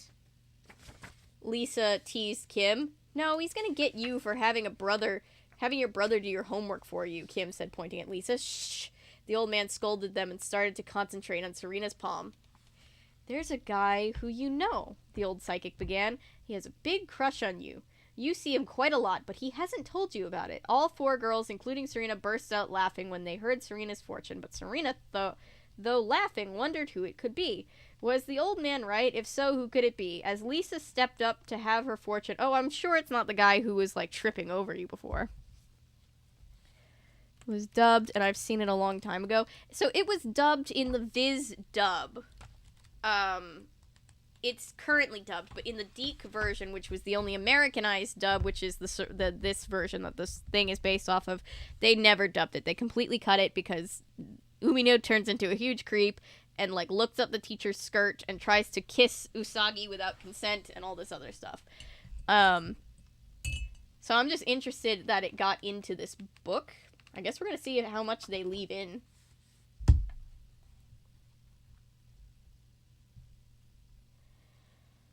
Was the old man right? If so, who could it be? As Lisa stepped up... Yeah, I'm sure it's not the guy who was just tripping over you before. As Lisa stepped up to have her fortune read, she looked across the street at the Psychic House line. Oh no, was that? It couldn't be. It was. Melvin, of all people, was next in line at Psychic House. I remember there was a Japanese animated version of Wizard of Oz. I've heard about that one. I haven't watched it or covered it or anything yet. Chapter 6, If the Shoe Fits.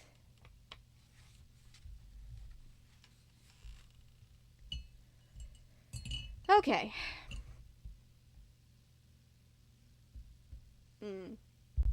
After separating from Lisa and her other classmates, Serena decided to stop by the local arcade Crown on her way home. The truth was, Serena had a thing for the guy who worked at Crown. Andrew Foreman. I forgot Motoki was Andrew. That's cool. I know there's two two Little Women animes, and I've heard rumors that there is a Pride and Prejudice anime. I hope that's true. Okay. After hearing the old psychic's fortune about someone liking her, Serena was hoping it might be Andrew. Even though she hung out in the arcade quite a lot, Serena had never really let Andrew know she was interested in him. He never said anything either, but he was always nice to her. Stepping through the sliding glass doors, I kind of forget about Andrew / Motoki because he becomes irrelevant. Poor guy.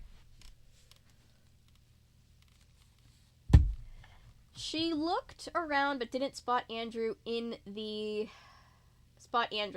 corner. However, she noticed the brand new Sailor V game and decided to take a shot at it. After all, now that she was also a superhero, the Sailor V game should be a cinch. The tiny little masked girl hero in the sailor uniform carried a machine gun, which was also used to shoot down dragons, witches, and other bad guys. Serena was having a pretty tough time with the game, though, and was about to leave when Andrew walked through the front door. "Hey, Serena, are you checking out the new Sailor V game?" he asked. "It's pretty cool, don't you think?" Serena smiled and felt her heart beat a bit faster. "Yeah, I like it, but it's pretty hard," she responded. "Really?" Andrew asked. "Do you want me to help you a bit?" "Sure." Serena jumped at the chance for some quality one-on-one time with Andrew. Serena kept trying to aim the Sailor V, but she wouldn't make it very far before getting killed. "Shoot!" Serena cursed. "Shoot!" Serena cursed. Oh, that's funny. "What am I doing wrong here?" Andrew sat next to her and put his hands on top of hers to show her the right moves. "See, move up, then left before shooting. That will give you a double-powered shield." "Thanks," she said, smiling. Andrew's hands felt warm. She glanced over at him sitting next to her and saw the side profile of his face. He was really good-looking with blonde hair like hers, but with a slightly darker complexion. Serena had forgotten all about Tuxedo Mask at the moment. But then again, she really didn't get any more than a split second with him. Serena had been attracted to Andrew since the first time she came into the arcade over a year ago. He kind of reminded Serena of her dad. Why? Why did you have to make that connection? The way he was helpful and taught her how to use the game controls. Her dad didn't teach her how to play video games, though. It was more like putting together bookcases and typical dad stuff like that. When cursed, did it mean swore? Oh, so funny. Oh, okay, moving on. "So what do you think, Serena? It seemed like you're getting the hang of it," commented Andrew. "Yeah, thanks, Andrew. It's a pretty fun game. You can help me through the next level if you want." Serena didn't want him to leave quite yet. After getting caught sneaking into the class late that morning, it was nice sharing some snug time with a cute guy. Snug time, huh? Okay, so sitting next to a guy at the arcade didn't quite count as snug time. I don't know what snug time is supposed to be, reader. What? Writer? What is... I wonder if all of these were written by the same person. I'm so curious to know. This writer is just completely out of pocket sometimes. Chaos. Meow. Serena and Andrew jumped back a foot, scared by the sudden meow coming from the chair next to them. It was Luna Crescent Moon tattoo on her forehead and all. "Luna, what are you doing here?" cried Serena. "Hey, is that black cat yours?" Serena asked Andrew. "I never knew whose it was. It's been hanging out here a lot lately. Now I know to call it Luna." Andrew started petting Luna on her head. Luna kept staring at Serena and suddenly jumped up, grabbing her sleeve with her teeth. "Luna, stop it! You're gonna ruin my blouse." That's every cat. "Luna is such an accurate cat," protested Serena. Luna didn't let up, though. Serena got up and excused herself. "I guess that's a hint, right, Serena?" Andrew said with a laugh. "Thanks for hanging out. You've got tons of energy, so you always cheer me up when you are here. Come back again soon." Andrew looked so cute with his blonde hair falling over his forehead slightly, blowing from the draft coming in the front door. Serena said goodbye and promised to come back soon. Down the street, Serena gave Luna a cold stare. "How could you interrupt me when I was just getting to know Andrew?" Serena scolded. "I heard your mother tell you." "Hi, Georgie. Welcome back." "I heard your mother tell you to come straight home after school," Luna replied. "Luna, just because you can talk doesn't mean you need to be such a nag. It's important for a young girl like me to have a little fun in her life." "But Serena, you have to start searching for the princess," Luna reminded her. "We have a lot of work ahead of us. There's training to be done." "That's exactly what I was doing at the arcade," Serena insisted. "The Sailor V game is perfect training for Sailor Moon." Serena knew Luna couldn't argue with that reasoning. After all, Serena did need to train her reflexes as well as her reaction time. Even though the Sailor V game wasn't completely realistic, it did provide good training for her. Serena smiled, satisfied that Luna wouldn't nag her next time she was in the arcade. Do we blame Japan or the American translators? That part about the reminding her of her dad, I don't think was in either version of the story. I could be wrong, and if I'm wrong, I completely take it back. But I think the writer of this book just inserted that. And I don't know why.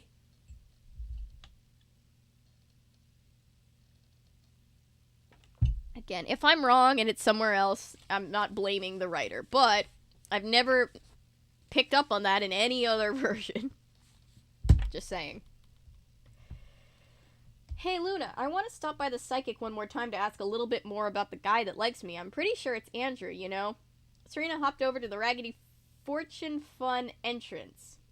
Pushing on the door, she found it was locked. Must have closed early today, she thought. Psychic house. The sign across the road stared in her face, inviting her in. Luna, should we go into that new psychic house place or come back to the old man at Fortune Fun tomorrow? Serena started to take off her shoe. It's up to you, Serena, replied Luna. What are you doing with your shoe? We can decide which place to go through this contest, Serena explained. It's like a coin toss, but a little more fun. If my shoe ends up upside down, we go to Psychic House. Ready? Go. With that, Serena kicked her shoe up into the air behind her. Ow! A guy's voice yelled out from behind her. Turning around, Serena saw the shoe had hit the same guy whom she had hit with her crumpled. Now we're saying crumpled. We're now saying crumpled. We were saying crumbled before. They just didn't catch it in the first one? Okay. Anyway. Spelling quiz the other day. There he was acting all cool again with her shoe in his hand. He was wearing another turtleneck, this time a white one with a loose-fitting knit sweater on top. His hair was slicked back on top and shaved close on the sides. Although he wasn't wearing sunglasses this time, he looked like he stepped off the runway at a fashion show. Thanks a lot, Blondie, the pretty boy said. Is that all you ever say? Serena muttered sarcastically, remembering it was the same comment the guy made last time. You better stop acting so clumsy or you'll never get a boyfriend, the guy said, giving her back the shoe and walking off. He's a Bond villain!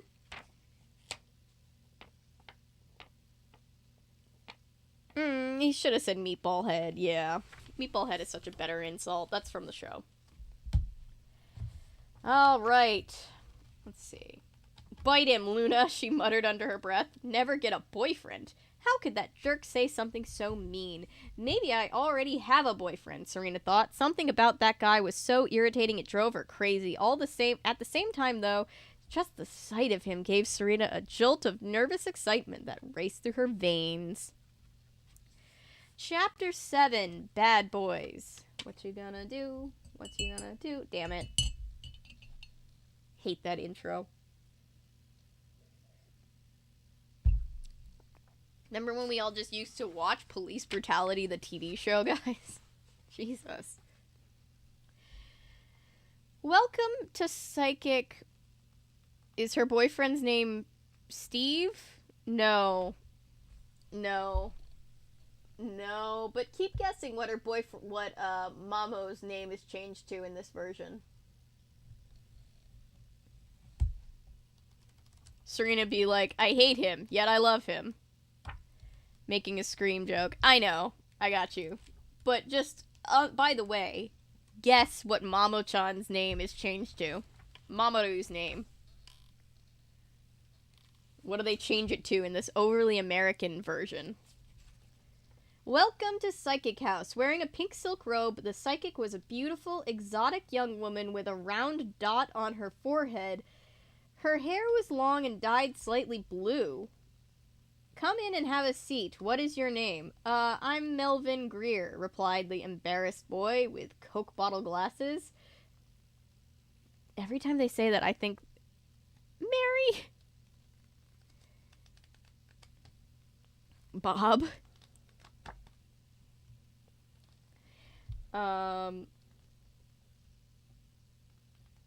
It's not Dylan, that's funny though. If you missed last night's stream, that was a fun one.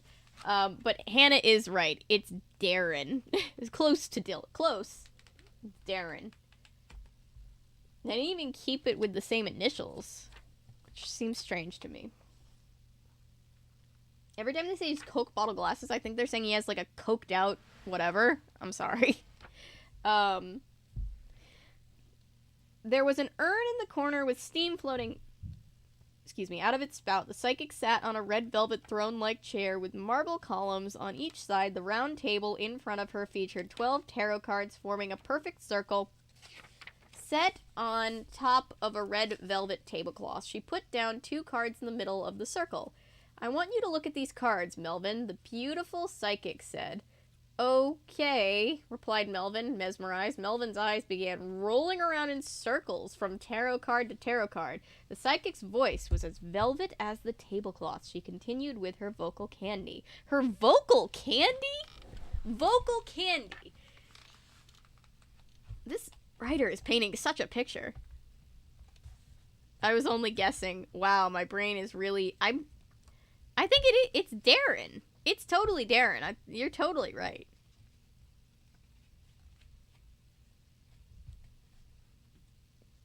Darren? That's as boring as my name. His name was just Bob. That'd be fun. Hi, Georgie. Georgie's walking around on the floor. She does not like to sit up here with us like Perry does. But Perry is also pissed that she has to have guests again. Okay, where was I? I'm sorry, she was continuing with her vocal candy. "Melvin, do you feel my power?" "Yes, I do." Melvin's body was swaying back and forth. "Melvin, I want you to understand who I am and who you are. Look into my eyes. Are you listening?" she asked. "Yes," Melvin replied. "I am here on behalf of a beautiful, irresistible, evil master," the psychic explained in her hypnotic voice. "Now you, Melvin, you belong to that beautiful, irresistible, evil master. You're one of the evil master's drones. Do you understand who you are, Melvin?" "I am one of the evil master's drones," Melvin replied, completely entranced by the charming psychic. "Now here's your mission," the psychic continued. "You are to heed your most selfish and greedy desires and act on them. Do you understand what you must do?" "I will heed on my most selfish and greedy desires and act on them," Melvin chanted without taking his eyes off the psychic's hypnotic stare. "Bring all your friends to me, Melvin. You will all help me spread the evil energy around. Together we will capture the good energy on behalf of the master and replace it with the evil energy. Do you understand, Melvin?" "Yes," he whispered, Melvin, completely infatuated. "Take this glowing pink tarot card. It is your special energy card. This is what we'll use to capture good energy in exchange for evil energy. Do you understand, Melvin?" "Yes," chanted Melvin. "Yes, yes." "Don't forget to bring me your friends. Now go," the psychic enchantress commanded. Vocal candy. That was the B-side of the Mandy Moore song. Oh. Tarot cards, do not tell the future or anything, in my opinion, but I think they're very calming, and I think the artwork is really cool. So you guys probably know I collect tarot cards, so I love doing little spreads for people. So you can always reach out on the Discord if you wanna just for funsies have a little tarot spread pulled for you.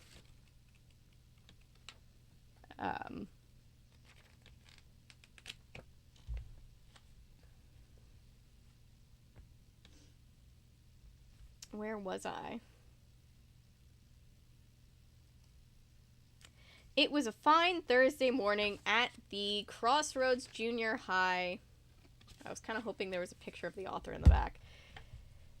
With the sun smiling bright in the sky, actually on time for once, Serena ran into Molly at her locker. "Hey, Molly." Serena felt refreshed after a good night's sleep. "You missed the psychic yesterday. The old man's awesome. You've got to check him out sometime. Speaking of psychic, you didn't run into our geeky friend there?" Molly asked with a mischievous twinkle in her eyes again. Serena knew her friend too well to miss that look. "Molly, are you up to something?" Serena insisted on knowing. "You better let me in on it." Molly knew her face gave her away. "All right, Serena, you got me. I can't get anything past you." Molly giggled, and both girls started laughing. So what did you do this time? Serena asked between laughs. Well, Molly hesitated. Don't get mad, okay? She paused again. I sent Melvin to get advice from the psychic thinking he'd bump into you guys. Molly had to cover her mouth to stop herself from giggling. I knocked over my empty water bottle. Sorry. What? Serena jumped. That's why I saw Melvin going into the psychic house yesterday. She thought back to the image of the little nerd waiting in line to see the psychic. Serena couldn't help but giggle either. So did he talk to you yesterday? Molly asked. No, I avoided him, Serena explained. We went to the old man across the street from Psychic House to avoid the line. That place is packed. So what kind of advice was Melvin looking for anyway? Molly couldn't help but giggle more. Serena, he's got a crush on you. With that, Molly lost it. Serena simply stared at Molly, who was laughing hysterically. A crush on me? Oh, God, Serena thought. He'll never leave me alone now. Then she started to wonder what advice Melvin got from Psychic House. Molly calmed down and put her arm around her best friend. Don't worry about it, Serena. Melvin's way too shy to confess anything to you. Hi, Bowser. I love the killer clowns from outer space with the heads in the cotton candy. Yes. Oh, yeah. I may take you up on that offer sometime. Yeah, I mean, again, it's something that it's the level of witchiness kind of thing that kind of runs in the family for me a little bit, but, like, obviously, it's not like an actual, like, it'll tell you your future thing. It's just, like, a fun little exercise in picking your brain to see how you feel about certain things in the present is how I like to think about it. And it's just, I have a lot of decks in my collection, and they have some really pretty artwork, and they're just really calming, so I love to do it for other people. So yeah, Discord server. There's a space on the Discord server for tarot.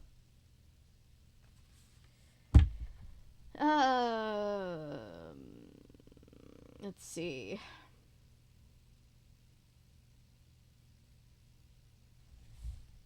Way too shy to confess anything to you. Okay. We're getting close to the end, guys. Almost there. A little less than half. The two girls started giggling again. Just then, Melvin came strolling up, looking more like a player than a geek. Instead of his school uniform, Melvin was wearing a hot pink satin shirt and a leisure suit, straight out of an old 80s Miami Vice episode. Miami? You pulled out the Miami Vice reference in the Sailor Moon novel? What?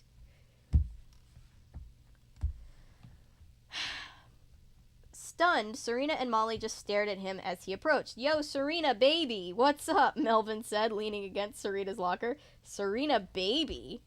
This is hilarious. I've never heard this dubbed in English in the 90s slang version. Molly looked over to Serena and rolled her eyes. Melvin, you're gonna get busted for not wearing your school uniform, Serena warned him. Oh yeah, I can wear whatever I want, and there's nothing they're gonna do about it. Melvin was talking tough. So Serena, baby, how about you and me? I've got a surprise for you, baby. Baby, you and me, please. Serena and Molly were trying hard to hold back their laughter when Miss Haruna walked up. All right, young man, where's your school uniform? She demanded. Hey, Patty, baby, you're looking pretty hot today. No, I can't with this book. Jesus Christ. Melvin said, giving his teacher a wink. Ms. Haruna turned bright red and looked at Serena, then Molly, then back at Melvin. Melvin, how dare you talk to me like that? You're asking for it. Like they say, ask and you shall receive, he said. With that, Melvin strutted right up to Miss Haruna, pinching her in the butt as he walked by. The Miami Vice crowd is in with Sailor Moon. That's what I thought too. What? This is cringe. This is so cringe. Mr. Stewart? Mr. Stuart J. Levy? Why? Why? Why must I suffer?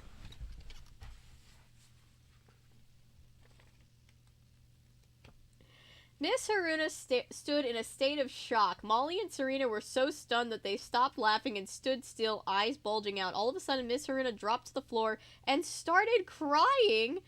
I'm so ashamed. I've never had a student be so rude to me. Poor thing. She struggled to get her words out between sobs. Molly and Serena sat down next to her, pulling their arms around her to console her. What? What the fuck? What the fuck, guys? Why is it always going weird? This is Tyra's ghostwriter writing this, ain't it? Christ almighty, can you imagine? Holy fuck, what is this? Stuart, my guy.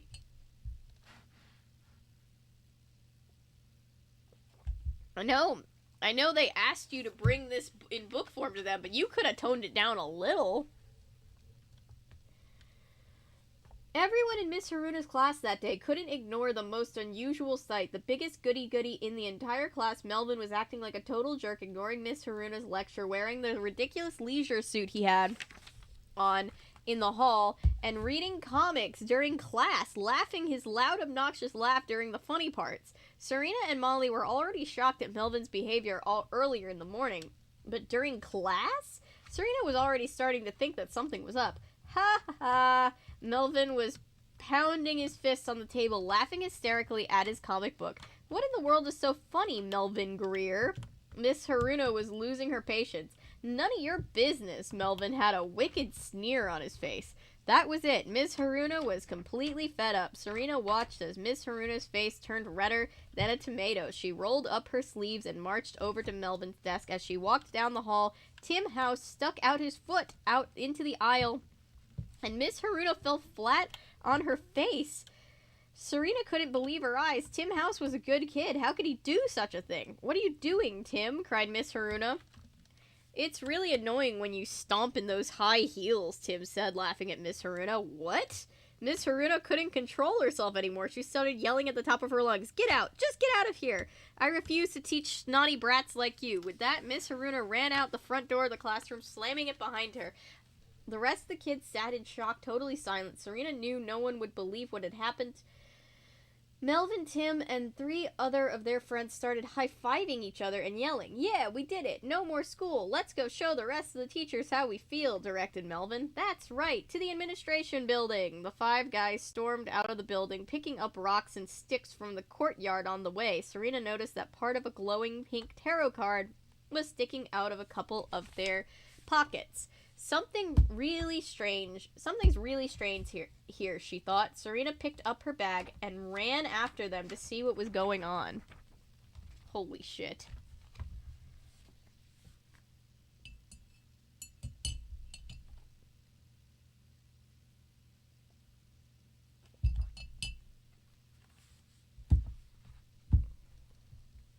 The 5 geeks turned gangsters gathered outside the administration building, causing a big commotion. "Yeah, let's do it!" Mr. Olson opened up the window and yelled out at the 5 boys, "Stop it right now! You kids get in here at once! Get some help!" "Come get us, loser!" Melvin yelled back and threw his rock at the window, breaking the glass. All 5 boys started picking up rocks and throwing them at the administration building, breaking windows left and right. Mr. Olson came storming outside to stop them, but they just laughed in his face and ran off campus. Serena stepped in their path to stop them. "Melvin, what do you think you're doing?" Serena scolded. Melvin stopped in his tracks, looking at Serena. He walked toward her and put his arms around her waist, puckering up her lips to kiss her. "Come here, Serena, baby. I've got a nice wet one for you." I hate this, I hate this, I hate this, I hate this, I hate this. Stop it, get some help. Holy shit. This is my first introduction to Sailor Moon. Please don't let this be your only introduction to Sailor Moon. Please don't. It's so much better than this. Please. Please, dear God. Go on Hulu and watch the version that's on Hulu. They have the dub and the sub, depending on what you prefer. The sub that's better, or the dub that's better than the 90s dub.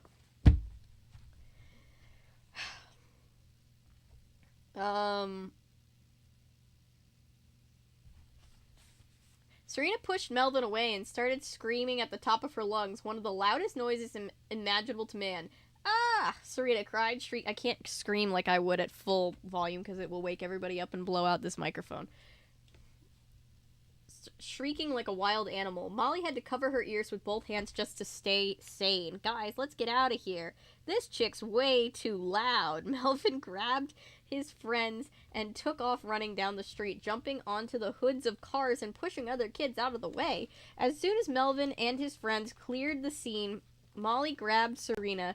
They're gone. Are you okay? Molly asked. Serena immediately stopped crying and looked at Molly, smiling. Well, that felt good. Serena, you're too much, Molly commented, shaking her head. After school, Serena met up with Luna on... You have a vid coming out about it. I do. I have 2 other vids about Sailor Moon already out. One about a specific episode that I really love that was banned, and one comparing the pilot concept for the live-action show, comparing it to the Viz dub pilot. Like the actual pilot of the show. This douche related to White? Oh my god, you know what? He might be. This is fucked up.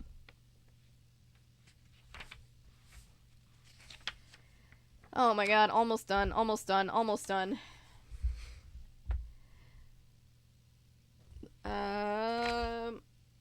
Serena met up with Luna on the way home. Serena had no idea what kind of trouble Melvin and his friends had caused off campus, but she knew it must have been ugly. Luna, did you hear what happened with Melvin and his friends? Something strange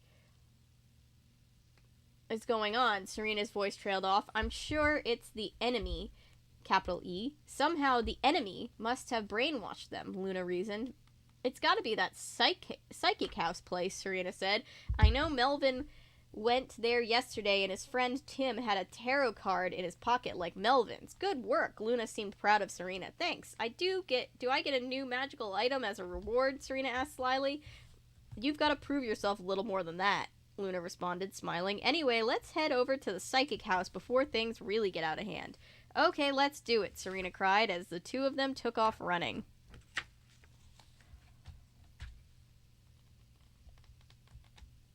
Oh, yeah, no, this is exactly why it's banned. No, this is why it's banned.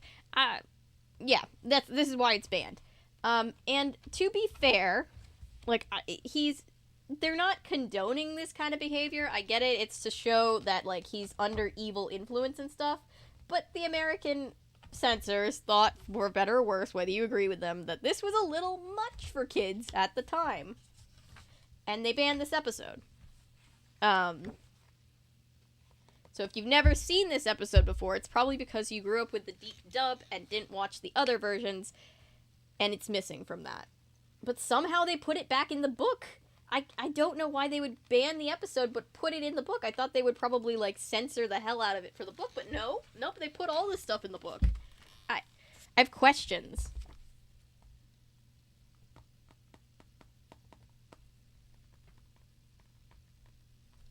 I have questions.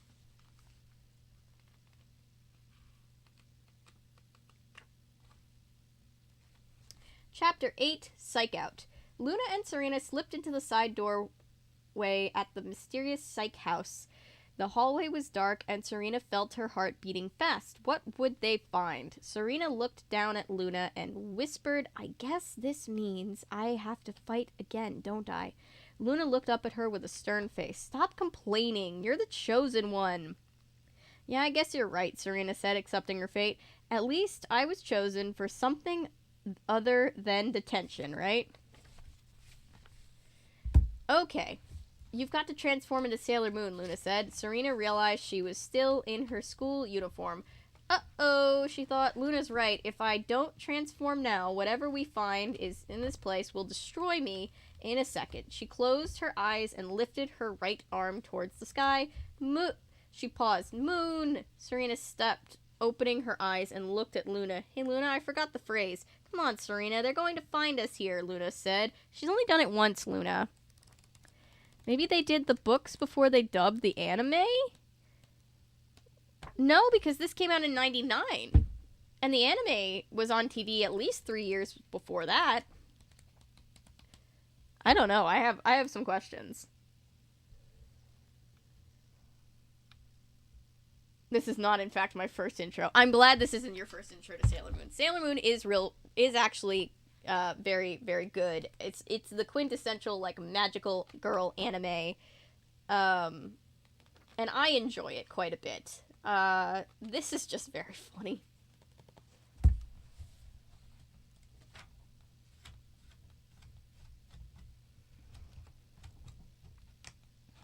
How do you feel about Nacho Libre? I haven't seen it in forever and ever and ever, and I never really knew that much about wrestling, so I don't know that I really, when I saw it as a kid, if I really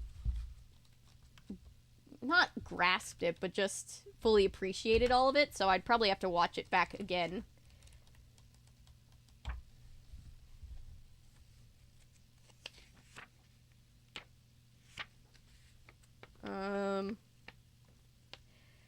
Thoroughly disgusted. It's Moon Prism Power makeup. Oh yeah, Serena smiled, slightly embarrassed. Hey, even superheroes go through memory lapses every now and then.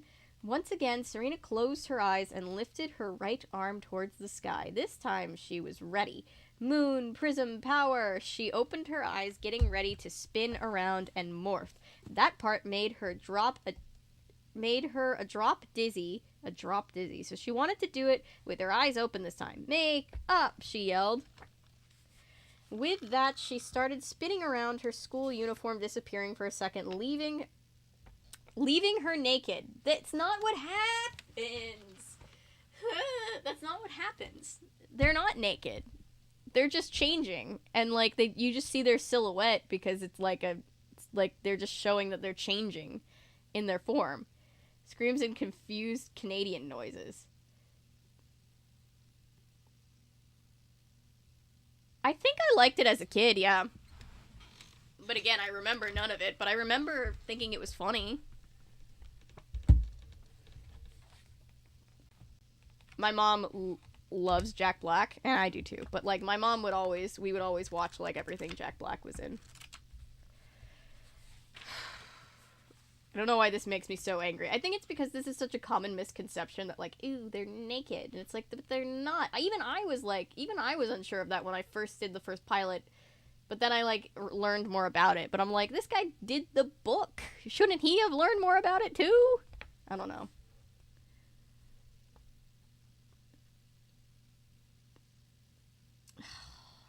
Leaving her naked, was she really totally naked at the moment? She wasn't completely sure because it was only for a split second. Hopefully she at least had her underwear on. What the fuck? Dude. It's a fave of mine.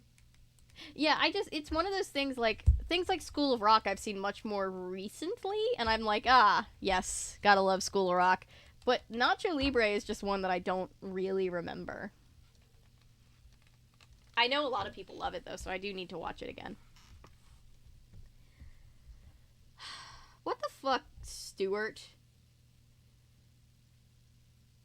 She never really checked to see if Sailor Moon's superhero outfit had its own underwear or not. She made a mental note to check that with one after the fight. What the fuck?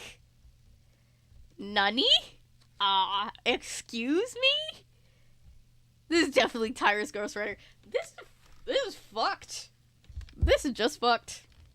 It is. Hoo-ha. This man wrote an entire paragraph about a 14-year-old character's underwear. Cringe. With the transformation complete, she felt her blood pumping. Wow, Serena thought, this superhero stuff is really good for your circulation. It's like total aerobics high times 10. Maybe some exercise companies should do a special infomercial just to sell superhero outfits. Forget the tummy tucker or bicep bicycle. This stuff would really sell. Come on, Sailor Moon, what are you zoning out for? Huh? Oh. Serena noticed Luna looking at her, angrily crossing her arms. What a weird cat. They tiptoed over to the end of the hallway and peeked outside the door. Standing in front of a group of schoolboys. This is messed up. Can we go back to the first episode? I'm talking about the blonde GQ henchman, right? I'm gonna kick his ass for starting this misconception. I don't think he started this misconception. I think he just leaned into the misconception, whether knowingly or just because he didn't do any research on what he was writing the book for.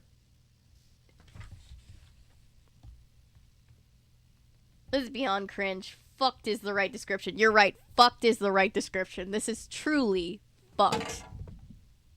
The cat scared herself.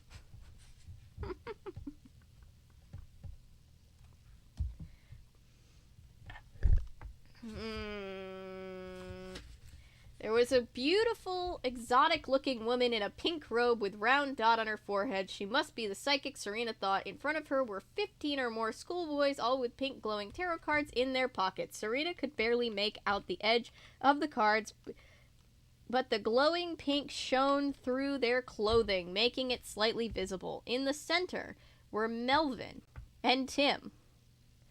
The woman was speaking to them. You boys did an excellent job of causing trouble, but you have only begun. Each of you must get 3 more friends and give them cards. Then you must go into the city to start causing destruction. Do you understand, boys? Yes, they all chanted in unison. You all belong to me and the omnipotent master, and you are evil. Do you understand who you are? The exotic psychic's eyes were glowing. Does he have to keep using the word exotic? I don't love that. Yeah, this is what I'm saying. I've told a lot of people, like, people are like, oh, you cover kids stuff, like, a lot of the time. That's wholesome. You cover a lot of wholesome stuff. And I'm like, no, they suck. They stick a lot of stuff in those kids' books sometimes that should not be there.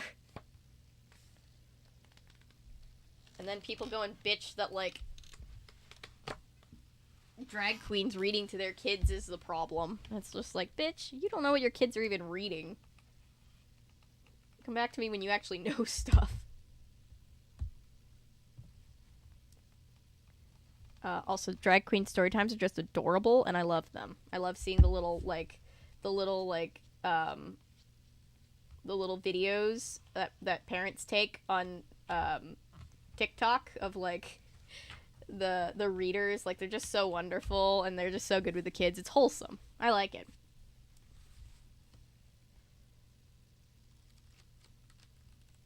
We are evil, the boys all chanted in unison again. Serena knew she must make a move before it was too late, and there was no use fooling around. She yelled out through the doorway, "You've gone too far, brainwashing the innocent boys of Crossroads and forcing them to do your evil dirty work," Serena yelled out. With that, she bashed open the door with a major kick. "Who is that?" cried the psychic. "It's me," proclaimed Serena, "champion of justice, defender against evil." Serena was really happy with this phrase. She was beginning to enjoy the superhero stuff, especially the dramatic parts like this one. The fighting certainly wasn't her favorite, but oh well. Uh-oh, she thought. She'd better continue. "My name is Sailor Moon, and on behalf of the moon, you're punished." The pink-robed psychic didn't waste time to attack. She grabbed her entire stack of tarot cards and aimed at Serena and threw the entire stack sideways so they would slice Serena's slice. Serena didn't have time to dodge them, and the cards hit Serena from the side with a surprising amount of strength, knocking her down. "Hey, those things are pretty sharp," Serena complained. "That's dangerous." Luna ran over to Serena and put her paws on Serena's back. "Come on, Sailor Moon. There's no time to worry about that." What, the slicing?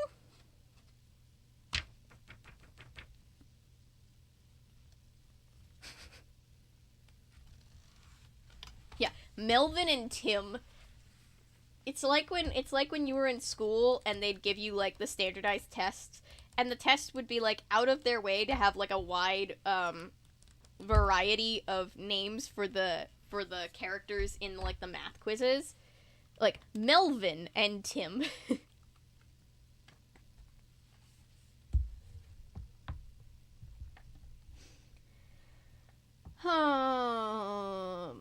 No time to worry about that. Serena got up just in time to see the beautiful psychic's face transform to the nastiest green monster she'd seen since, well, the other witch from before. Wow, she thought, where are these witches when Halloween comes around?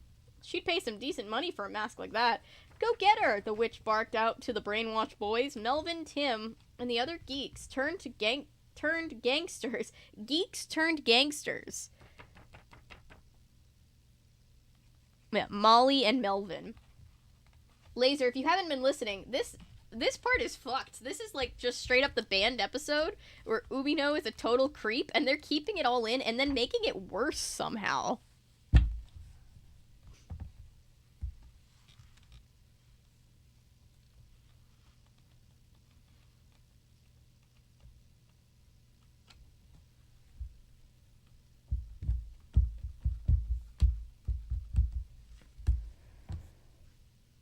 It's much worse.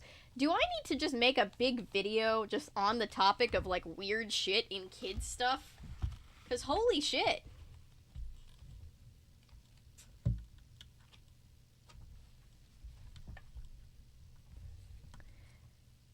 About Avery, I've seen it before. Oh yeah, it's only the second episode if you watch the non-censored version.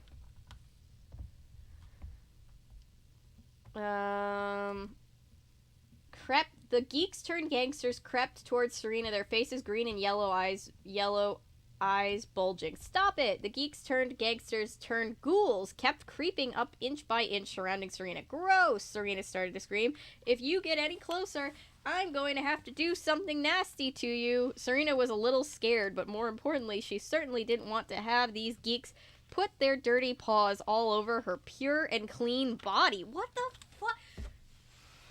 Why do you say it like that?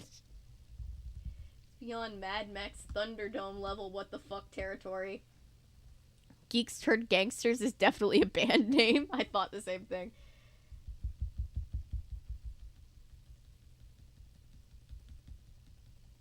Oh my god, my dream used to be one of the female gangsters that would kidnap your car at the Great Movie Ride. I was so sad when they discontinued that ride. I hear the new one is cute though. Like, I know we'd all, if you've been to Disney, if you've been to that park any time ever, you've been on the movie ride and it has not changed, but it was classic. They only skipped like one episode in Sailor Moon R, which is a beach filler with a dinosaur episode. The author doesn't like it or anyone to see it. Why doesn't she like that specific episode? I don't really remember it. R/men writing women. Oh yeah. Oh yeah. Yeah, for sure.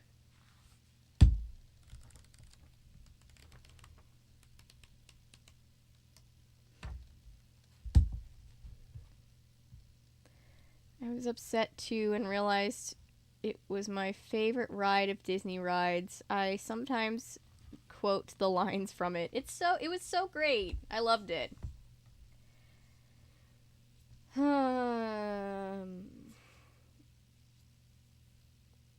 Just the thought of Melvin, especially with a green face and bulging yellow eyes, biting her or something like that, made her feel ill. That didn't stop the boy ghouls from coming at her. Serena was really backed up against a wall. She closed her mouth, hoping that germs wouldn't get in. All of a sudden, they stopped. Serena looked up and noticed a red rose thrown on the floor in front of the witch. Could it be? Serena's heart started beating faster. Who's there? Bellowed the witch. Suddenly, a tall figure in a black tuxedo and top hat with a black and red velvet cape stood in the doorway. Tuxedo Mask, cried Serena. Sailor Moon, Tuxedo Mask said, addressing her. No matter how hopeless it seems, you must never give up a fight. I love how in the show and in this version, Tuxedo Mask just shows up, does nothing, and then leaves.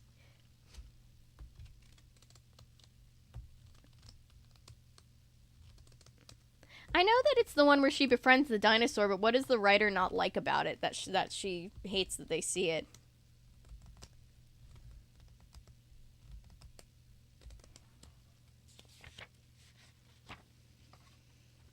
You always have the strength inside you, inside your heart. Don't forget that and believe in yourself unconditionally. Got it, Serena nodded, moved by Tuxedo Mask's words. See you later. Tuxedo Mask waved goodbye and disappeared into the darkness. Thanks, Tuxedo Mask. Serena's heart was beating like a techno dance track. The guy is so cool, she thought. Key. What is that sound? Serena spun around her. Oh my god, she thought. The witch's long hair had transformed into 2 claws, which she was sharpening on the marble floor. That would hurt a lot, Serena commented, looking at the long nails getting sharper, leaving deep tracks in the marble floor. Sailor Moon, now's your chance. Use your tiara, Luna advised her. Oh yeah, Serena remarked. That's what I'm supposed to use, my tiara. Using her index finger and thumb, Serena gently lifted her glowing tiara off her forehead. She felt it vibrating, almost wanting to fight the evil witch. As soon as she lifted it in the air, the magic words jumped out of her mouth naturally. Moon tiara, action! Serena tossed the tiara using a backhand throw just like a frisbee, and the tiara took off towards the witch. The ghoulish green-faced witch wasn't able to dodge the golden tiara, which hit her smack in the neck. At once, her entire body melted into a pink glowing gem that sunk into the earth through the marble. With the witch gone, the geeks turned gangsters turned ghouls all snapped out of their trance, confused about what had happened. He definitely had like a character. He had a word minimum that he had to hit for sure. He has used that sentence 3 times.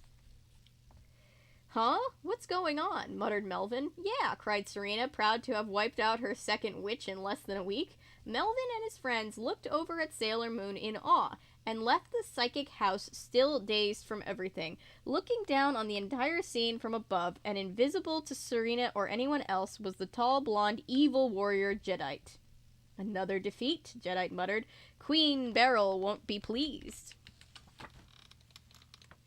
The next day at school, Melvin was back to his normal self, but Molly didn't let him forget all the trouble he caused. What? Cried Melvin. I pinched Miss Haruna on her butt? That's not all, Molly said with a gleeful look. You tried to kiss Serena. You cussed out Mr. Olson, and you broke the windows in the administration building. Melvin couldn't even look at Molly. He was so embarrassed. Serena came up from behind, giggling when she saw Molly's mischievous look. Yeah, Melvin, you not only made a complete fool of yourself, you let everyone know that you're a total jerk. Serena couldn't help but rub it in.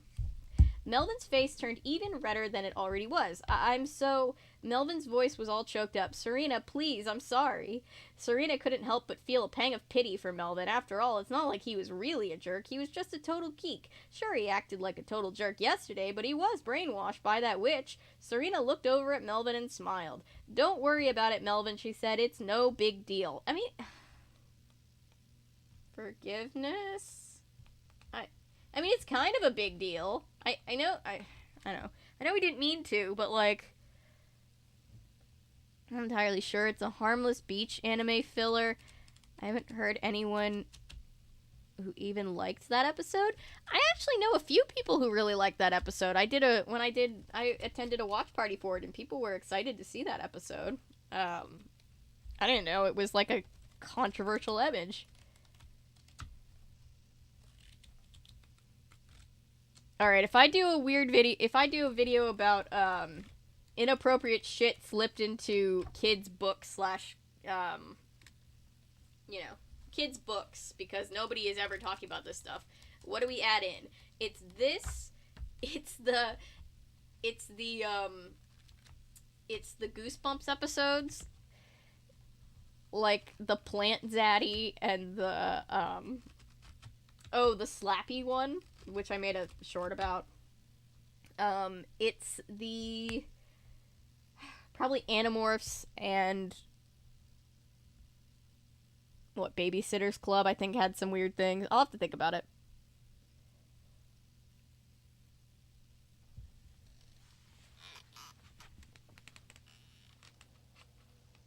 It's not even like, oh my god, cancel this shit. It's more just like, nobody talks about this stuff that I've ever seen except for us. No, gets flashbacks from the Goosebumps stream. At least with the Goosebumps stream, it was able to be funny because it was, like, adults or / adult-coded puppets. This is just fucked because it's a child. I don't like this. There's a...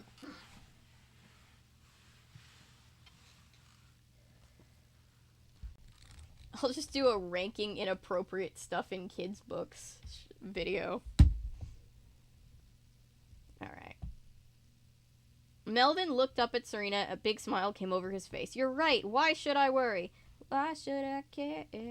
Sorry. It wasn't a big deal, was it?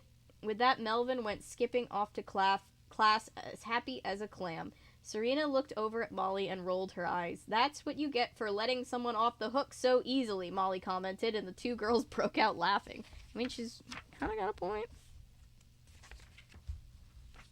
Alright. Almost done. Almost done. Almost there. Thank you guys for still hanging with me.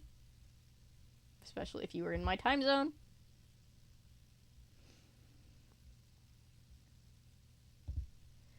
The good thing is, if I do that video, I'll have the clips from all the streams, so I'll be able to, like, have it on, you know.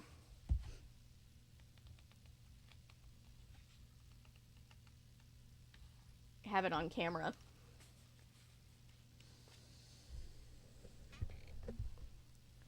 Serena's Chapter 9, Midnight Zero. Serena snuggled deeper into her covers, hugging her huge soft pillow. She felt like a bunny in her pink pajamas, with footsies and all. She looked like a little girl. Who cares? She certainly felt cozy. Besides, she was busy listening to the love letters being read on Midnight Zero. Midnight Zero was the most popular late-night radio. I think this was this also a skipped episode? This might not be a skipped episode.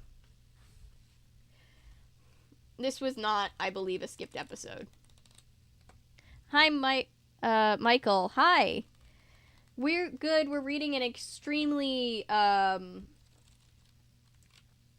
it ranges from cringe to just completely fucked Sailor Moon novelization.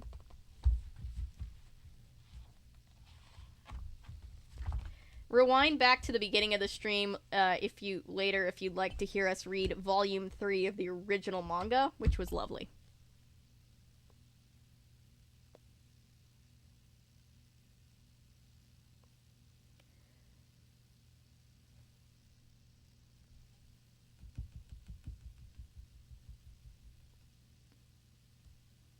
Oh, that's right, they did cut out the scenes where the Sailor Senshi dies. I forgot about that. I don't like the term 50 Shades for Kids. That's,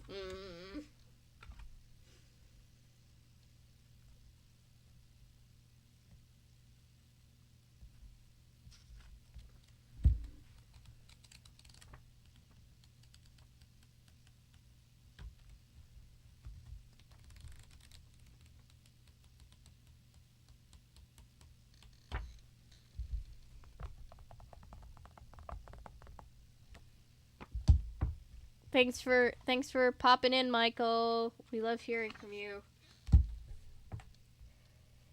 Midnight Zero was the most popular late-night talk show around. The main point of Midnight Zero was that love letters sent in by listeners. If your letter was read on the air, you won a beautiful flower brooch. Wow, Serena thought. It would be really cool to win a classy flower brooch to wear to school. But how could she write a love letter without a boyfriend? When we were together, my entire diary was filled with you. The deep, soothing voice oozed from the radio. How romantic, Serena thought, squeezing her pillow tightly. Now that you're gone, my entire diary is filled with memories of then, the voice continued. I want so badly to see you again. If I could, I'd finally tell you my true feelings. Serena felt that the whole world was silent. The only two sounds echoing through the globe were the baritone voice of the DJ and her heartbeat. Something inside her made her feel warm, but she wasn't sure why. It was almost like she knew exactly how deep an emotion the letter writer felt, but she hadn't yet experienced love. So how could she understand? That was tonight's first place winning letter, the DJ announced. Congratulations to Patricia Haruna, our winner from Crossroads. They said her name.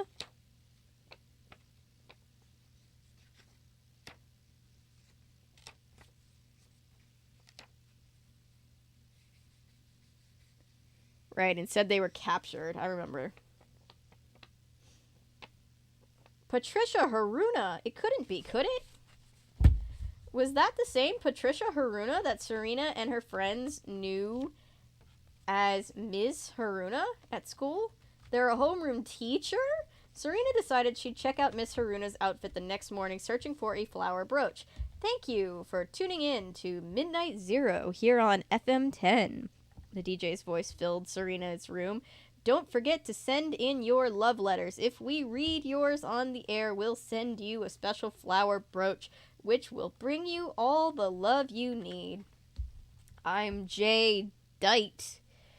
It just reminds me of, do you remember in The Office where he searched and replaced for Dwight's name, but he left one Dwight?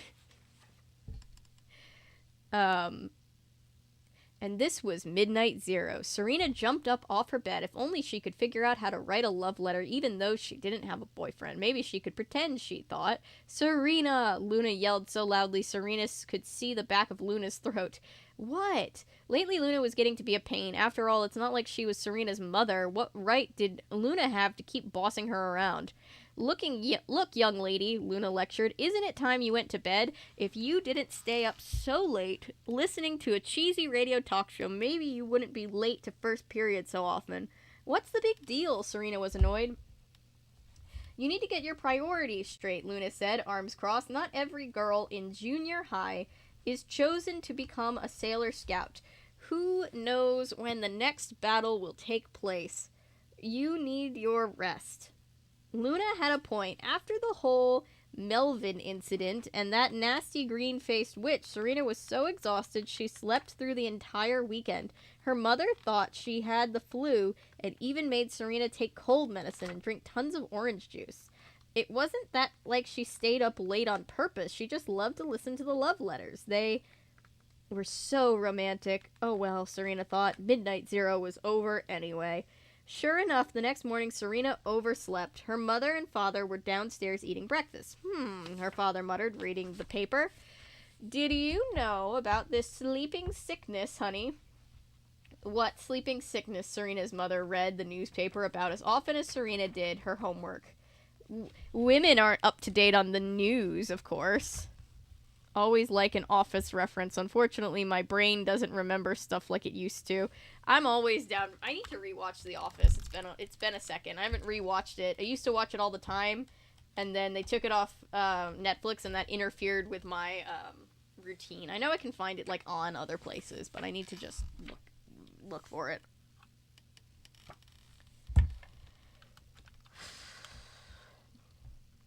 People have been getting this weird new sickness, Serena's father explained, reading the article. All of a sudden, you just fall asleep. Some hospitals have reported cases where the patient remains asleep for an entire week. They haven't discovered the cause yet. Doesn't sound that bad, Serena's mother replied. Serena could barely make out her parents' voice from her room. Uh-oh, she thought. They'd definitely be pissed if she was late again? They let him say pissed in the Sailor Moon thing? Pissed? What the fuck? No one checked this guy. What the fuck?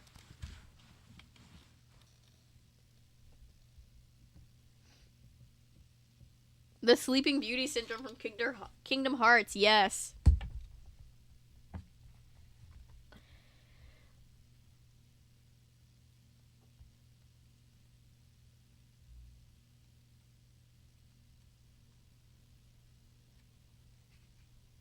With that, she grabbed her bags and made a dash for it. Her parents barely had time to look up before Serena was already out the door, grabbing her lunch on the way. See you guys later, she hollered on her way out. She could hear her parents calling after her, but she kept on running. Running up that hill, I guess. I just almost fell out of my chair for no reason. She could hear her parents calling after her, but she kept on running. They would only make her late, she reasoned.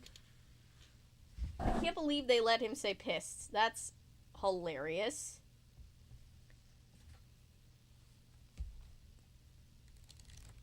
Yeah, this is meant for children. Did no one check this guy? No one checked this guy. What the fuck am I reading? Holy shit.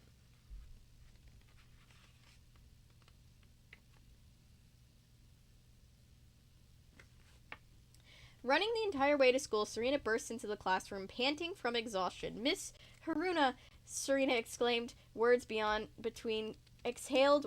between pants, her hands on her knees and head down in exhaustion. I'm so sorry. As Serena looked up, the entire class had burst into laughter. Miss Haruna's late today, Serena, Tim yelled out. You don't have to apologize to us. Everyone laughed. Whew, Serena thought, wiping her forehead. Today must be my lucky day. Just then the door opened and Miss Haruna entered the room. One step at a time, she stumbled to the podium like a zombie. Good morning, class. Every word out of her mouth just sort of dragged, like someone was pulling it from her throat. Let's take attendance. Everyone in classroom looked around at each other. Miss Haruna was literally falling asleep at the podium. Today, Miss Haruna's voice dribbled out, you can study on your own. With that, Miss Haruna's head dropped to the podium, and her entire body slumped over onto the chair. Somebody help her, Molly cried out. The 3 boys in her first row rushed up to the podium and propped Miss Haruna up in the chair completely. What's wrong with her? Serena yelled, out running up to the front of the classroom. She noticed a strange purple flower on Miss Haruna's collar. It sort of looked like a cross between an orchid and a lily. Was that the flower brooch? Was that really Miss Haruna's love letter on Midnight Zero? Serena's heart raced when she thought about it. 2 boys ran to the principal's office to get help. I feel bad for Miss Haruna. Poor thing. And the rest of the students were talking excitedly amongst themselves. What do you think this means? Asked Molly, looking at Tim. How am I supposed to know? He answered in his typical smart aleck fashion. Suddenly, a big grin formed on Serena's face. I know what this means, she whispered mischievously. Molly and Melvin looked at her, wondering. No class today, Serena shouted, jumping up and down. Serena! Almost on cue, the entire class burst into cheers. Chapter 10, Future Boyfriend.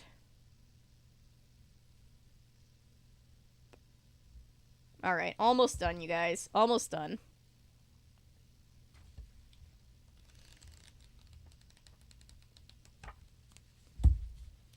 Serena and her classmates looked down from the 3rd, and Serena couldn't say shoot. Let her cuss, damn it. They let her say pissed? I can't believe they let her say pissed. I'm gonna head to bed. Stay safe. Good night. Thank you for hanging out.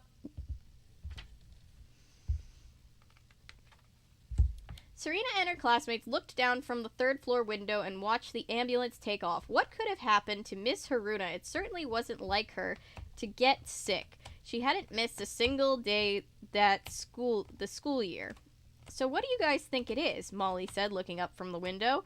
Like an annoying TV evangelist, Melvin put his finger up in the air and began to preach. What the fuck? I can't believe you guys don't read the paper or watch the news on TV, Melvin lectured. Everyone in Crossroads knows about the newest sleeping sickness virus. Actually, sleeping sickness was originally known to be a serious African disease carried by the tsetse fly. Molly, Serena, and their classmates rolled their eyes knowing that Melvin had begun one of his Trivial Pursuit marathons. Melvin went on and on. Well, the original sleeping sickness featured such symptoms as fever, loss of weight, as well as exhaustion. The new virus simply seeds the victim into deep sleep, which may last more than a week. The outbreak began last week, and the victims haven't woken up yet. Why everyone heard Melvin's last words, though, all became quiet. You mean, Molly started, her voice trailing out. What about Miss Haruna? Serena said, starting to panic. I had no idea it was that serious. Is she going to be okay? Well, Melvin began again, arms crossed. The ambulance driver says the doctors were baffled by the new sleeping sickness, but that the victims' bodies seemed like they were just asleep, so it couldn't be very serious. It's more like a long nap without really knowing exactly what you're going to wake up. So Miss Haruna is just taking a nap? Serena asked, a bit doubtful. Probably Melvin started poking Serena with his index finger. Maybe you should consider taking a nap like that too. You'd probably get better grades that way. Melvin started laughing hysterically with Tim joining in. Shut up, you dork, snapped Serena, miffed. Cute girls like me need our beauty sleep. With geeks like you, eternal sleep wouldn't cure your loser looks. Jesus Christ. I'm just calling the Sleeping Beauty Syndrome, aka SBS. Yeah, it's just Sleeping Beauty Syndrome. Oh, hi, people that just joined in. Sorry that nobody's able to sleep tonight. We are finishing up our late night read of this absolutely bizarre... This is bizarre. This is a bizarre book. 50 Shades, LOL. Jesus, my brain is garbage. Apologies for that, BT... Wait.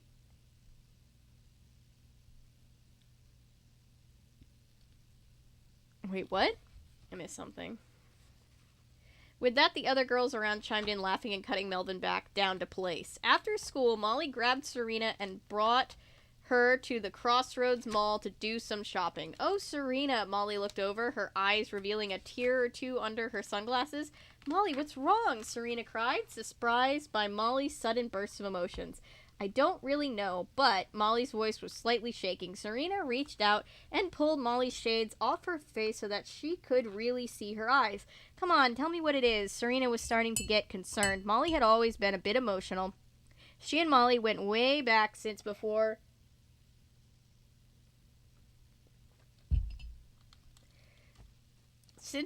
grade school. Serena could remember when they used to play hide and seek in Molly's huge backyard. Sometimes when Serena found Molly, she'd be crying, but Serena was never really sure why. Even though Molly was emotional and a bit shy, when she was psyched for something, she was the most gung-ho girl around. Serena always admired Molly's adventurous side, especially because Serena was too lazy to make any extra effort. Serena always felt lucky to have such a good friend. Molly, are you okay? Molly bit her lip, and out came a slightly embarrassed smile. The truth is, Molly began her confession, I've written 5 love letters to Midnight Zero, and it's been making me really moody. All I keep thinking about is the show and writing more love letters. Do you think I'm way weird or what? Is that what you're all teary-eyed over? Serena propped Molly's slumped body back up and smiled. I've been listening to Midnight Zero every night. I'm dying to write a love letter. Serena gave Molly her that's all look. Really? Molly perked up immediately. I thought I was the only one hooked on that show. I can't believe I've actually written 5 love letters. I'm so jealous, Serena said, noticing the pink reflective sunglasses still in her hands and sliding them onto Molly's head in a facing up position. I can't even write one.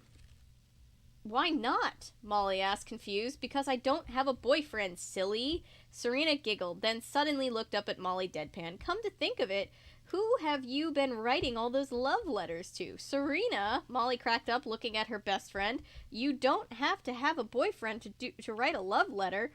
Think about it. Lots of people write love letters, so their ex or even to people they have a crush on. So I've just been writing love letters to my future boyfriend, even though I have no idea who he is. Your future boyfriend, Serena repeated the phrase slowly to herself until it finally sunk in. That's a great idea, Molly. Serena grabbed Molly's hands, jumping up. Is it? Molly's face showed confusion. Yeah, that's exactly the kind of strategy I need to pull off a letter, Serena explained excitedly. See, I never thought of that before, so I didn't think I could write a letter. Now I'll just think of my future boyfriend and write a heart-wrenching love letter and take possession of my new gorgeous flower brooch just like you. Well, I haven't been chosen to win a brooch yet. Molly put her arm around Serena as they started walking off towards the Prada boutique. Prada, huh? They name-dropped Prada. Okay. If it was that easy, I wouldn't have needed to write 5. The 2 girls laughed together, and Serena reassured her best friend. Don't worry, Molly. I'm sure you'll be chosen soon. Turning the corner, Serena bumped smack into a tall, dark-haired guy in khakis and a beige turtleneck sweater. Oh, sorry about that, Serena said, looking up. Doing a double take, she noticed it was the same guy she had hit with her shoe and crumpled up quiz the other day. So not only are you good at throwing, but tackling too? Don't get yourself hurt now, Blondie. The tall guy smirked and winked at Molly, who immediately fell in love. It's you, Serena cried, really annoyed at this guy's sarcasm.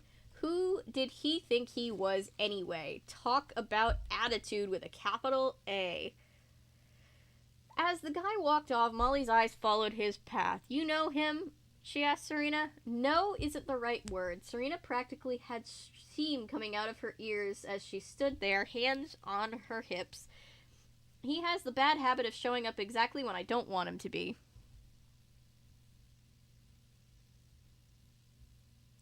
Well, he's a Bond villain.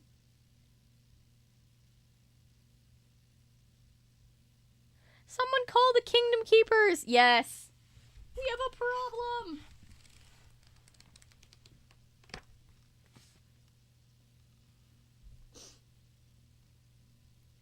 Luna looked... We're almost there, guys. We've got just a little tiny bit left. Thank you for suffering with me.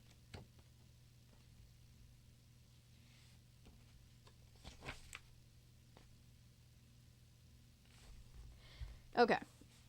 Luna looked up at Serena, who was lying on her bed, notebook in hand. Let's see. Serena tapped her pencil on her nose, thinking intensely. Should I start out with Dearly Beloved? Nah, too played out. That's what you say at funerals. Serena noticed Luna in the corner of the room, rolling her eyes. Come on, Luna, don't tell me you're so unfeeling that you can't relate to a love letter. Masterpiece in the making. It's not that, Serena. Luna hopped on the bed and plopped down next to her blonde-haired human friend. Love letters are meant to be written to give to the one you love. What you're doing is pointless. Serena stuck out her tongue at Luna. Boring. Looking back at her notebook, Serena racked her brain for the right words. The weirdest thing was that she felt so emotional the other night when the love letter was read on Midnight Zero. So why couldn't she think of something touching to write? She tried to imagine her future boyfriend. What would he look like? What would he be? Tall, handsome, smart, rich, athletic, stylish, funny, all of the above, yet she thought all of the above would be best. No reason to settle for anything less. Serena.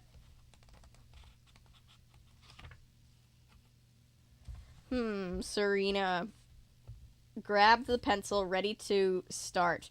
Quickly, she scribbled, my gorgeous boyfriend, on the top of the page. She put down her pencil, shaking her head. That sounded too corny. What guy would want to be addressed as gorgeous? Probably all of them? All of them. That was just a word girls use to describe guys between themselves. Frustrated, Serena looked over. Why isn't this working, Luna? I told you already. Love letters are meant to be written to give to the one you love. You don't have anyone you love, Serena. Luna was right. How could she write a love letter when she hadn't even been in love before? She couldn't do this on her own. That was it. Since she couldn't do it on her own, she needed someone's help. Luna was obviously not much help, so why shouldn't she just go to the source? Luna, we're going to go over to the FM 10 radio station, and I'm going to ask Jay Dite to help me write a good love letter. He's the perfect one to give me advice. Luna glared at Serena. We're going to FM 10 now? It's almost dinner time, Serena. We'll be late again, and your mom will throw a fit. Don't worry, Serena said, smiling. I've got it covered. Running out the door, Serena yelled to her mom in the kitchen. Mom, I'll be late for dinner. Got to go to the library to pick up some books. Serena could hear her mom's voice trailing behind her. Serena, library, you? Serena giggled and hopped on her bicycle. FM 10 was only about 15 blocks away. She used to pass it every day on the way to grade school. Riding up with Luna in her backpack, she hopped off and approached the security guard. Sir, excuse me. Serena tried to sound official. I'm doing a story for my school paper, and I was assigned the interview with Jay Dite from Midnight Zero. Where do I go? The guard stared at her blankly. Midnight what? You know, Midnight Zero, the radio show. Serena couldn't believe the guard didn't know her own employer's most popular show. Young lady, we don't have a show called Midnight Zero or a DJ named Jay, whatever you said. Jadeite. Jedite. Aha. Very fun. Of course you do. Serena was getting annoyed. It's FM10's most popular show. You've got to know it. Midnight Zero. It's on every night at midnight. The guard politely walked Serena back towards her bike. I promise, the guard smiled gently at her. The marketing department makes all employees memorize the shows. At midnight, the show that's on is called Night Beat. I've never heard it, but I've seen the listing 1,000 times. Sorry. The guard looked at her in pity, but it was not about to let her in the station. Serena, red from embarrassment, quickly hopped on her bike and took off. What was going on? Chapter 11. Sexy DJ. Sexy DJ? What the hell is happening? What am I reading? What's happening? This is a children's book. Sexy DJ? It's a little out of pocket, don't you think? Maybe I'm being too, like, mom friend. Like, I know it's not like a bad word or anything, but, like, sexy DJ? On my Christian Minecraft server?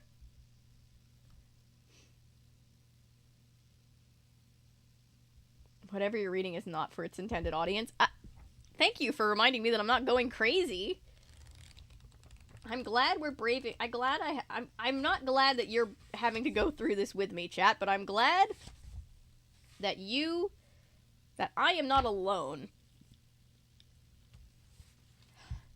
The clock ticked once and 12 chimes sounded out towards Serena's bed. Halfway asleep, Serena and Luna sat up from when they heard the clock strike midnight. FM10 blared from the radio, finishing a last set of commercials before the midnight hour. Both Serena and Luna watched for the radio silently as they waited for the show to start. It's 12 midnight, folks, and I'm Jay Dite. Welcome to the most popular love talk show on radio, Midnight Zero.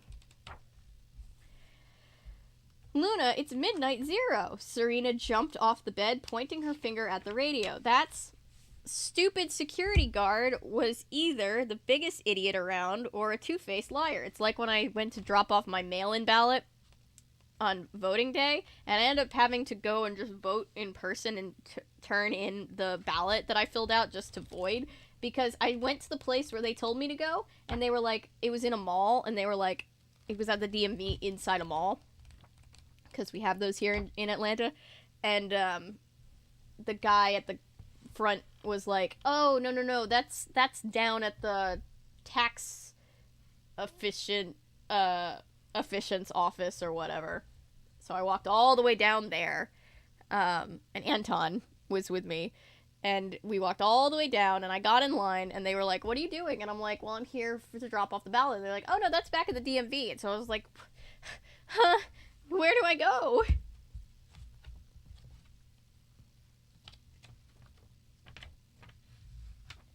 Turns out it was a secret third location that no one was told about because the American voting system has no flaws in it whatsoever. Oh yeah, no, our election. Yeah, us being the holdout was sure fun. That was sure fun. That wasn't actually for the 2020 presidential election. That was just for our own, although we did a recount anyway, didn't we? Yeah, we did, because it was for the Raphael Warnock versus Herschel Walker vote. Oh, that's what I meant. Yeah, that's right. I completely forgot that we were the problem child there, too. We seem to be the problem child a lot lately.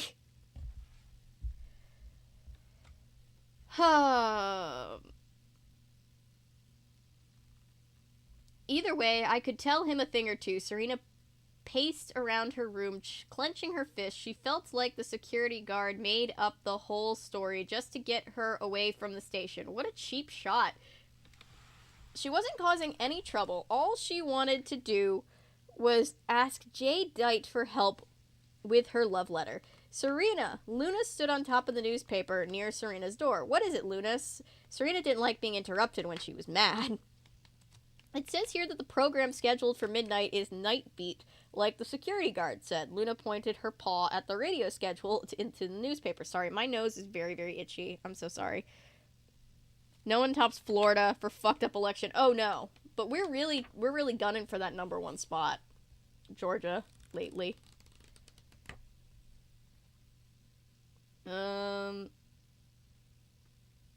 So probably just a mistake, Serena snapped. They probably changed the show and the marketing department was too lame to bother telling either the newspaper or the security guard. At least that means he didn't lie to me on purpose. Serena hated the most when people tried to do something sneaky to her, like lie or cheat. The security guard was pretty nice, after all. It was good to know that it was just an act. He hadn't heard that they changed the show. Come to think of it, Luna was pretty amazing, Serena thought. Not only could she talk, but she also read the newspaper. What a bizarre cat. Too bad Serena couldn't take Luna on David Letterman to do the stupid pet tricks. Luna would blow everyone away. Again with these children's authors thinking kids give a damn about who David Letterman was, even in the 90s.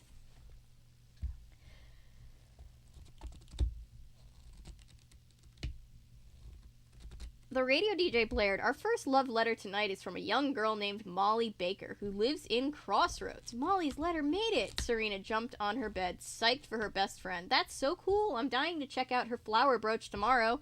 Do you believe in fate? I do. I didn't until I met you, but now I know that fate is real.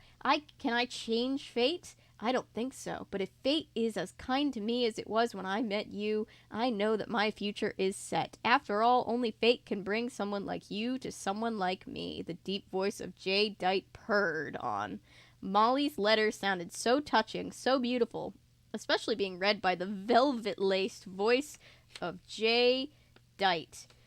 No listener could imagine the true intentions of this mellow-sounding DJ as he grasped the purple flower brooch and twisted it between his fingers. Molly, that's the brooch. Open it up. What a gorgeous package. When did you get it? This morning, Serena and the 3 of her classmates, June Chin, Tina Marine, and Rika Kelton, crowded around Molly's desk. Yeah, Molly explained, proud to be the center of attention. Some delivery guy brought it to our house this morning. Molly was holding a small box with pink and white wrapping paper. The paper was made of soft cotton and embroidered with little yellow flowers around the outside. The box and the paper itself was too nice to throw away. Isn't it not paper if it's cotton? I would so watch Luna be on a talk show. Give her own talk show like they did with Alf that one time. Who watched Letterman and Conan? Oh, I watched Letterman, but I was also a weird kid. I was a weird homeschool kid. I don't think the general population of kids was like caring about Letterman. I think that's just like an adult like thinking that the majority of kids care about Letterman. Quick, Serena pleaded, open it so we can see the brooch. Okay, Molly gave in. She was excited about the classy box's contents. Just make sure you don't rip that paper, Rika reminded her. Carefully, Molly separated the tape from the paper, gently lifting the paper from its seam. After the corners were open, Molly removed the outer lining. Sliding the paper aside, she lifted the box's lid to reveal a plush black velvet inner lining, almost like that of a jewelry box. In the center was a precious soft purple flower. Oh my god, it's beautiful, cried June. Hey, Serena pointed out to the flower. That's the same flower Miss Haruna was wearing the other day when she passed out. You know what that means? Tina looked up at her friends. It was Miss Haruna's letter that was read the other night on Midnight Zero. Oh yeah, Serena chimed in. They said Patricia Haruna from Crossroads. It really was her. As the girls chatted about Miss Haruna's letter, Molly pinned the flower brooch to her collar. Suddenly, her eyes struggled to stay open and finally closed. The girls jumped when they saw Molly's head completely slump over. Molly! Rika yelled. Molly, what's wrong? Serena grabbed her friend's shoulders. She's asleep. Tina lifted her head to reveal her closed eyes. Molly, wake up. Serena, Chrissy, wake up. I don't like this. Serena held Molly in her arms while her friend gently shook her. I can't believe this. June was on the verge of panic. Suddenly, Serena, who was holding Molly and inhaling the scent of the flower brooch, slumped over to the ground. Serena, Tina screamed. The three girls rushed over to Serena, who had passed out.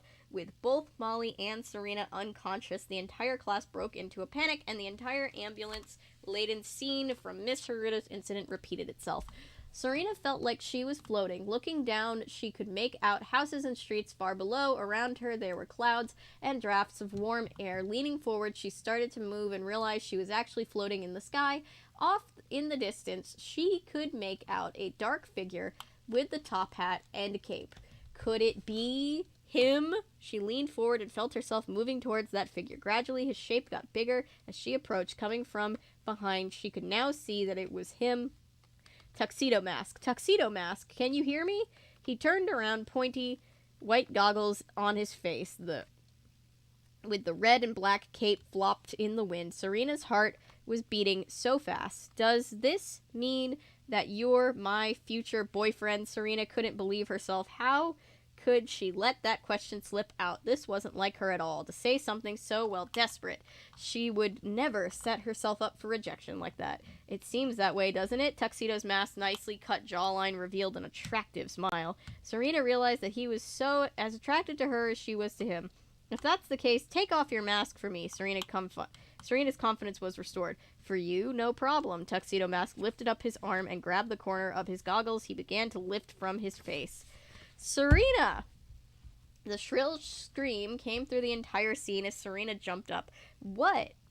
What? She looked around. Where was she? She was on a bed, but it wasn't her own. In front of her was Luna, who had been knocked off the bed by Serena's sudden motion. Thank God you woke up, Luna sighed, relieved. Luna explained to Serena everything that had happened. Luna had noticed the ambulance leaving the school and followed it to the hospital. Inside the hospital, Luna heard the doctors discussing reports that they heard from Serena's classmates. Molly had passed out first, with Serena passing out shortly afterwards. Leading Serena over to Molly's bed, Luna revealed her theory. Miss Haruna, Molly, and you must all have passed out because of that weird purple flower, Luna explained.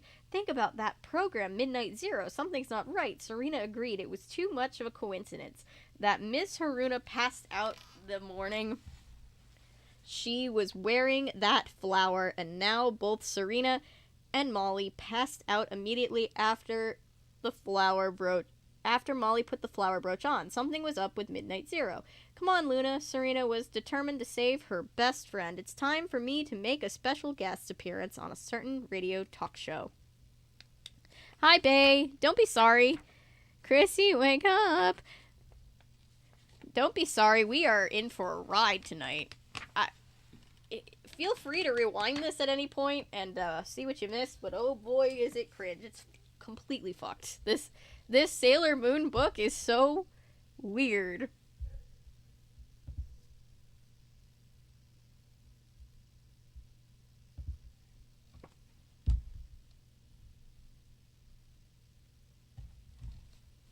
I can't, my nose is so itchy right now. I don't know why. I'm so sorry. That's probably so cringe. Anyway. Luna and Serena arrived at FM 10 a few minutes before midnight. Serena felt a little guilty about sneaking out of her house, but not like she was going to go out to party. It was her duty to destroy the enemy.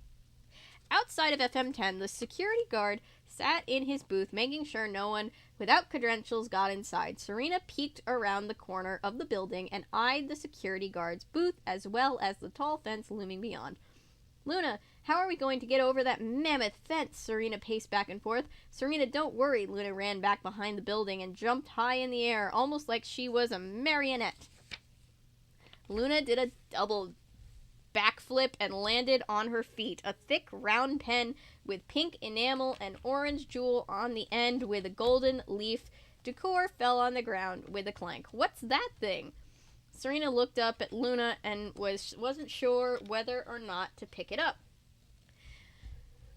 Go ahead, it's yours, Luna said. You can use that pen to transform into any disguise you want. Are you serious? Serena rushed over to the pen and picked it up. Sometimes I love being a superhero, she smiled and inspected the pen. excited. There was not much to do. Just yell out moon power and whatever disguise you want to change into. Luna lifted her paw off the ground and pointed at the pen as she explained. Sounds easy enough, Serena agreed, looking over at Luna and giving her a wink. Serena held up the pen. No. Nope. I don't like this. Might rewind because TBH, the only thing I know about Sailor Moon is that the English dub of the anime changed a lesbian couple into cousins. Don't know anything else. Well, you're gonna be doubly confused when you read the book version of the same American dub that changed the lesbians into cousins.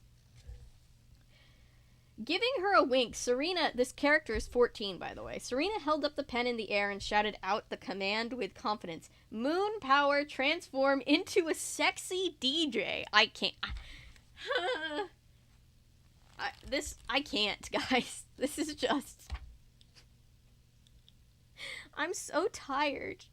What is this? What am I reading? As soon as Serena yelled out her command, the pen's orange jewel began to glow and rays of light shimmered off it. When Serena finished shouting out her command, the air around her filled with pink and orange smoke. Suddenly the air cleared away and Serena had transformed into a beautiful radio announcer with shoulder-length golden blonde hair and wearing a mauve DKNY jacket and mini skirt ensemble. Her trendy white leather pumps had thick, tall heels. Not bad, Serena mused. Forget Mont Blanc.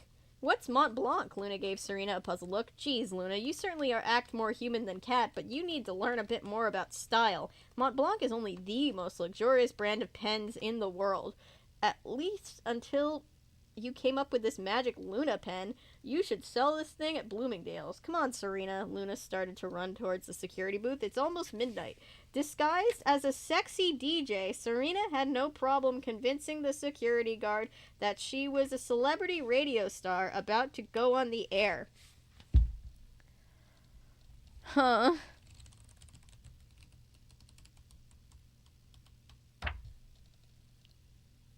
Stop calling the 14-year-old child sexy. I don't like it. Hurried inside the studio and peeked around around the corner. The tall blonde Jay Dite was talking to the show's producer, a pretty red-headed woman with large brown eyes wearing an emerald green jumpsuit. Serena and Luna snuck up close to eavesdrop at the conversation. Are you pleased with the energy we've gathered? The red-headed woman spoke first. Serena and Luna exchanged glances. I had no idea how much power could be found in the hearts of young girls in love. Jadeite held a huge round shimmering sphere in his hands. It pulsated and glowed with energy trapped inside. The strategy has worked perfectly. The flower brooches we've seen have sapped all of the girls' love energy and left them unconscious. Let's gather a bit more. Are you ready for tonight's show? The red-headed woman flashed a wicked smile. Of course I am. Serena and Luna watched the two enter the studio, quickly ran around to the back door, sliding into the hallway between the radio station's office and the Midnight Zero studio. Serena and Luna approached the studio door, which had round glass window in it. Serena glanced through the window and saw the blonde DJ speaking into the microphone. I'm Jay Dite, and welcome to Midnight Zero on FM 10. What a babe, Serena whispered. Serena, he's a bad guy. Luna gave Serena a cold stare. That doesn't mean he's not a babe, Serena protested. Every fangirl ever. I'm gonna head to bed. It was an awesome stream. Take care. Good night, Hannah. Thank you. We are almost done, so we are right behind you.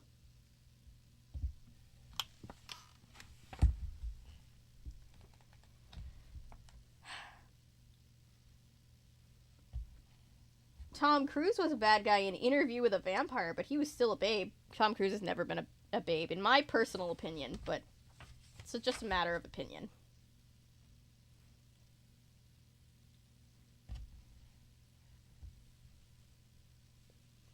Yeah, but this isn't a movie, Luna retorted. Suddenly, Luna noticed bodies slumped over on the studio. Hey, look, those three guys passed out in the corner. They must have been the real program staff, the enemy who kidnapped the airtime.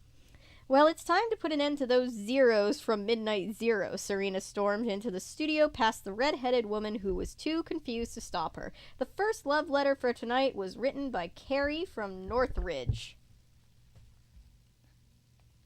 How in the heck did they approve this for children? I have no idea. It's like no one checked the work and just went, yeah, send it out. It's fine. Serena, still disguised as a sexy DJ. Stop saying it. This is 3 times. We have referred to the 14-year-old disguised as a, quote, sexy DJ, and I don't care for it. Walked right up to the microphone next to Jedite, aka Jadeite, and grabbed the chair. Hey, cried out Jedite. Ladies and gentlemen, our story just in. Serena's tone was 100% CNN. Our sources have informed us that flower brooches given out by Midnight Zero are actually dangerously toxic plants, and if you receive one, you must not take it out of its box. What are you doing? Jedite stood up and pounded his fist on the table. Serena continued, love letters are meant to be written to give to the one you love. Luna tilted her head sideways. I swear I've heard that line before, she muttered to herself. Serena was on a roll. Everyone wake up from your dreams and don't let yourselves become brainwashed by this wannabe talk radio show Midnight Zero. Turn off your radios. With that, Jedite stood up and slapped the microphone away in front of Serena's face. Enough of this. Who are you? Uh-oh. Serena realized she hadn't morphed yet into Sailor Moon. There's no way she could fight in this outfit. Even if she could,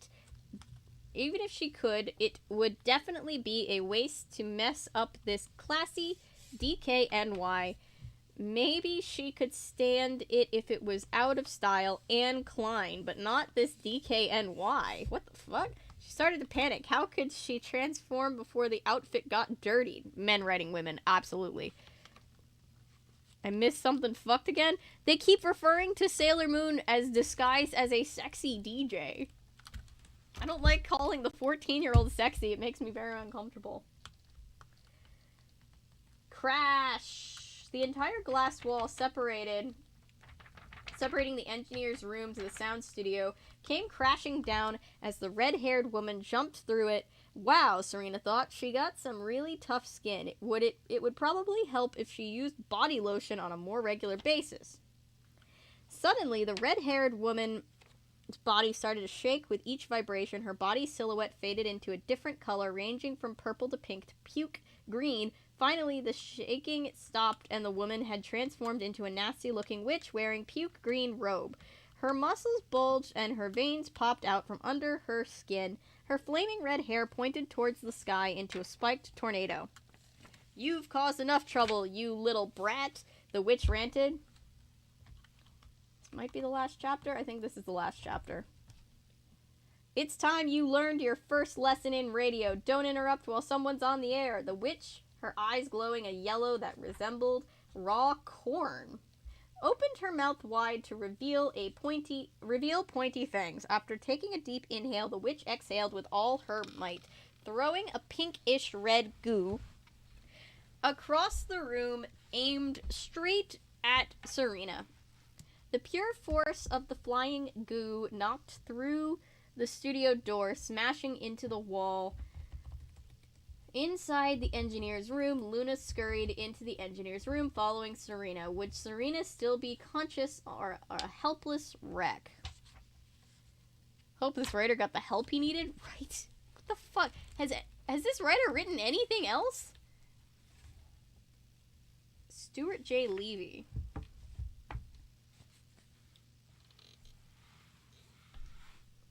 Serena's body crumpled to the floor, revealing a Serena-shaped hole in the wall. Debris and dust from the wall fell from the hole onto Serena's motionless form. Luna ran up to Serena in a panic. Serena, can you hear me? Luna's paws gently nudged Serena's shoulders. The witch approached the engineer's room. Pain. All Serena felt was the burning slice of pain through her body. The shock hit her hard, but she was still conscious. Luna, her voice trailed out and she blinked 3 times, though through the dusty air. Serena, if you can even move, get ready for that witch again. Luna licked Serena's face, trying to snap her into action before the witch could strike again. Serena could make out the muscle-clad witch's profile just beyond the studio door.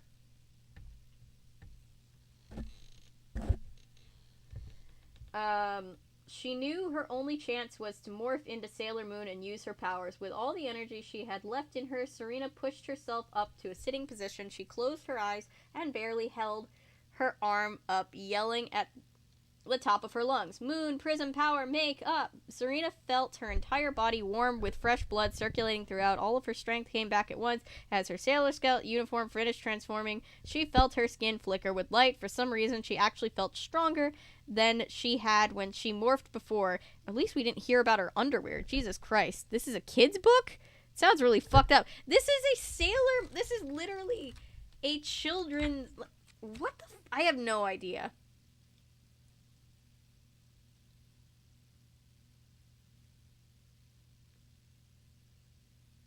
Like, it's like Model Land, where it's everything about it is, like, children's, but there's all this, like, non-children's stuff in it. Like, what the fuck is happening?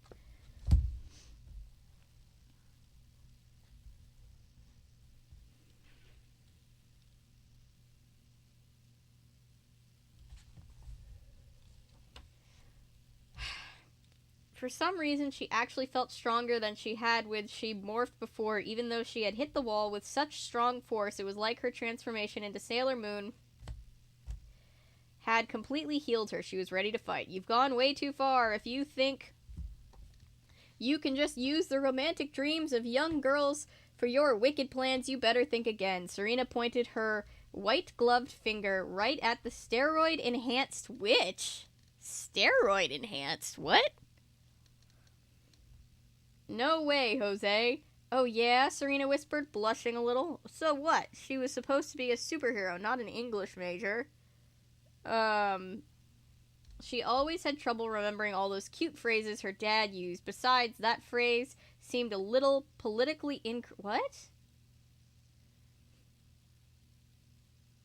Politically incorrect anyway. No way Jose is politically incorrect, but calling her a sexy DJ is fine. Talking about her underwear is fine. Calling that other character exotic like 1,000 times was also fine.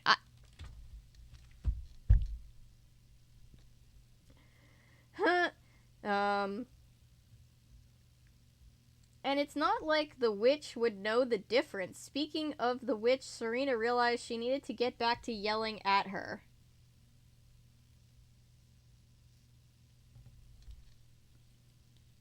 Wait, no way... Okay, so what she was trying to say was no way Hosehead. Sailor Moon, the phrase goes no way Jose. And she says that's politically incorrect. I now have the image of a Sanderson sister on roids. Goodness me. I'm blown away by this book. I can't believe... Am I dreaming right now?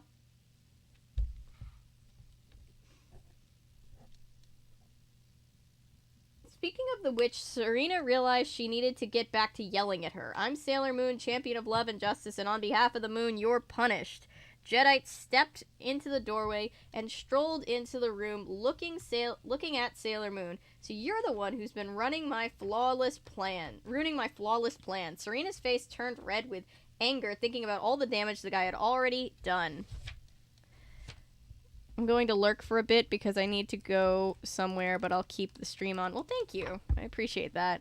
We appreciate all you lurkers.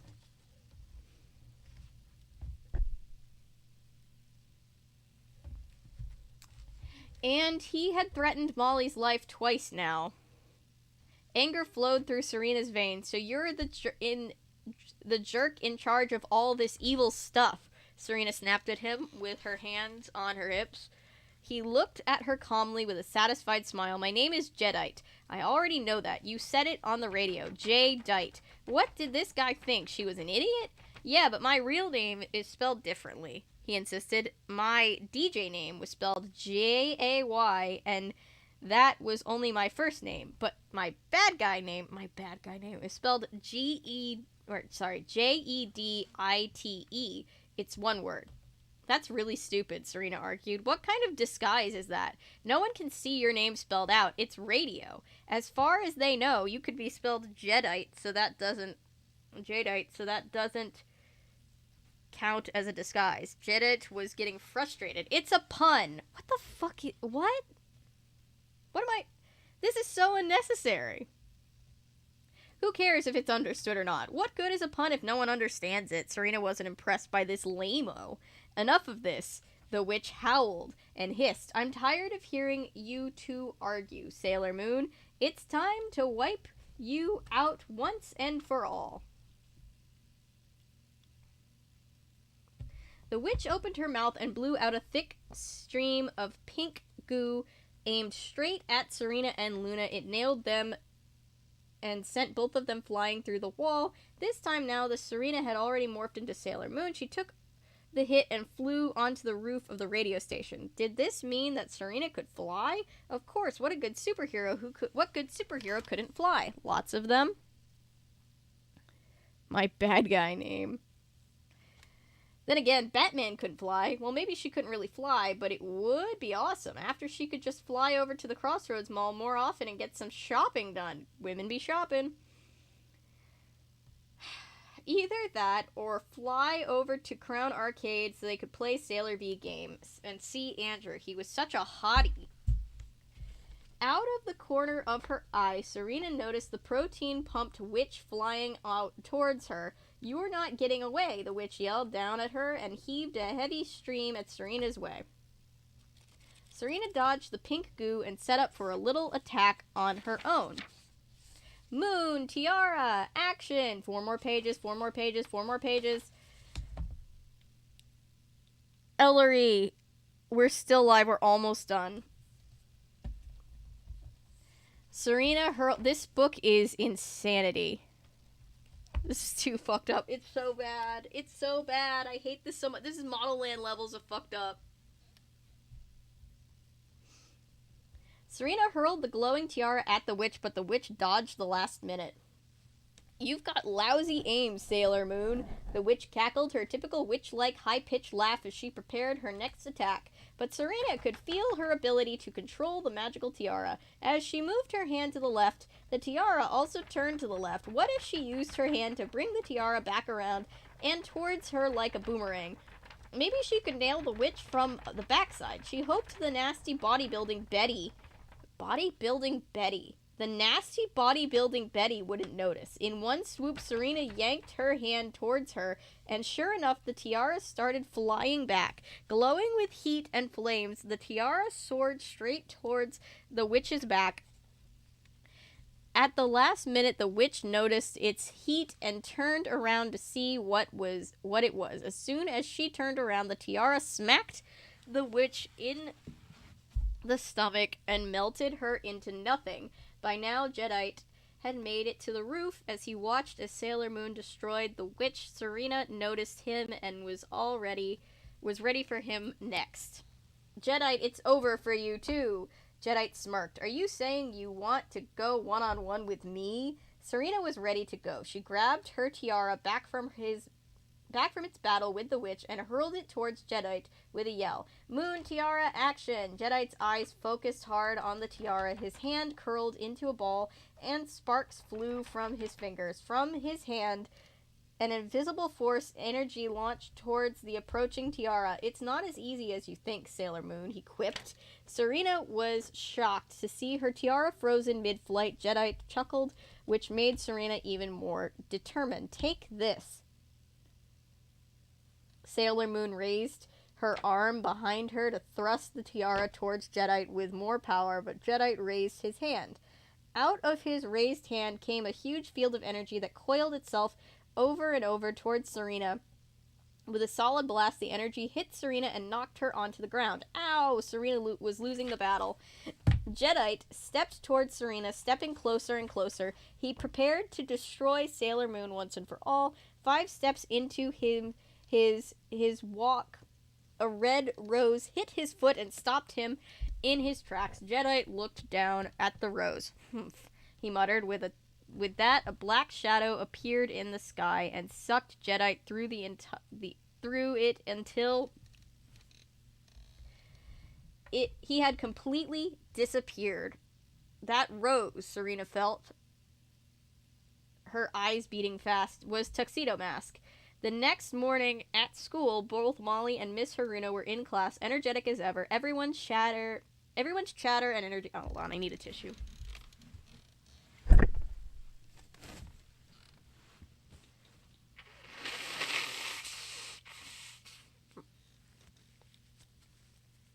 Your druid survived! Woo! Wait, is Model Land bad? Ellery, they have talked about Sailor Moon's underwear. They've described Sailor Moon as a sexy DJ multiple times. They've described another woman who I believe is supposed to be... she sounds like she's supposed to be South Asian or something like that. Or, wait, no. No, what am I trying to say? They keep describing this one character as exotic, which is weird. They just kept in the part, even though this is based on the censored version of the show, they kept in the episode that was censored because Umino was a huge creep, and he pinched a girl's butt and tried to kiss Sailor Moon without consent. It was a lot. Like, it's a lot.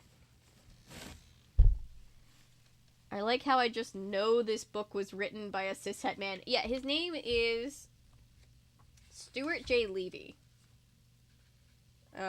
Obviously don't harass anybody. I would just like to get some more background on what else this guy has written. First of all, I want to know if he wrote all of these books.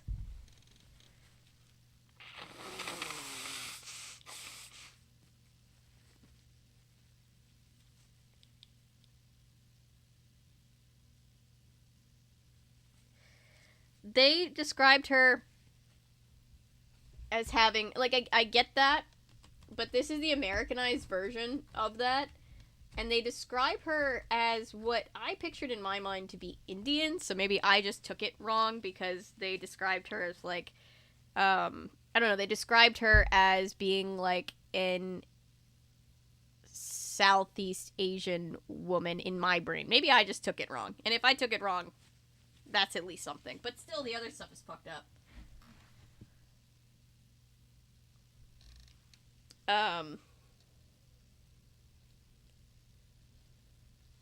Yeah, they described her multiple times as having what sounded like she was wearing a bindi on her forehead, but they didn't use the word bindi, and then they kept saying she was exotic. Besides for the weirdness, he's a terrible author. Oh yeah, no, yeah, this is awful. I need to finish the last 2 pages so we can get off and go to bed. And then never, ever read this book again. Oh, it sounds awful. No, it's sending me back to the Model Land days. It's funny because I'm reading the Model Land... I'm wearing the Model Land Survivor hoodie, and I didn't plan that, but there you go. Serena, who slept like a baby the night before, was finally writing her love letter. Let's see. Dear my darling Tuxedo Mask, Serena read out loud. Writing at the same time, my feelings for you. A hand came down and swiped the paper off Serena's desk. It was Molly. Let me see that thing, she teased. You know, Serena, Midnight Zero ended. Why are you writing this? Give that back, Molly. Serena swatted air, frantically trying to get back the letter she had started to write. No way, Serena, Molly said, laughing. This letter now belongs to all us ex-Midnight Zero listeners. Molly, I'm gonna give that letter to someone. Stop. Serena started chasing Molly around the desks while Miss Haruna looked over the 2 girls chasing each other. Okay, girls, what's going on? Miss Haruna stood between them to mediate the situation. This is Serena's love letter, Molly explained. I'm trying to decide if it's good enough to send to FM10. Miss Haruna heard the term love letter and her ears perked up. A love letter, she asked. Let me see it, too.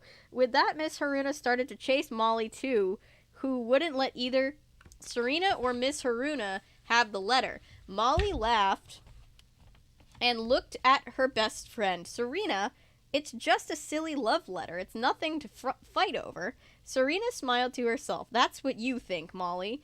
That's the end of Sailor Moon's the novel. 1, A Scout is Born. But it's just the beginning of the Sailor Moon novel series. Collect them all. The second novel, The Power of Love, will be available in May, June of 1999. Stay tuned. at www.mixonline.com for the latest info on Sailor Moon novels, Sailor Moon Pocket Mix, Smile Magazine, Tokyo Pop, Sushi Girl, and other stylin' mix books, comics, and entertainment products. Whew. Be terrified again. Oh boy. So that was awful. The volume 3 of the manga was good. This was frightening. I'm frightened. But yeah, I will see you guys. I guess it'll be later today, but tomorrow. We'll do some Nancy Drew games. Hopefully get through 2 of them. Fucking hell, that was pretty bad. But yeah, I might get to play a sexy bard ranger multi-class for a bit. Oh, nice. Proves my decision to temporarily have my character fuck off for a while. Nice. Well, thank you guys for hanging out with me. Sorry about this one being awful, but I guess we might be the only... I've never heard of anybody else even... A lot of people don't even know about these books, so I'm not even sure how many other people have read it. But oh boy, I have so many questions. You know it's a terrible book when you're more scared of the author than the book? I gotta know. I want to do some digging and try to see if I can find out what else this guy has written. Or like how this even got approved. I just have questions, you know? So, I will let you guys go. Thank you guys so much for being here. Bye, everybody. Thank you. Good night. Have a good day. Try not to have nightmares because of terrible books, and I will see you guys tomorrow. Bye.